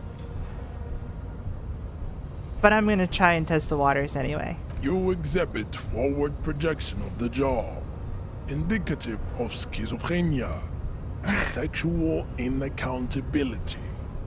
From a purely aesthetic standpoint, the dimple in your jaw makes you look like a baby. This is not craniometry, just an observation. What else? It is impossible to see any more of your bone structure. It is covered in the ravages of Al-Ghul. From what remain of your features, I can see fleshy lips, baldness of the head, and long arms relative to lower limbs. Jesus. This leads me to conclude you are not a police officer. You are a common criminal, an offspring of murderers and sailors from Sur-la-Clé and Vesper, and possibly even the degenerate sheep herders of Ubi. Interesting. So one of my ancestors was Sir Leclerc and the other one was a Vesper. Your racial heritage is uninteresting. It is the same as all Revacholians. Your parents and their parents made the decision to reproduce while under the influence of Al-Ghul. That is the only reason you are here. Damn. He's right there. It's almost impossible to get it on unless you're both drunk. It's too scary when people are sober. Wow, he bested me physically and intellectually. I don't have much to fucking do. Fuck.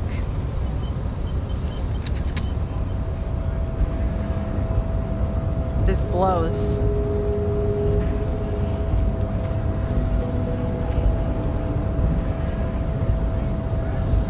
I'd appreciate it if you didn't force us into situations where I may have to shoot random civilians, because that won't get us anywhere.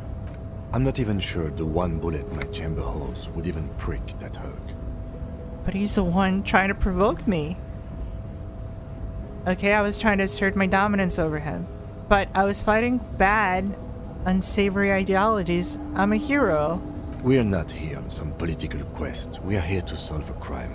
Don't make the situation any more volatile than it already is. That's awesome. I love these reality checks. It's like, no, dude, this is not online. This is IRL. If this guy could beat the shit out of you, even if you think you're in the right, and I agree with you, bud, but don't do it. It's stupid. You're gonna get hurt. It's not worth it. Can't promise that. I might attack him again. Just be a nuisance, Sir Kim. I was trying to assert my dominance over him. We're not here on some political quest. We are here to solve a crime. Don't make the situation any more volatile than it already is. But he's the one trying to fuck with me. And you're just going to let him manipulate you like that? Just don't take those words. Just literally don't get bullied. I won't do it again. Let's think of something else. Shit.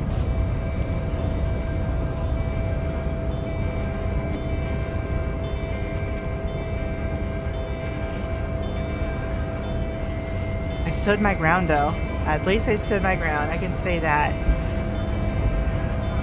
My hand was almost broken by the sheer amount of pressure that man had, but... Nice aggression with the native. Don't let the chief fool you next time. You don't need to be that up in his face. Leave yourself space to move. Not bad advice, actually. This might do the trick. You don't need to be that up close. Let's talk about our right to work. I need you to be my champion against Jean-Luc up there. No, I'm not a fighter. I'm a worker. Shit, that's right. You could take him though. You're massive. Like you said, I'm soft. I have a gut, you know, it's sticking out here from the, what was it, all ghoul that I keep consuming. My delicious, delicious beer and liquor.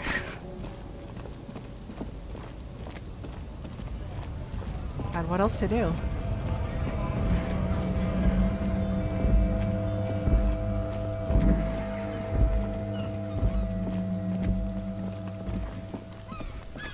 Let's go to the balcony. Let's end day one.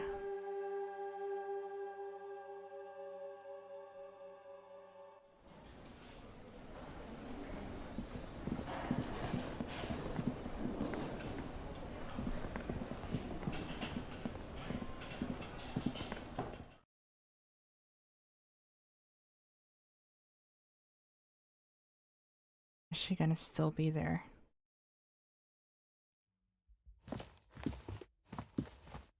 The door is closed. Still, the lieutenant gives you a quick glance. You should punch a fucking hole in it. Kim? Kim is noticing me already and it's like, okay, what are you doing?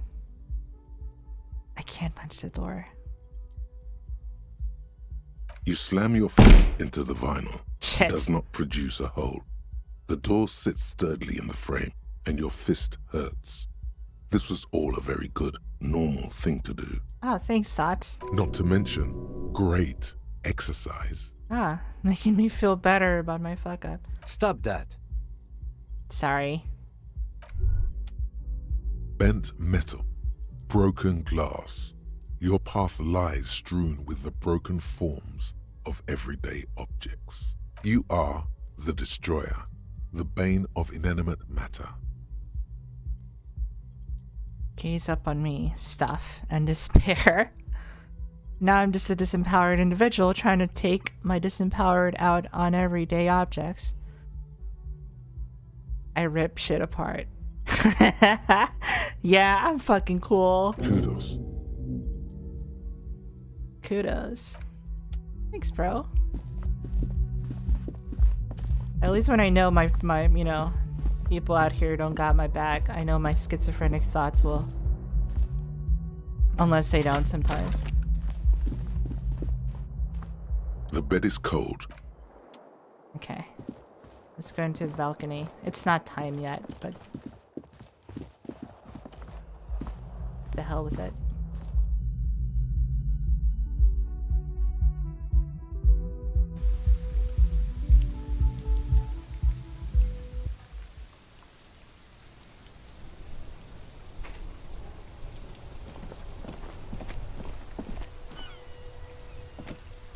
Kim? Yes? What do you want to know?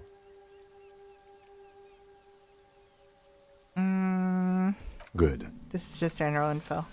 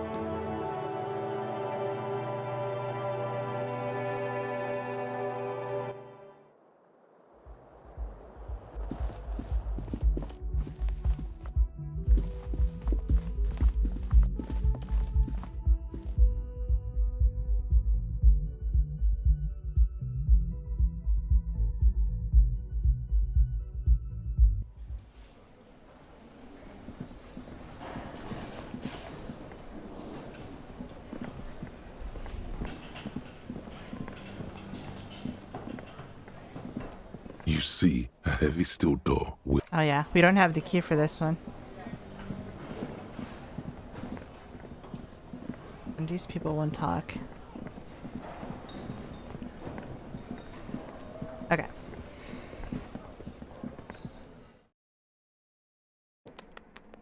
What else could I potentially do now?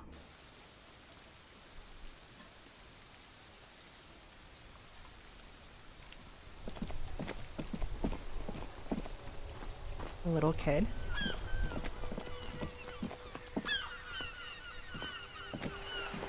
The lights are so pretty when it gets dark. The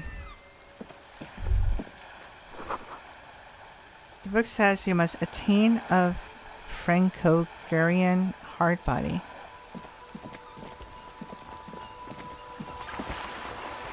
This guy's still here.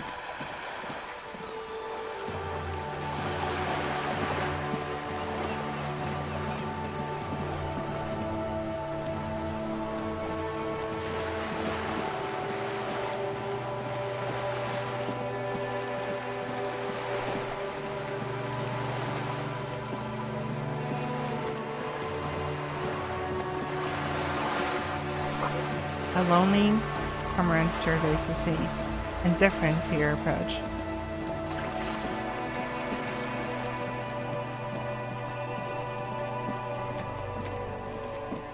Oh, there's a little shit kid. Nice. Are you trying to sneak up on me?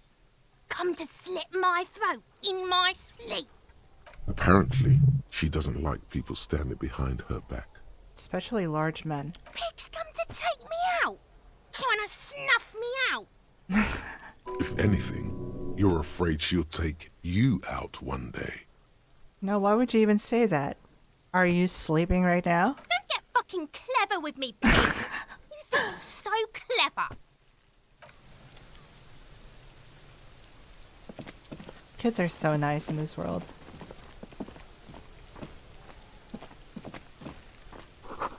The garden hose. This won't be of use until the snow melts.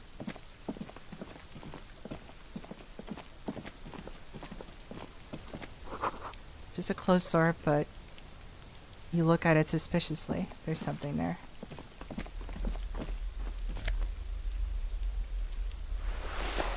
Orange bum hat.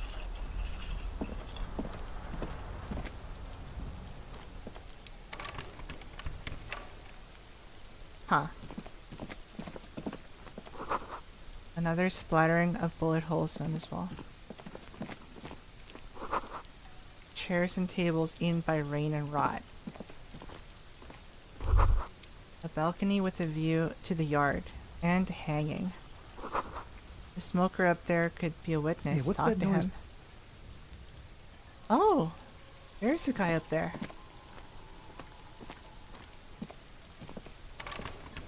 There must be another way into the building.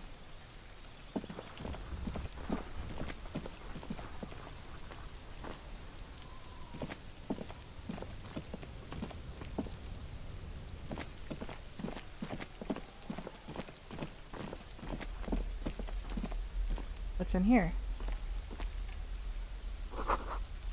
The curtains shift just a little. Someone is watching from within. Huh. So this building here is not empty. This is a wall on the side of an apartment building. I'm not gonna get anything if I try it.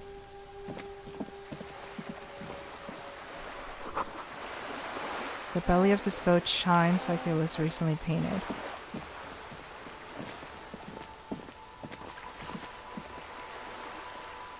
Is that blood?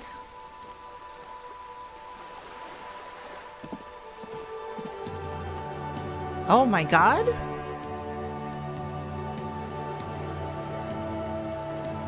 Or is that just painting? Naval coat.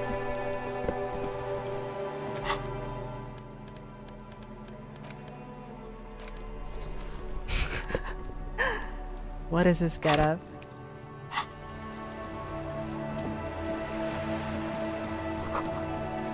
Rue de Saint Ghislaine.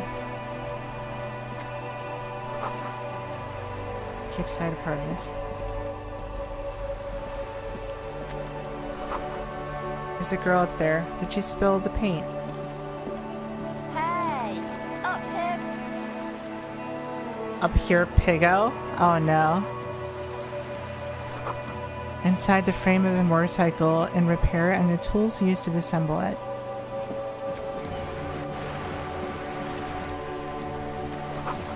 Looks like there was more construction here once, decades ago.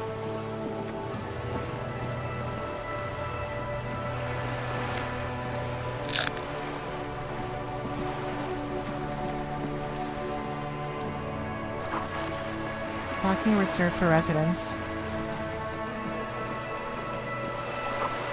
The room in the whirling is much bigger than this sloop. Oh, hey there! A striking woman leans against the cabin top of her sailing boat, smiling as you approach. Her green raincoat glistens with droplets. A silk scarf is tied around her throat. Good evening, officers. I'm Joyce. Joyce L. Messier. I represent the board of Wild Pines, the owners of the harbour. You gentlemen must be from the RCM. Yeah, actually.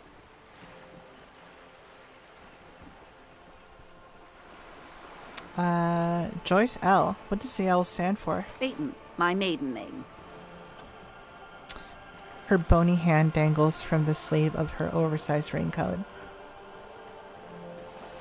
What gave us away? Nothing, honestly. I've said it to every drunk in town, and you're the first one who's responded. So she does this as a bit. It's like, wow, actual cops. Okay. I'm glad to see you here.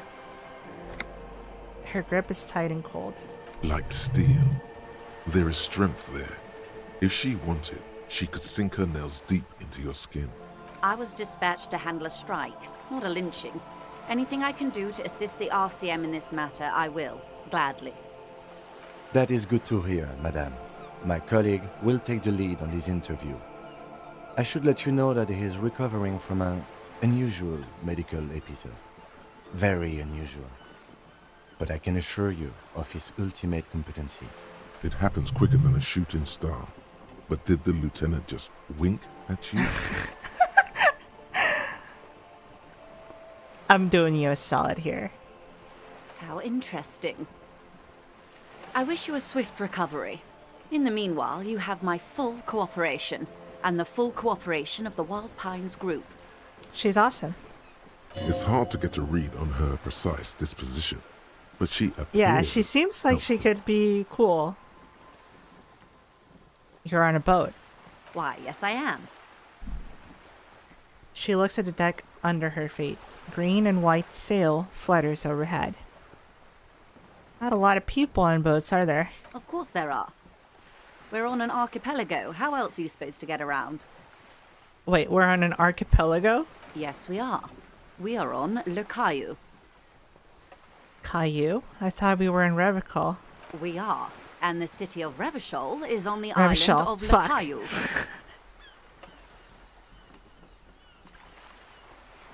Still, I haven't seen anyone else sail a boat around here. I haven't seen anyone else drive a souped-up Capri Kenema motor carriage either. Actually, that motor carriage has been specially issued to serve as a patrol and pursuit vehicle. Yeah, okay, Kim. It's for crossing long distances in the greater Revachol industrial harbor. It's not a toy. Sure it isn't. Neither is this. A toy, I mean. It's a machine for crossing long distances in the Bay of Revachol, between the city and the islands. Does she have a name? The boat? No. It is called Cor de Leyte 19, because that's the type of sloop it is. Okay, but what kind of boat is it? It's a pleasure craft, a 19 pacer. It also happens to be rated for Category 1 racing. Though these days I mainly use it for business. And what is your review? My sloop? I like it a lot. It's the eel's hips, baby. Nice. Yeah, she rocks. She probably gets drunk all the fucking time. Like, idling on her boat. I'm enjoying this part of the interview. It has so little to do with the murder we're investigating. Oh, shit. Do you have a license? Officer, I You're assure British. you I'm a highly qualified pleasure craft operator. No, you need to show me your license. You're British. I would not ask this about a Mexican person or an American. Show me your license. The crowns of her teeth are porcelain, white as the boat's hull as she smiles. Do you have a license to reply to me right now? Qualified pleasure craft operator. So charming. Oh, cool. Where's the damn license? Yeah, where is your license, lady? I just renewed its safety inspection last month, officers. It is completely seaworthy. In fact, it's taken part in not one, but two insulindic regattas. All right, Even cool. finished once. Cool it with the, with the anti-Semitic fucking words here, lady. You don't need to get all crazy with this. I still need to see that license, though. Actually, you don't. What do you mean? The Wayfarer Act specifically denies the RCM the authority to demand anyone's operator license. It's a little-known fact among us law officials. Wait, exactly how little is known this fact? I was just being polite. Even school children know the Wayfarer Act. So we can't pull over random civilians and demand their papers. That's weak. Unless it's their passport. No. Do you want to ask for the lady's passport? I'm gonna need your passport. Of course. She reaches the pockets of her raincoat, producing a bundle of documents in a sealed plastic bag. I'm gonna look at her passport. The woman is silent, smiling while the waves lap against the hull. In your hand, under the plastic, a light blue passport saying, Republic of Vespa. The coat of arms has a lion and an ostrich. Seigent. Look at the photo. The woman, born in the year 3 in the commune of Revachol, smiles at you. Face adorned with frown lines and crow's feet. The photo is recent. The name reads, Rejoice Leighton Messier. You're from Vesper. My husband is. I have dual citizenship. A Vespertine is handier when traveling. Your name is Rejoice? Yes. But please don't call me that. Later, Eric. I'm about to end it soon enough, so don't worry. You won't miss much. Have a good one. Thanks for stopping by. But please don't call me that. Joyce is much more efficient. Everything appears to be in order. She nods and returns the plastic bag to her coat. I think I have a handle on the boat thing. Good. tell me about Wild Pines. But before I do that, I need to take a restroom break. Be right back.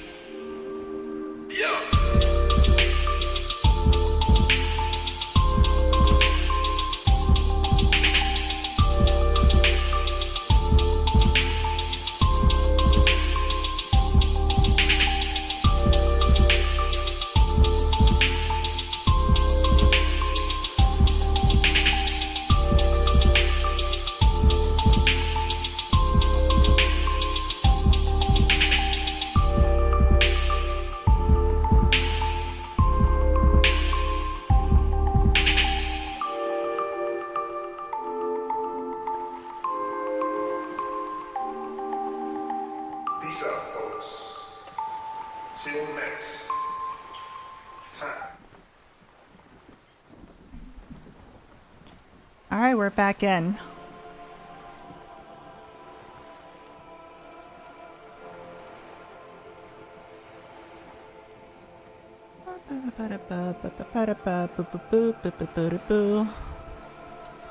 Alright, we're good.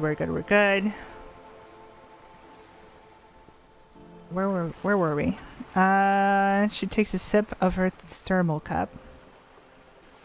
Tell me about Wild Pines. What do you do? What we do? I'm afraid I don't speak for Wild Pines as a whole. It's a giant undertaking. But what do they do, though? The Pines' core competency is logistics. Container shipping, freight, that sort of thing. See those airships there, blinking? Those are the shipping side of things. And that is the terminal. Another subdivision deals with energy, oil and gas exploration, offshore platforms. How much money does Wild Pines have? I'm not at liberty to discuss the company balance sheet, but I can tell you that last year, the company booked more than 20 billion real in revenue. What? That's a lie. A billion? That has to be a lie. Numbers like that mean nothing to me. The money I owe is much less than that. Yes, past a certain point, numbers begin to seem imaginary. But they are quite real for the 72,000 employees who depend on Wild Pines for their paychecks. I died last time. What build is this? I literally just loaded the save before I committed that jump. So I decided not to jump. And I just went on my merry day. It's the same build, basically. You could call that save scubbing, but once you meet an end like that, it's like... maybe not do that one. But I think it's turned out well so far. Because, I mean, Kuno, I'm Kuno's bitch now. I need to make it up for him. I tried offering him drugs, and then Kim stopped me and said, no, what are we doing? No. He's 10. Also, why are you trying to peddle with a child? No, let's move on. This is a dead end. Yeah. So I'm actively like trying not to fuck up. Earlier today I tried to fight this like another racist. But this man had the build to like put his money where his mouth is. Like he would beat the shit out of me if I even tried to be like, oh no, you're kind of fucked up actually. Put me in my place instantly. So I persevered though. I fucking took those hits and he's like, all right, sure, whatever. Just get out of here. You're shit anyway. It wouldn't let me give him the toy for some reason. Only the meth, which Kuno doesn't care about toys. Thinking about it more clearly now. Dude wants to get high. Show him stuff that adults want. He doesn't want that kid shit. He wants that Kuno shit, as he describes. So, we're getting there. Yes, past a certain point, numbers begin to seem imaginary, but they are quite real for the 72,000 employees who depended on Wild Pines for their paychecks. A conglomerate the size of Wild Pines is like a shark. If it stops moving and growing, it will die. Then what becomes of those 72,000 families? It is a tremendous responsibility. Yeah, I guess so. I guess a company would need a massive rainy day fund to just persevere.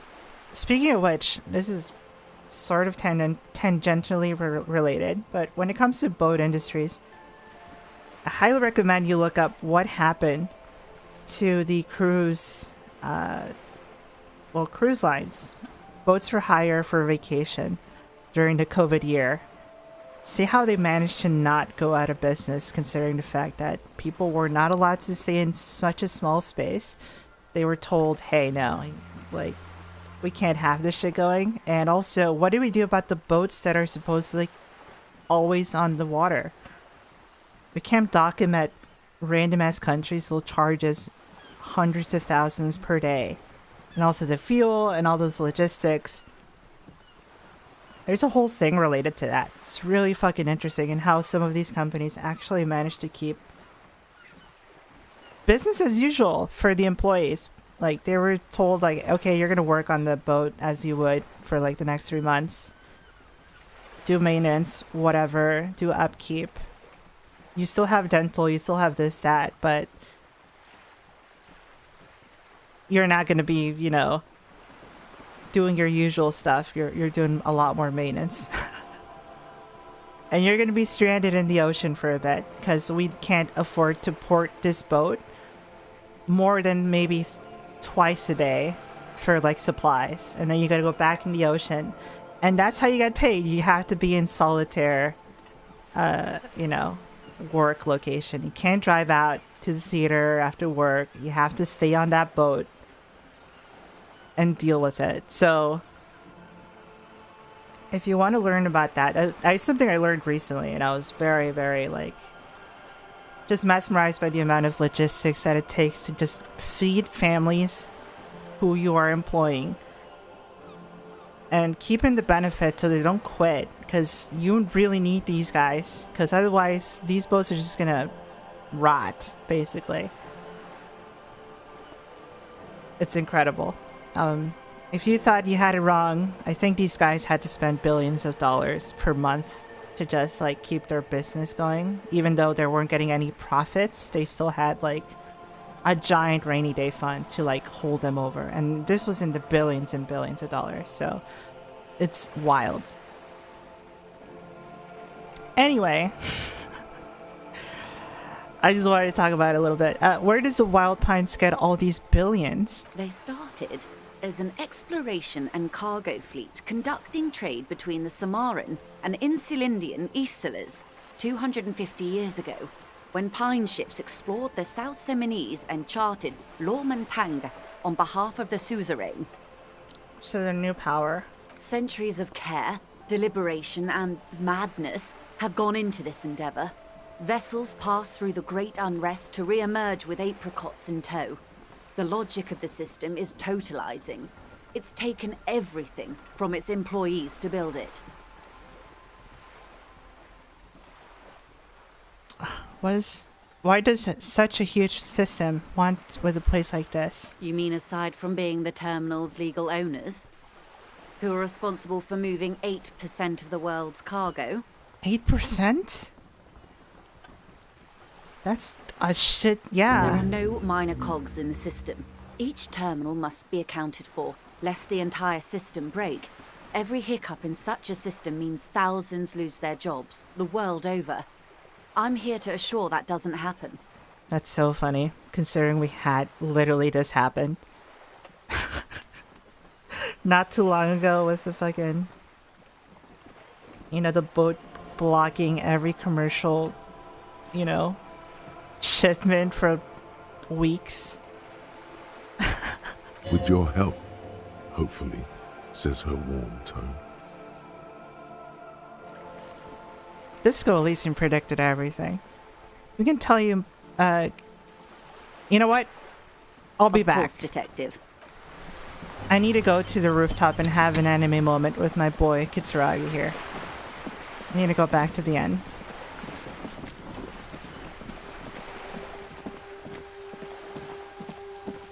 Enjoy that onion. I hope you are eating it with something and not just alone. Such a weird, how do you call it? Snack to eat. Snack in general. It's like, what? Onion. Why not slice peaches or something?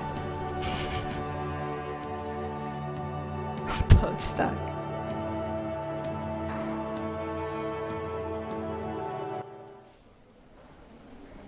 Yeah, this world is stupid and funny.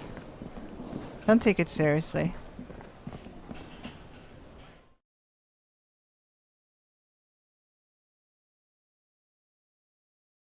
Although they bring a lot of things to the table, it's like, yeah, we kind of live in a hell site.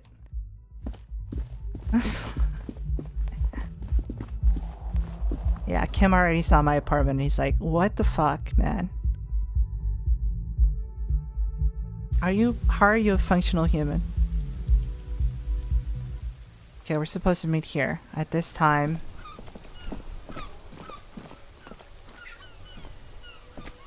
Yes? Was it here?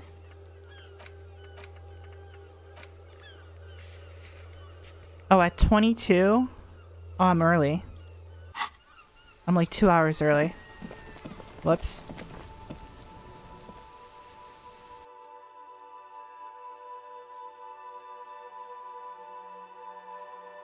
Use onions to stay awake? What, you're crying yourself? You're in tears just staying awake? That's like a destructive way to do that.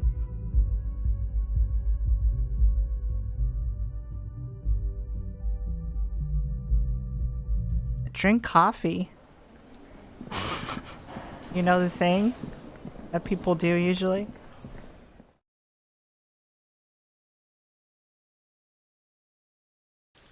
I don't know, I feel like crying makes me tired and sleepy. It does the opposite for me. If my eyes are irritated, I'm like annoyed and... Alright, hold on. I'm not out here trying to talk to Kuno again.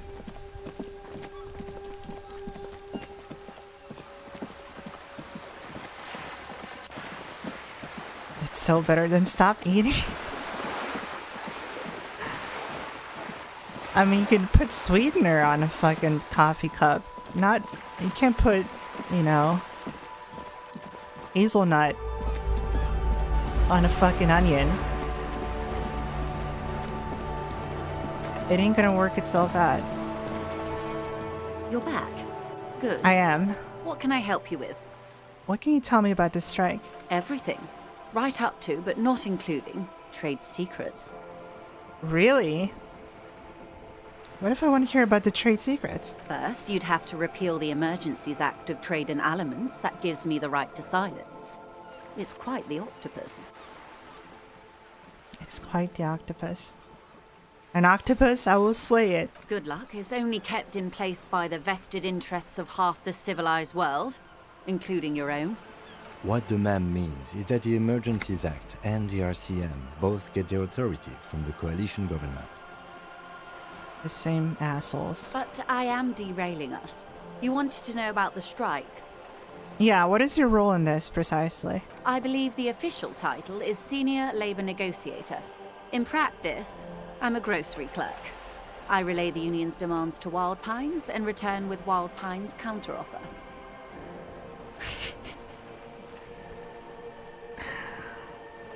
Oh, man.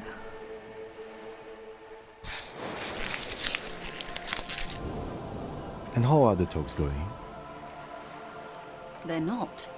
That's the problem. The union stopped all negotiations a week ago, after that awful lynching took place. Dude, they killed that person that's hanging in the back of the fucking cafeteria. No question. Like, the footprints were in the dozens. And who's gathering in masses? Also, I guess the person who they killed was a dock worker. So that's also very sus. Wait, she just admitted that the lynching and the strike are connected. Yes, she did. Now they won't even let me into the harbour. There's a 2-meter-20 racist behemoth blocking the gates. Which one? There's like 3 races that I know. So the strike is connected to the lynching? Yes, I believe there is a connection. Hey, Double but Cross. that's a subject Welcome. for later. Her eyes narrow. She's resolute in this, yet you sense that she wants to tell you. You'll have to earn her trust first. You mean Measurehead? Yes, Jean-Luc Measurehead.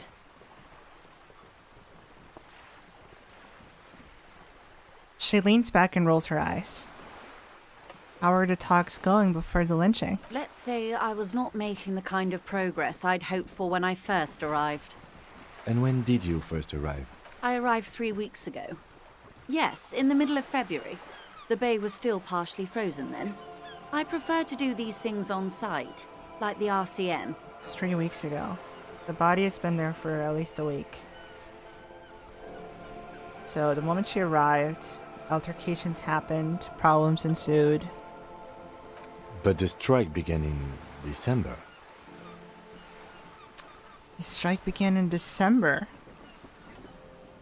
I wasn't the original negotiator here. I took over after Mr. Gaumont hit a wall with Mr. Clare, the union boss. Mr. Clare refused to speak with Gaumont despite concessions he'd granted the union in prior negotiations. This isn't the first time the union has gone on strike. Heavens no. There have been 2 prior strikes. Both times the union won significant concessions, including overtime pay and a medical plan. This time their Cool. demands are more, I guess you could say, aggressive. What are these demands exactly? There are leaflets everywhere, and banners. What did they say again? Oh yes. Every worker, a member of the board. Okay.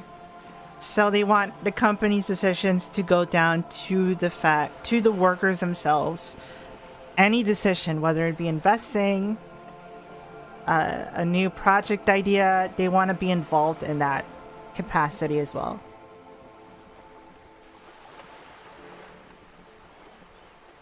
Interesting. They want to be that involved. Seems like they have no idea about business. Over-aggressive commie posturing. Aren't I a communist? I don't know what to think about that. I like it. I'm gonna go full on comments. I like it. Then you might also like their other slogan. Demand democracy. Oh yeah, that's a good one. Nope, that's weak. Not hard communist enough for me. Personally, I agree. It lacks the pizzazzo of every worker a member of the board. What exactly do they mean by it, though? What's the demand? It's quite simple, you see. Every time the Wild Pines group makes a decision about what? About anything, really. They want to be It involved. needs the signature of each of the 2,200 workers in its Martinez terminal. Nothing would happen. Is it a majority vote? Just so you understand, this is but one of 22 terminals owned by Wild Pines. Essentially, not only are they kings of the company, they are also kings of the 72,000 employees of Wild Pines Group. Oh, so it's not truly every worker, it's just this establishment in particular. It doesn't involve with the other ones. They think they can run the thing. Are they trying to move this movement to the other ones, though? That's the idea. That's pretty funny, I have to admit. The workers can't be kings, the king is king. The king is dead, long live the workers.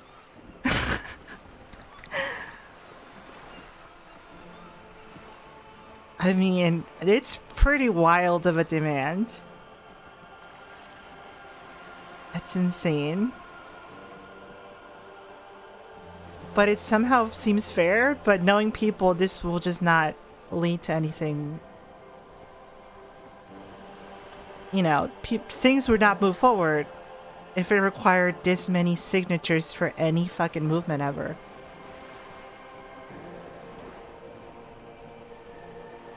But things aren't moving anyways to begin with because the workers aren't getting enough.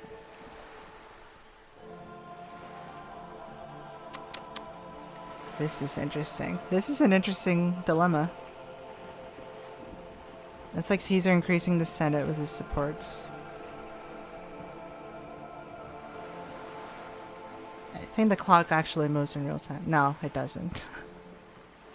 I think it's a progress-based one. Depending on how many people you've talked to, this thing moves. I might be wrong. You know what? What are we gonna do? I have no opinion. I literally don't have an opinion. What's gonna happen now, though? I'm not sure. Naturally, I assume that was just their opening position. A hard-nosed tactic with a side of mockery. But there's been no follow-up, just the same nonsensical slogan repeated over and over again. So, only rhetoric is being thrown out. No actual sit-downs have happened. Violence has happened. We have reached the point where lynchings, hangings have happened. Literal guards standing in front of the thing. There's like the tensions are rising. It's only going to lead to more violence at the end of the day. And none of it's going to de-escalate without diplomatic approach. But it's basically tribalism now. It's like Unga Bunga tactics. And now, it's like people are caveman getting brain. lynched, I hear. Behind the whirling in rags. A disastrous situation if there ever was one. Yeah, this is not good. Excuse me, from whom did you hear about this lynching? I first heard it from the boyar at the gates. The one whose very name advertises his aversion to work. I think he said it was, "Call me mañana." I met him. That means, call me tomorrow. Anybody could have understood that one. Who doesn't know what mañana is? This checks out. This is true. What happened to this Gaumont? Mr. Clare told him to how did he put it? Fuck off, midget. Beaumont's shorter stature, you see. Wow, went for the jugular. Fucking Christ. Okay then, cool. Yes, extremely.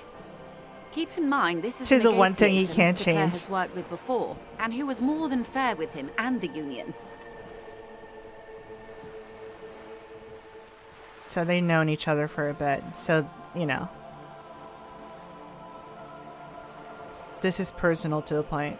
I mean, this is personal after you literally, you know, address the stature of a man to tell him to fuck off. The scabs at the gate. Did you put him there? The scabs? You mean the huddled masses of Jamrock, come to plead for work where the Union refuses to? Don't let her answer it herself. No, I mean scabs. If these workers were organized by Wild Pines or its affiliates, then it would be a company secret. I could not share it with you. Not yet, at least. Until it's over. Tell me about this Union boss. Actually, no. Let's expand on the scabs question. The scabs? Don't let her answer it herself. Let's call them strikebreakers. You put him there, right? If these strikebreakers were organized by Wild Pines or its affiliates, then it would be a company secret. I could not share it with you. Not yet. The I see. scabs. Don't let her answer it herself. You're right. I don't know what got into me. Some of that degenerate dock worker lingo has rubbed off, it seems. If the workers were organized by Wild Pines, then it would be a company secret. I could not. The scabs. Don't let her answer it herself. Let her continue. If they were organized by Wild Pines or its affiliates, It's the same. then But it would be a the company different, secret. Um, I could not share it with you. the different tone Not is right there. now, at least. Cool. Tell me about the Union boss. Everard Clare is a man of the utmost integrity. If you can say one thing about him, it's that he always puts the interests of the workers first. Is that true? Of course not. Everard is fantastically corrupt. I Of imagine course. he has a thick, viscous goo where you and I have blood. Wow, he's a fucking monster, really? She does sort of look like her, but I feel like her attire is off. If you were to prick it with something Old sharp, white woman you could look, see you it know? oozing out. A knife, maybe? No, a rapier. A rapier. Sure. You sound like you're about to take a rapier to him. Oh, heavens, no. We get along just fine. Yet, now that you mention it, I can't stop imagining that black treacle just dribbling down his double chin. Mm-hmm.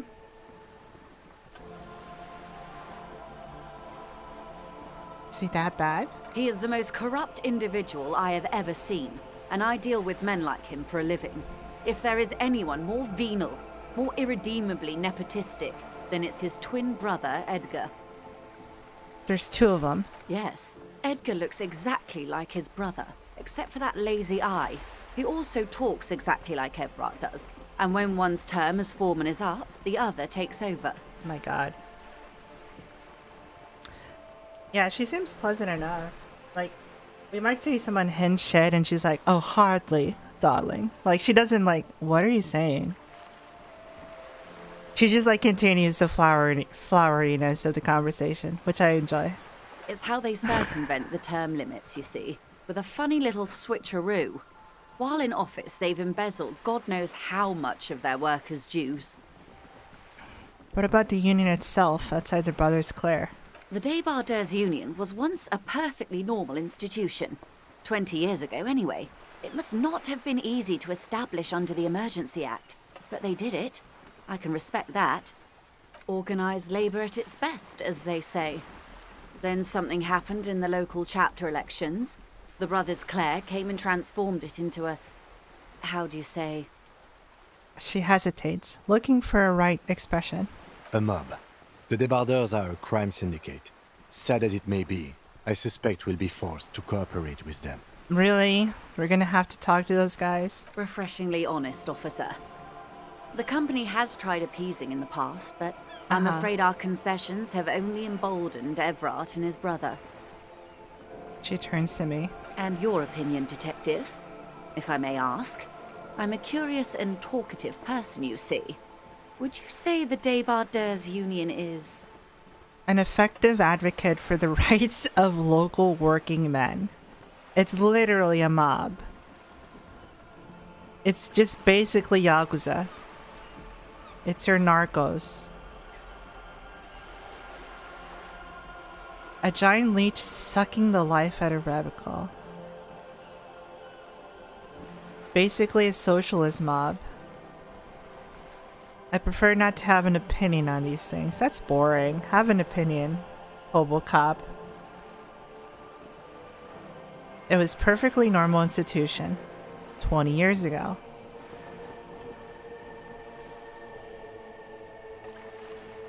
They went through some hardships and they did the Emergency Act.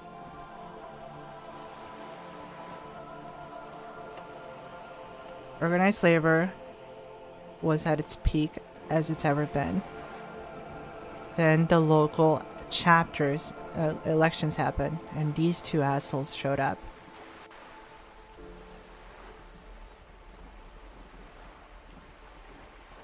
It made them a crime syndicate, pretty much. Forcing people to cooperate with them.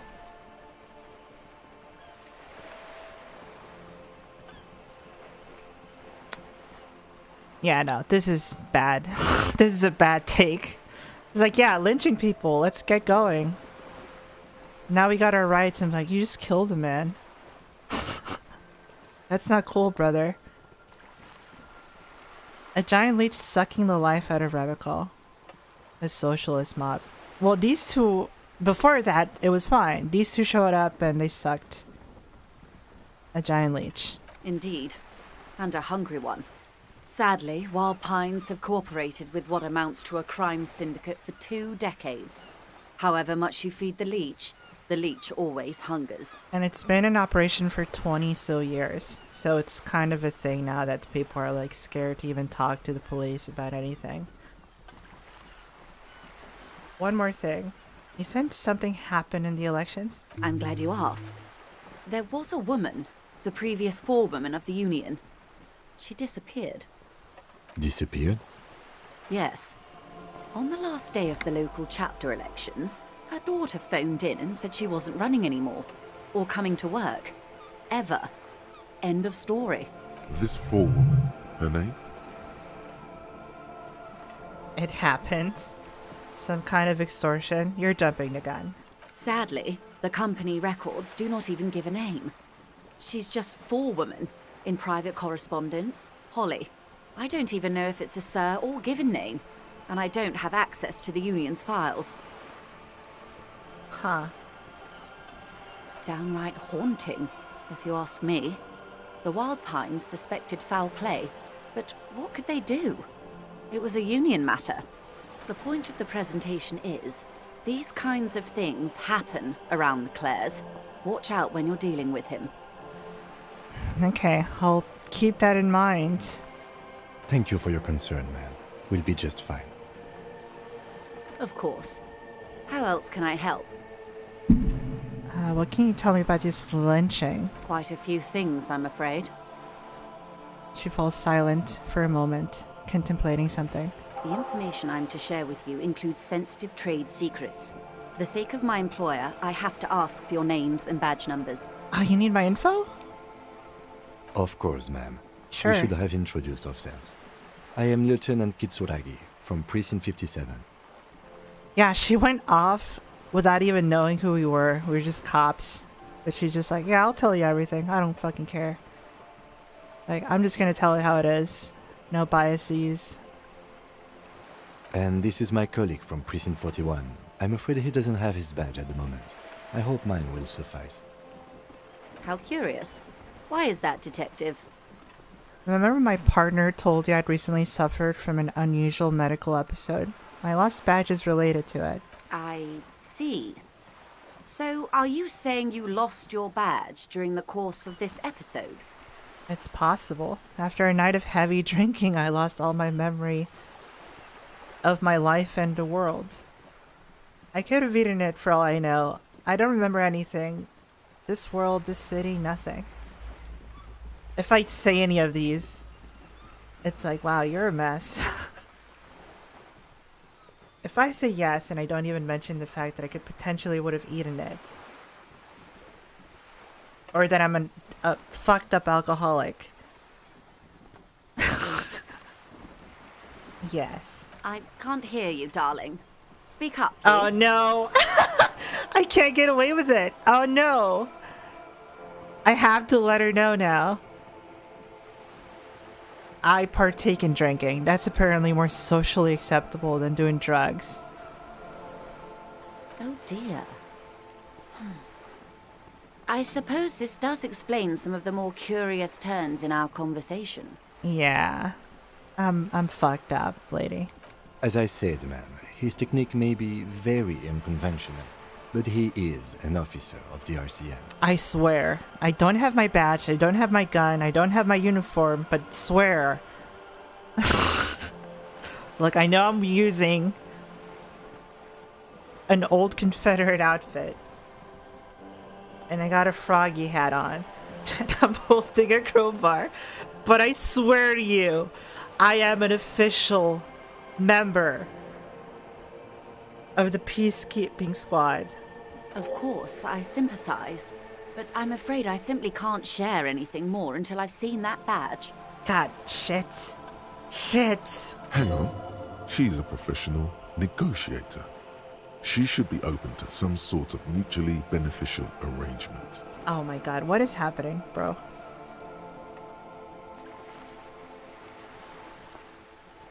How do I negotiate my way out of this?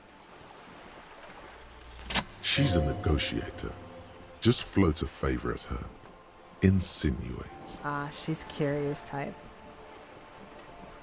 Surely there's some other way to demonstrate our law enforcement credentials. I will be frank with you.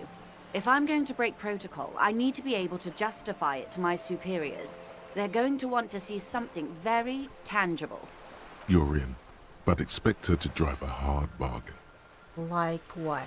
Reports from inside Terminal B suggest it's a hub for the local drug trade. This is an open secret in Martinez. The Union controls the terminal, so it goes to reason. They're profiting from this trade. Oh man, there's drug deals happening here. The company has tried looking into this matter before, to no avail. Perhaps someone with your authority and resources might turn over the right stones. Or you can recover your badge. Though if I may be blunt with you, it sounds I like basically that may be a lost cause. solve another type of crime that's happening while this other crime is happening, while I'm trying to solve a murder. Just more crime cases on top of crime cases. Detective, a word in private before we continue. Ah, shit. Kim is probably not gonna like the fact that I'm just putting more work on the table. And not focusing on the main murder. Also, he's probably gonna scold me for not having my badge and the fact that we're here now because of it. Or just come back later when we have our badge.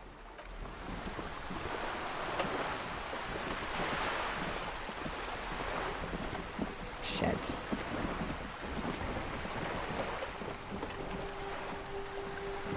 This is not going quite as I hoped it would, Detective.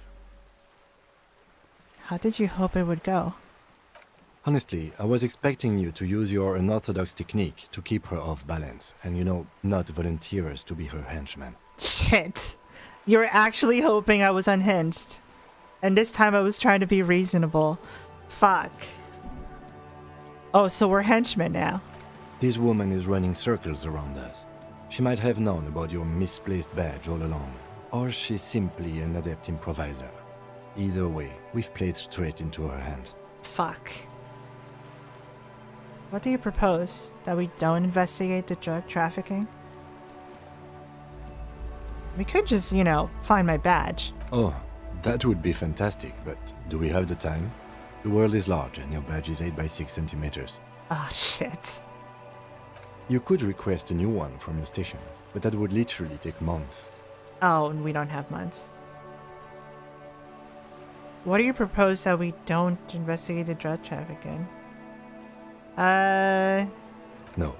If there is reasonable suspicion, we must investigate. Otherwise, she could claim we are siding with the Union, or that we are on their take. We'd never hear the end of it. Okay. We gotta show ourselves that we're cops to begin with, too. So if we just ignored crime, it's not very cop-like. Also, she just wouldn't put such a case on us if we were just incompetent. And we showed that we don't give a fuck to begin with. What I propose is, we ask her, then we investigate, briefly. But do not share the outcome of this investigation with her. We tell her it's done and demand for her information on the lynching. Okay. Sure.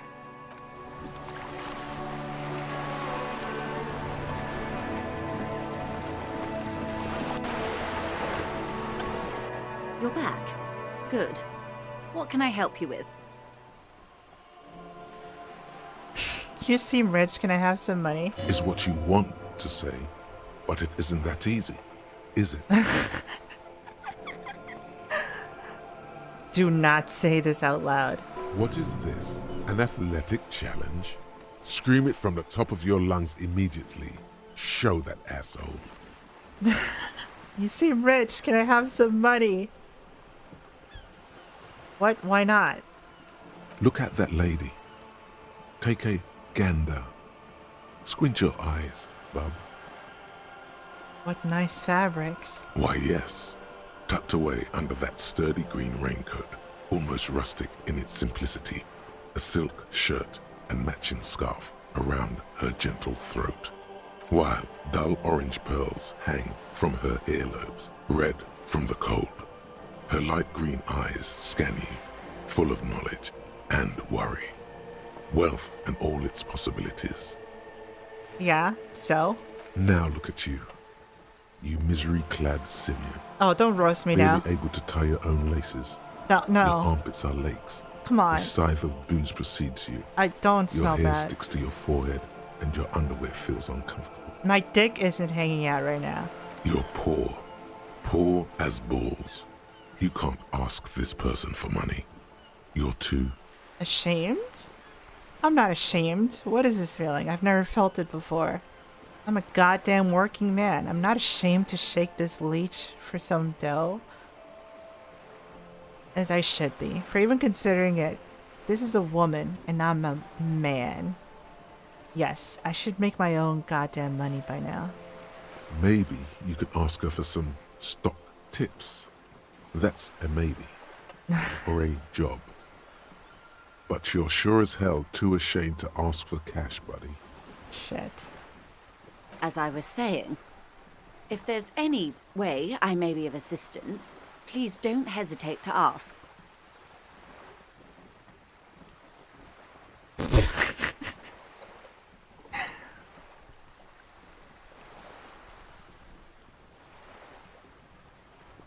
Okay.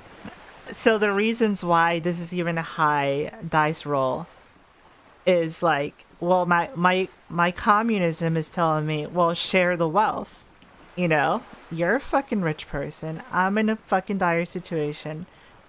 This is the moral thing to do. And also, +1, I heard of billions. I heard of the billions of dollars that the company even put in earlier. So I know they have the capital to just do a thing. So let's fucking go. I am sorry.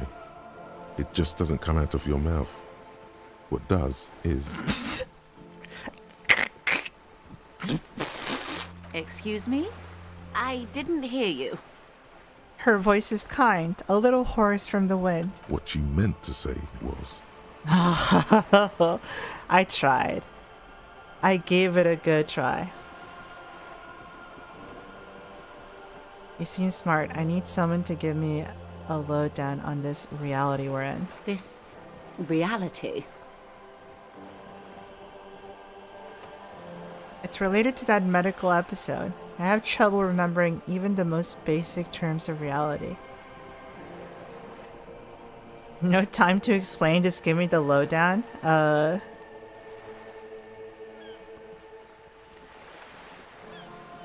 No, but please, a little context. We're not in such a hurry. It's because, just tell me why water is wet. Ah, yes, the episode. Sounds like an acute case of encephalopathy now that I think of it. She puts down her thermal cup and looks at you. Don't be phased, madame. He functions perfectly well. He only needs a lowdown on all of reality. We may be here a while then. Ask away, officer. I'll help however I can. Just inches away from insanity. All right, we're in. I know these all look good, but begin with the first, okay? Begin with the first.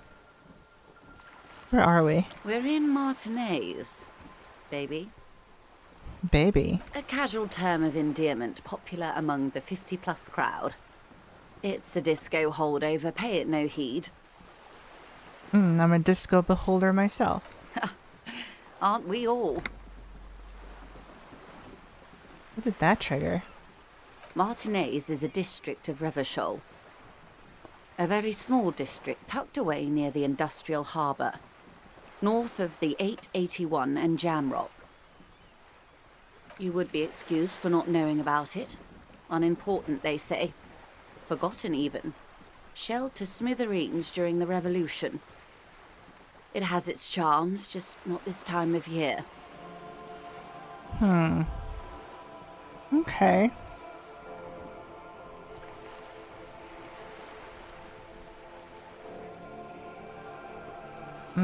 I think I know what Revachol is, but what is your... Revachol is what you call a city. What kind of city is Revachol? The great kind. What makes Revachol great? History detective. They built this city to resolve history. Our part in it, at least. Our centuries.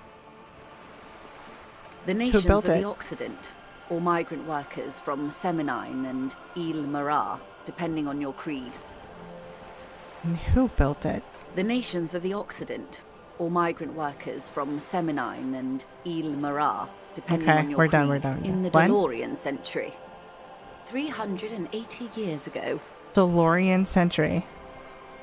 They say it's where the terrible questions of our time will be answered. The tensions are highest, the fault lines deepest. By that I mean conflicts. Ideological conflicts. The stuff of men. Why here? We're standing on a fertile, self-sufficient island able to sustain up to 200 million people in the middle of the Insulindic Ocean, the world's connective tissue. It's where the money is. It's where the bling bling happens, boys. So we're pretty much at the center of the world. Oh, we're quite a way off. About... She points across the water where the skyscrapers rise. A sparkle of lights on the horizon, like evening stars above the curvature of the planet. 22 kilometers from the center of the world. That soldering iron is the bank of the world building. The bottom floors are Insiacom. Coalition government, Insulindian Mission Command. Look to the sea. Silence. She lowers her hand. The water, the light. It's as though you're seeing it for the first time. I am seeing it for the first time. There is no recognition, only the immensity of the sea and the cold radiating from it.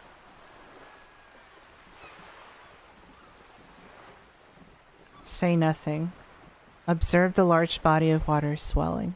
Hold. She observes your eyes scanning the horizon, then breaks the silence, slowly.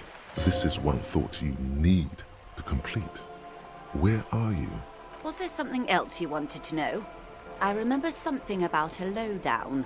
Oh, right. This has been informative. Thank you, ma'am. I'm sure my memory-impaired partner has many more questions to ask, about even more fundamental aspects of reality. Might I suggest not asking them all right now? Ma'am, Messier will be here later too, and tomorrow. Isn't that true, ma'am? Absolutely. My commitment here is long-term. I'll continue later, for sure. It's better not to eat all your candy at once. True. Indeed. I'm always at your service. Glad to have been of assistance. The little that I know. Anything else? Tell me more about this alleged drug trafficking. It's quite straightforward. Someone is using Terminal B to smuggle raw ingredients from the Samar and Isola into Revachol with the Union's blessing. Wild Pines has suspected it for years. Ingredients for what, ma'am? Meth and dextroamphetamine, GBL, and various synthetic psychedelics. Honestly, it might be quicker to say what you can't make from the stuff. Shit, yeah, baby. It's the party pipeline. Why would you want to shut that down? He's literally just gonna say, why are you trying to shut down the party pipeline? Let me get this straight. The materials come from the Samara to Revachol. Through the terminal? Yes. After they clear the terminal, we lose track. The actual production is taking place at various sites in and around Jamrock Quarter, north of here. Wild Pine seems to be well apprised of the local drug trade, ma'am. Do you mean to say the Union also produces the product? Sells drugs, I mean? Officially, probably regulated. We're in logistics. It's our business to know. And no. Oh, okay. As far as the company knows, the Union does not produce it. They transport the ingredients for a cut. I assure you, officer, these are not the sort of parties you'd want to attend. She has no idea what kind of parties. Yeah, you don't know me, bitch. Yes, but you won't get anything out of Evrat and the Dock Workers Union. Still, every chain has its weak link. True. Am I gonna need bolt cutters for this? Unlikely, officer. I've been carrying bolt talking cutters about the this whole lorries. day. Once the ingredients reach Jamrock, they're distributed to a network of local manufacturers, well beyond our grasp. But in transit, they may be vulnerable.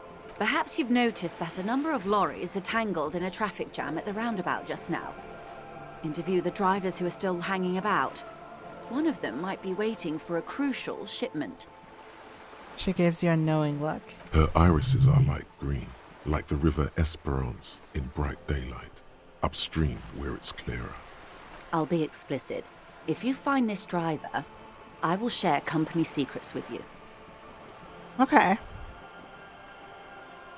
Why didn't you come to the RCM earlier? We did. On more than one occasion. Oh, we were just Apparently, incompetent? There's some sort of inter-precinct disagreement about whose jurisdiction this area falls under. Really? We know the company has launched its own probe into the Union's alleged involvement. We also know it's come up empty. It's not just the RCM. No one's been able to find any hard evidence. Well, here's your chance, officers. Shit, that's enticing.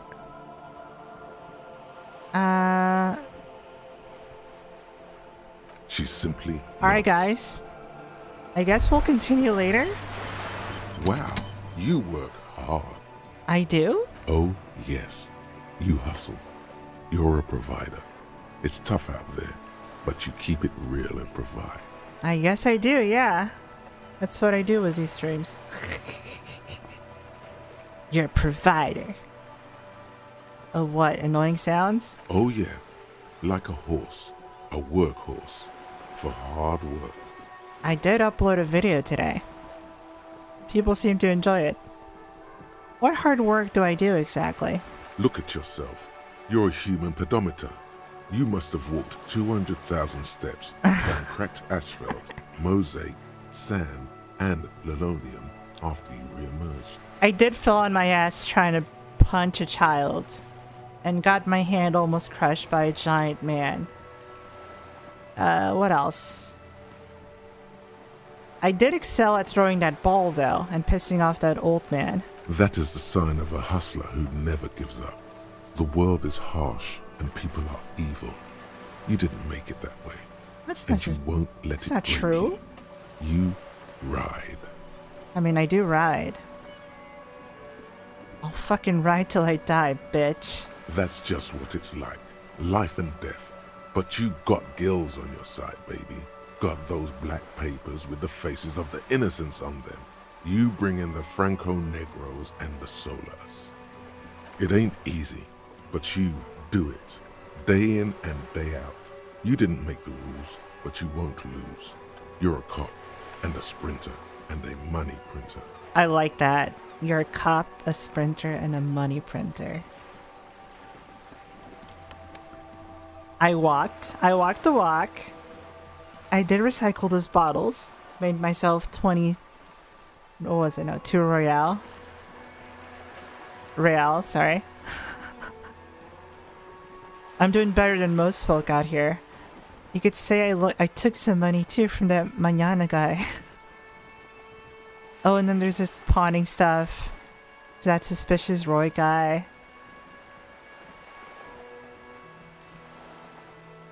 Yeah, I'm pretty cool. Sure.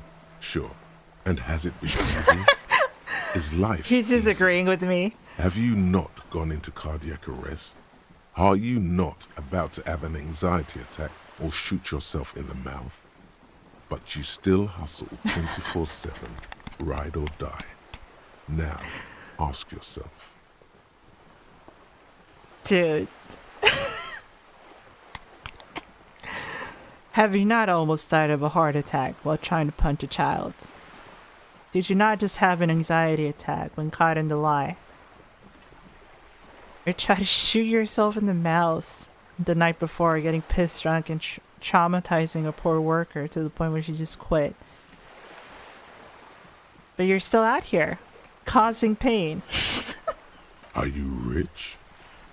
No, I'm not really. That's right. You work harder than anyone. You almost rode yourself to the grave, and you're still practically a hobo. Cop. Why is that? It's because of that fucking cafeteria guy riding my ass. Punching. I don't even know if it's punching down or punching up. I mean, he manages multiple businesses, but he's like dealing with my sorry ass, and I'm sure he deals with a lot of assholes like me. The system is broken. Blame the system, not me and my crippling alcoholism and my incredible focus on self-indulgent pastimes and work. My police work involved me throwing my fucking evidence in my room and my shoe.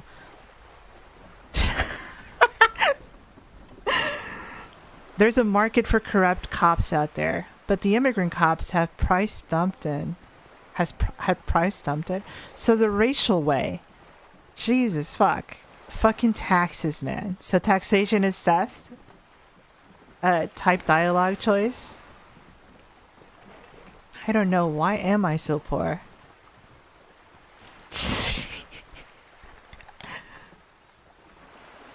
Dude, there are so many fucking ways I can go with this. It's like, am I a guy who thinks taxes are theft? Am I the person who's racist and says, no, it's the immigrant people that are coming in, there's a problem? That's why I'm poor. The system is broken, but not really saying what broken part of it is that's causing it all. Anyone can say, oh, this is broken, but it's like, why? How do we solve it then? Well, it's bad. And it's like, well, that doesn't really do much, does it? It's because of that guy at the fucking... the guy that I abuse their business and that I still owe money to. Completely not self-aware. Fucking taxes. Yeah, I don't know, man. Why am I poor? Because of the taxes. G-Man's got his jam-covered sticky fingers in your pocket, stealing from you every time you buy, sell, walk, talk, fart, so much as sneeze. I'm being taxed right now as I stream. The man is speaking facts to G-Man. Really? Every time I sneeze? Every time you wipe your ass. They got their direct and their indirect modes of taxation. Sales tax, excise duty, extraction tax, alimony, One tax that doesn't even have a name. Plus there's the stuff people in other countries pay for. That makes them ask for more money from you. Here. Total tax duties add up to Okay, what's my longest bill here? 98% of all your money. No way. They're taking that much of my wage? Well, that's stolen wages. No fucking way. I guess I'm a free market fundamentalist now. Opt in.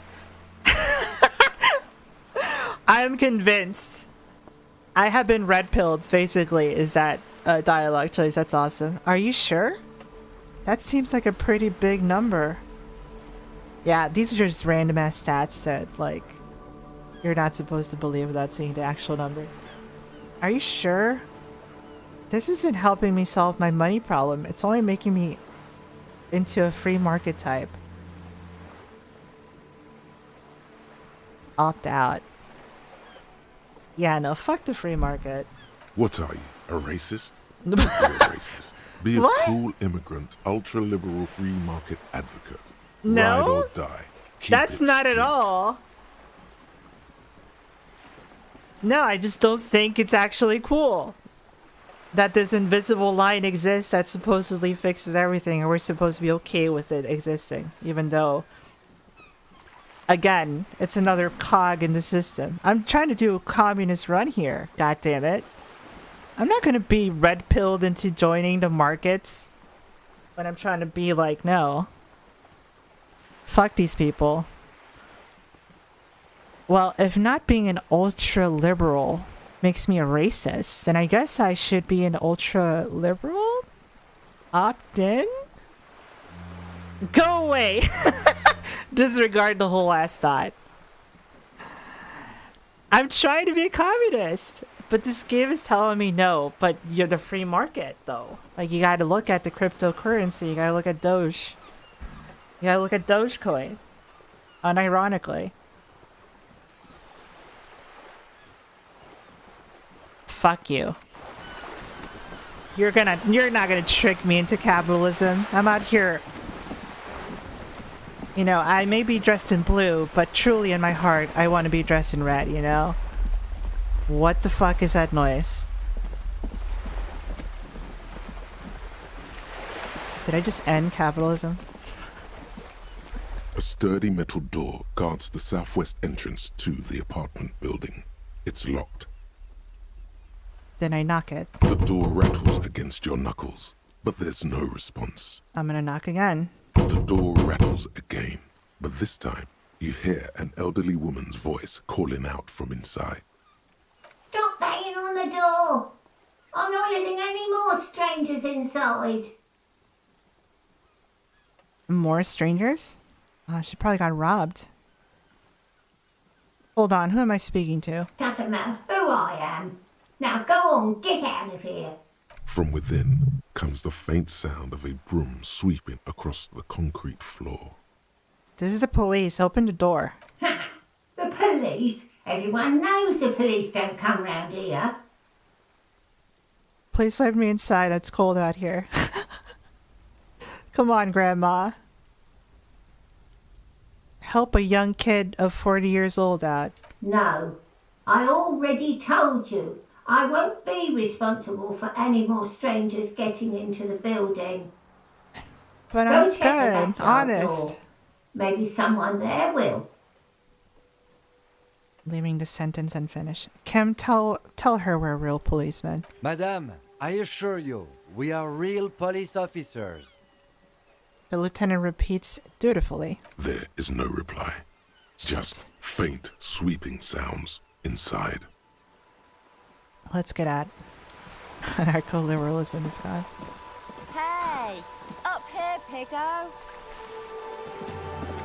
Are you talking to me? The streets will flow red once more. A great torrent rushing down Rue de Esperance. You wait and see. The girl stares at the sailboat by the pier. The pier. The streets pyre. will not The flow fuck's red wrong with me? anything. Who are you? I'm talking like Kitsuragi. I'm Cindy the fucking Skull.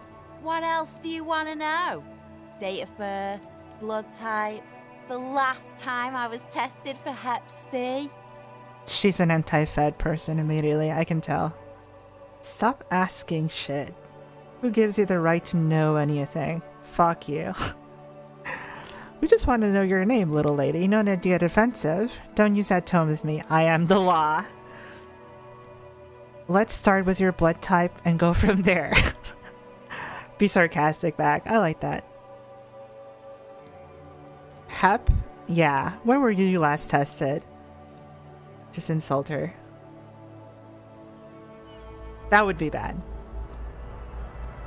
Let's be funny about it. What's your blood type? Go where? Accosting a minor? What?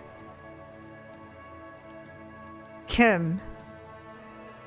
I'm just trying to be funny. Don't take this literal. Listen to your partner, pig man.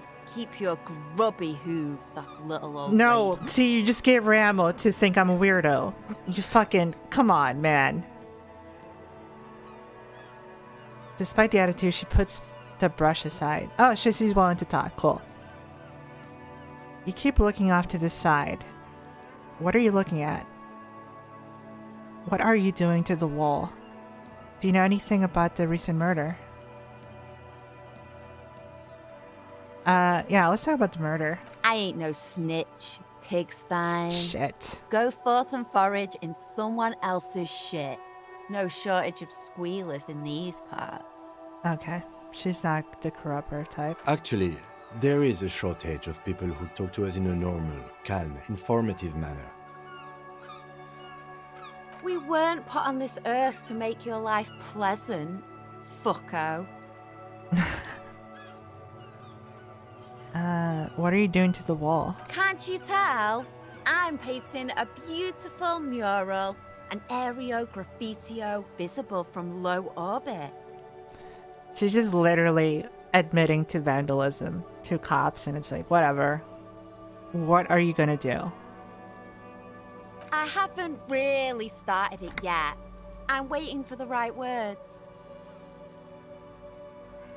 She studies the wall, suddenly pensive. So you don't know what to write. Have you ever tried your hand at graffitio? When faced with a blank wall, most people write unimaginative stuff, like pigs go home and Mona was here. We rarely see pigs round here, though. Just union cards. And my name's not Mona, so... Why are you so committed to defacing the building? This place is severely lacking in havoc. Not even the occasional trash can fire to break up the tedium.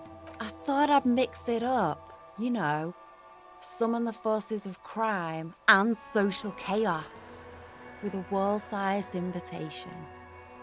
Nice. I have an opinion on this. Want to hear it? Yeah? I love public art. Don't mind us. Keep on doing what you're doing. Thanks. I'm sure the inspiration will come to me now that I have an official RCM stamp of approval. Okay, now that we sort of have... You know, I know what you're doing. You know what I'm doing. Okay, we're level-headed now. Can I ask you some questions? She turns her head to face the coast and nods disdainfully toward Joyce, performing maintenance on her boat. Hatred, disgust, it's difficult to tell which of the two is more present in her girlish features. The woman on the boat does not notice her staring. That is on her. Someone's got to keep an eye on her. You mean Joyce? On a first-name basis with her, are we? Piggy's moving up in the world. Lie to her. Yeah, I don't like her either. The worst. Like, yeah, you know her name, but you don't like her? Okay, whatever, guy. What's ozone? It's where they grow whores like her. And they're whoremen. Why all the negativity? Have you got a crush on her? Aching for an opportunity to defend her honor? I'll talk to you later. Watch your back, ungulate. You've got eyes on you. Alright. Fair.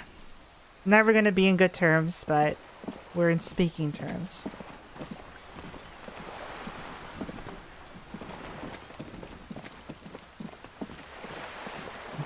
Alright, guys. How long have we been going? Almost 6 hours. That went by so quick. And I don't think I did much other than talk and learn about the world, which, I mean, who cares about that, right? Why would you play this game to learn about the setting? The spread pattern of these bullet holes makes your chest ache. Your breath grows heavier. These bullet holes look exactly like bullet holes. Bullet holes generally look the same, so probably. But you're right. More old bullet holes from the revolution. Man, how many people get shot during that revolution? Plenty. The streets ran red with blood. Dust swirled above the ruins. The pressure change from artillery fire ripped people apart in the top floors of the building above you. There's the jacket. I need to get up there. She said there's like a back entryway.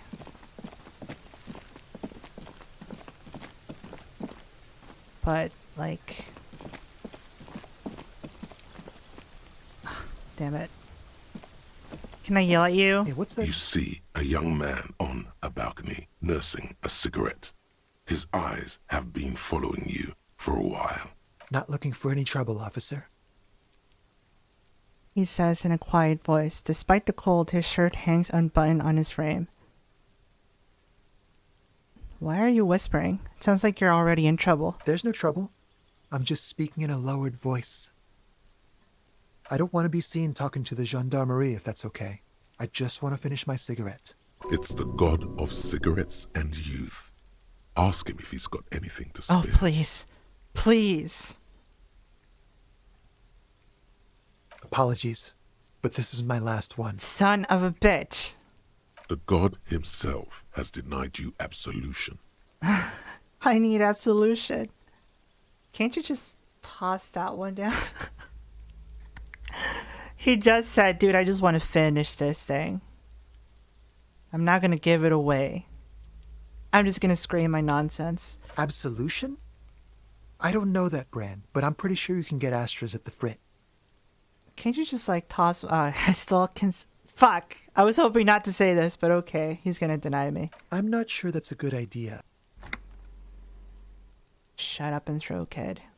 You're right. That was obviously a bad idea. Forget I said anything. He doesn't have to obey me. Also, I don't want to get in his bad graces. He seems fine. Maybe he can help us. As you wish. I just need to talk to you. Is it really that important? Yeah, I see you adjusting his shirt. Like a nervous cat, he keeps stealing looks at the neighboring windows. All right, but make it quick. Once I finish this cigarette, I have to run. By God, this young man has the body of a decathlete. His lithe form was practically made for vaulting over the high bar. Wow. Son, do you train? Can you tell me your name? Looks like you've got a good view of the whirling backyard. Can you tell me anything about the hanging? Well, he's not going to do that, especially when he's being afraid that he's being watched right now. Just tell me your name. My name? My name is Martin Martinez. Come on. Martin Martinez? Good local name. Let's go with that. Do you train? Occasionally. Why? Nothing. You should give up your smoking, son. It's not good for your health. You're right. It's horrible for the skin. Very aging. He takes another drag before shaking off the ash. Not that he has to worry about getting old yet. He's sparkling with youth. A radiant demigod. Endurance is like just fucking nutting in his pants, looking at this guy. It's like, wow, he's shirtless. And he can smoke. And he's up there. Yeah, he's cool. You should be like that. Looks like you got a good view. Can you tell me if you saw anything? I'd even go so far as to say that the view is a little too good, my dear gendarme. Do you have an estimate of when the body will be taken away? Whenever I get my hands on some bath salts or We something. will remove the body as soon as possible. Now tell us, where were you last Sunday? Yeah, speak your truth, son. Oh. You already asked me that, didn't you? I didn't. Pretty sure I didn't. No, not you. Some more muscular type. Oh? And when did you speak to this more muscular gentleman? The lieutenant takes out his little blue notebook and writes something down. Last week? I don't know. Look. He looks around the courtyard again. Old patio chairs and dead houseplants litter the scene. You didn't answer the question. What were you doing last Sunday? He got caught in the lie. He self-reported. I had a friend over. What kind of friend? He was my Sunday friend. A Sunday friend? How intriguing. What's your friend's real name? Did he see something? He doesn't reply, gesturing no with his cigarette. Under the dull and darkening sky, the neighboring windows stand silent. They're listening into the conversation. Someone hides behind a curtain. I fucking knew Those it. windows have eyes. I fucking those knew it. eyes are watching. Why am I so good at spying this? on you three. Like earlier, I think one of the left side windows was like something was moving. And it's like, that can't be right. Or maybe it is. We'll talk again later. No. Huh? We won't. He takes one last drag of his cigarette before stubbing it on the balcony. Now, if you'll excuse me, I really need to get going. Convince him to stay. Here we go. 72%.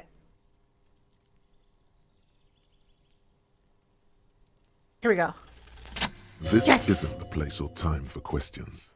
Who knows who might be watching from the distance, hidden behind the curtains.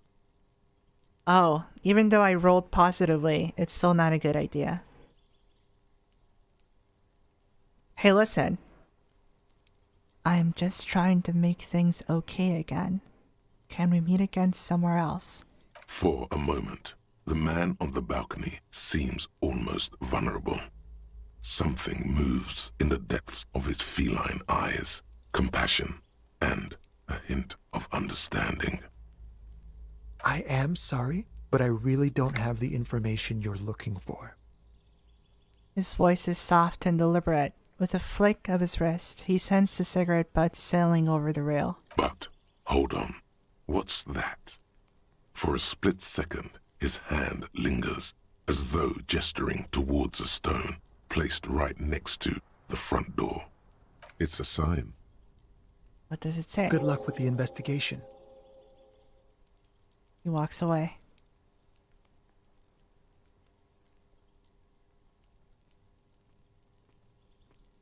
Huh. Also, there's a penis on that door. He's gone. The lieutenant puts away his notebook and turns to you. We should run after him, see where he went. No point in running. Tenements like these often have multiple exits. If he doesn't want to talk to us, then he'll know how to hide himself. You're right. He probably didn't have anything important to say anyway. That's a lie. He definitely knows shit. He just does not feel safe disclosing that shit. So we just give up? He could be a witness.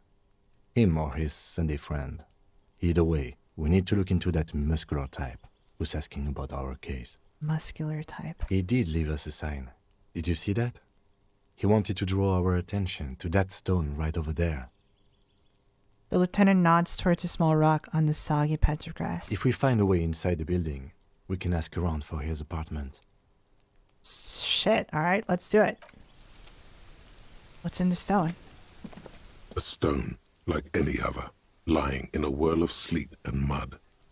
Maybe there's something under it. There's a key beneath it, rusty from the dirt. Ah. This must be for the front door. Pity doesn't have the apartment number on it. This building has many apartments and the man can be in any of them. Fuck. How are we gonna find the right one? We'll just have to go in and see. But that'll be left for the next one. Ladies and gentlemen, we're gonna explore this apartment complex the next time we're back. Let's see what it looks from the inside before we end it.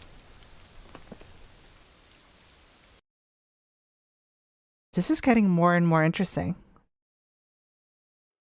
The web of lies is like dispersing big time. And a lot of people are getting introduced with different motives and reasons why they're here. Eviction notices and missing pets are plastered on top of each other.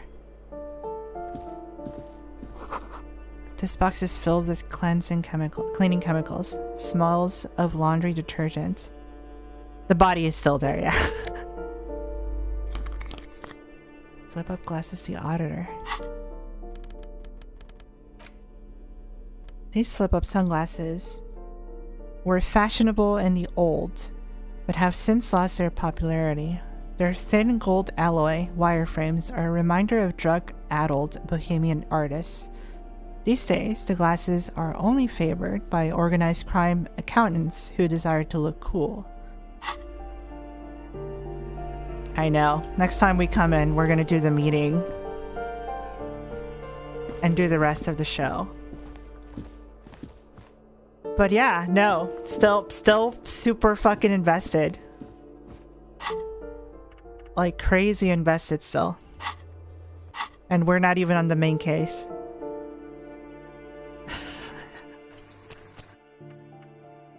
So yeah, let me just check really quick when we're gonna go beyond again. Now that I've, you know, published a video, I have less guilt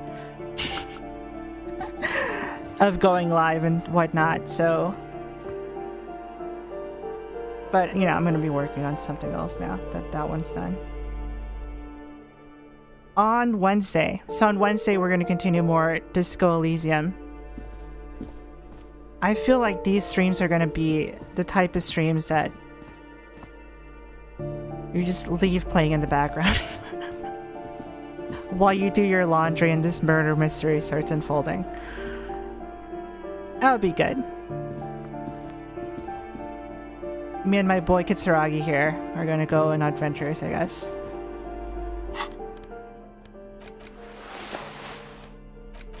Ah, I look so cool.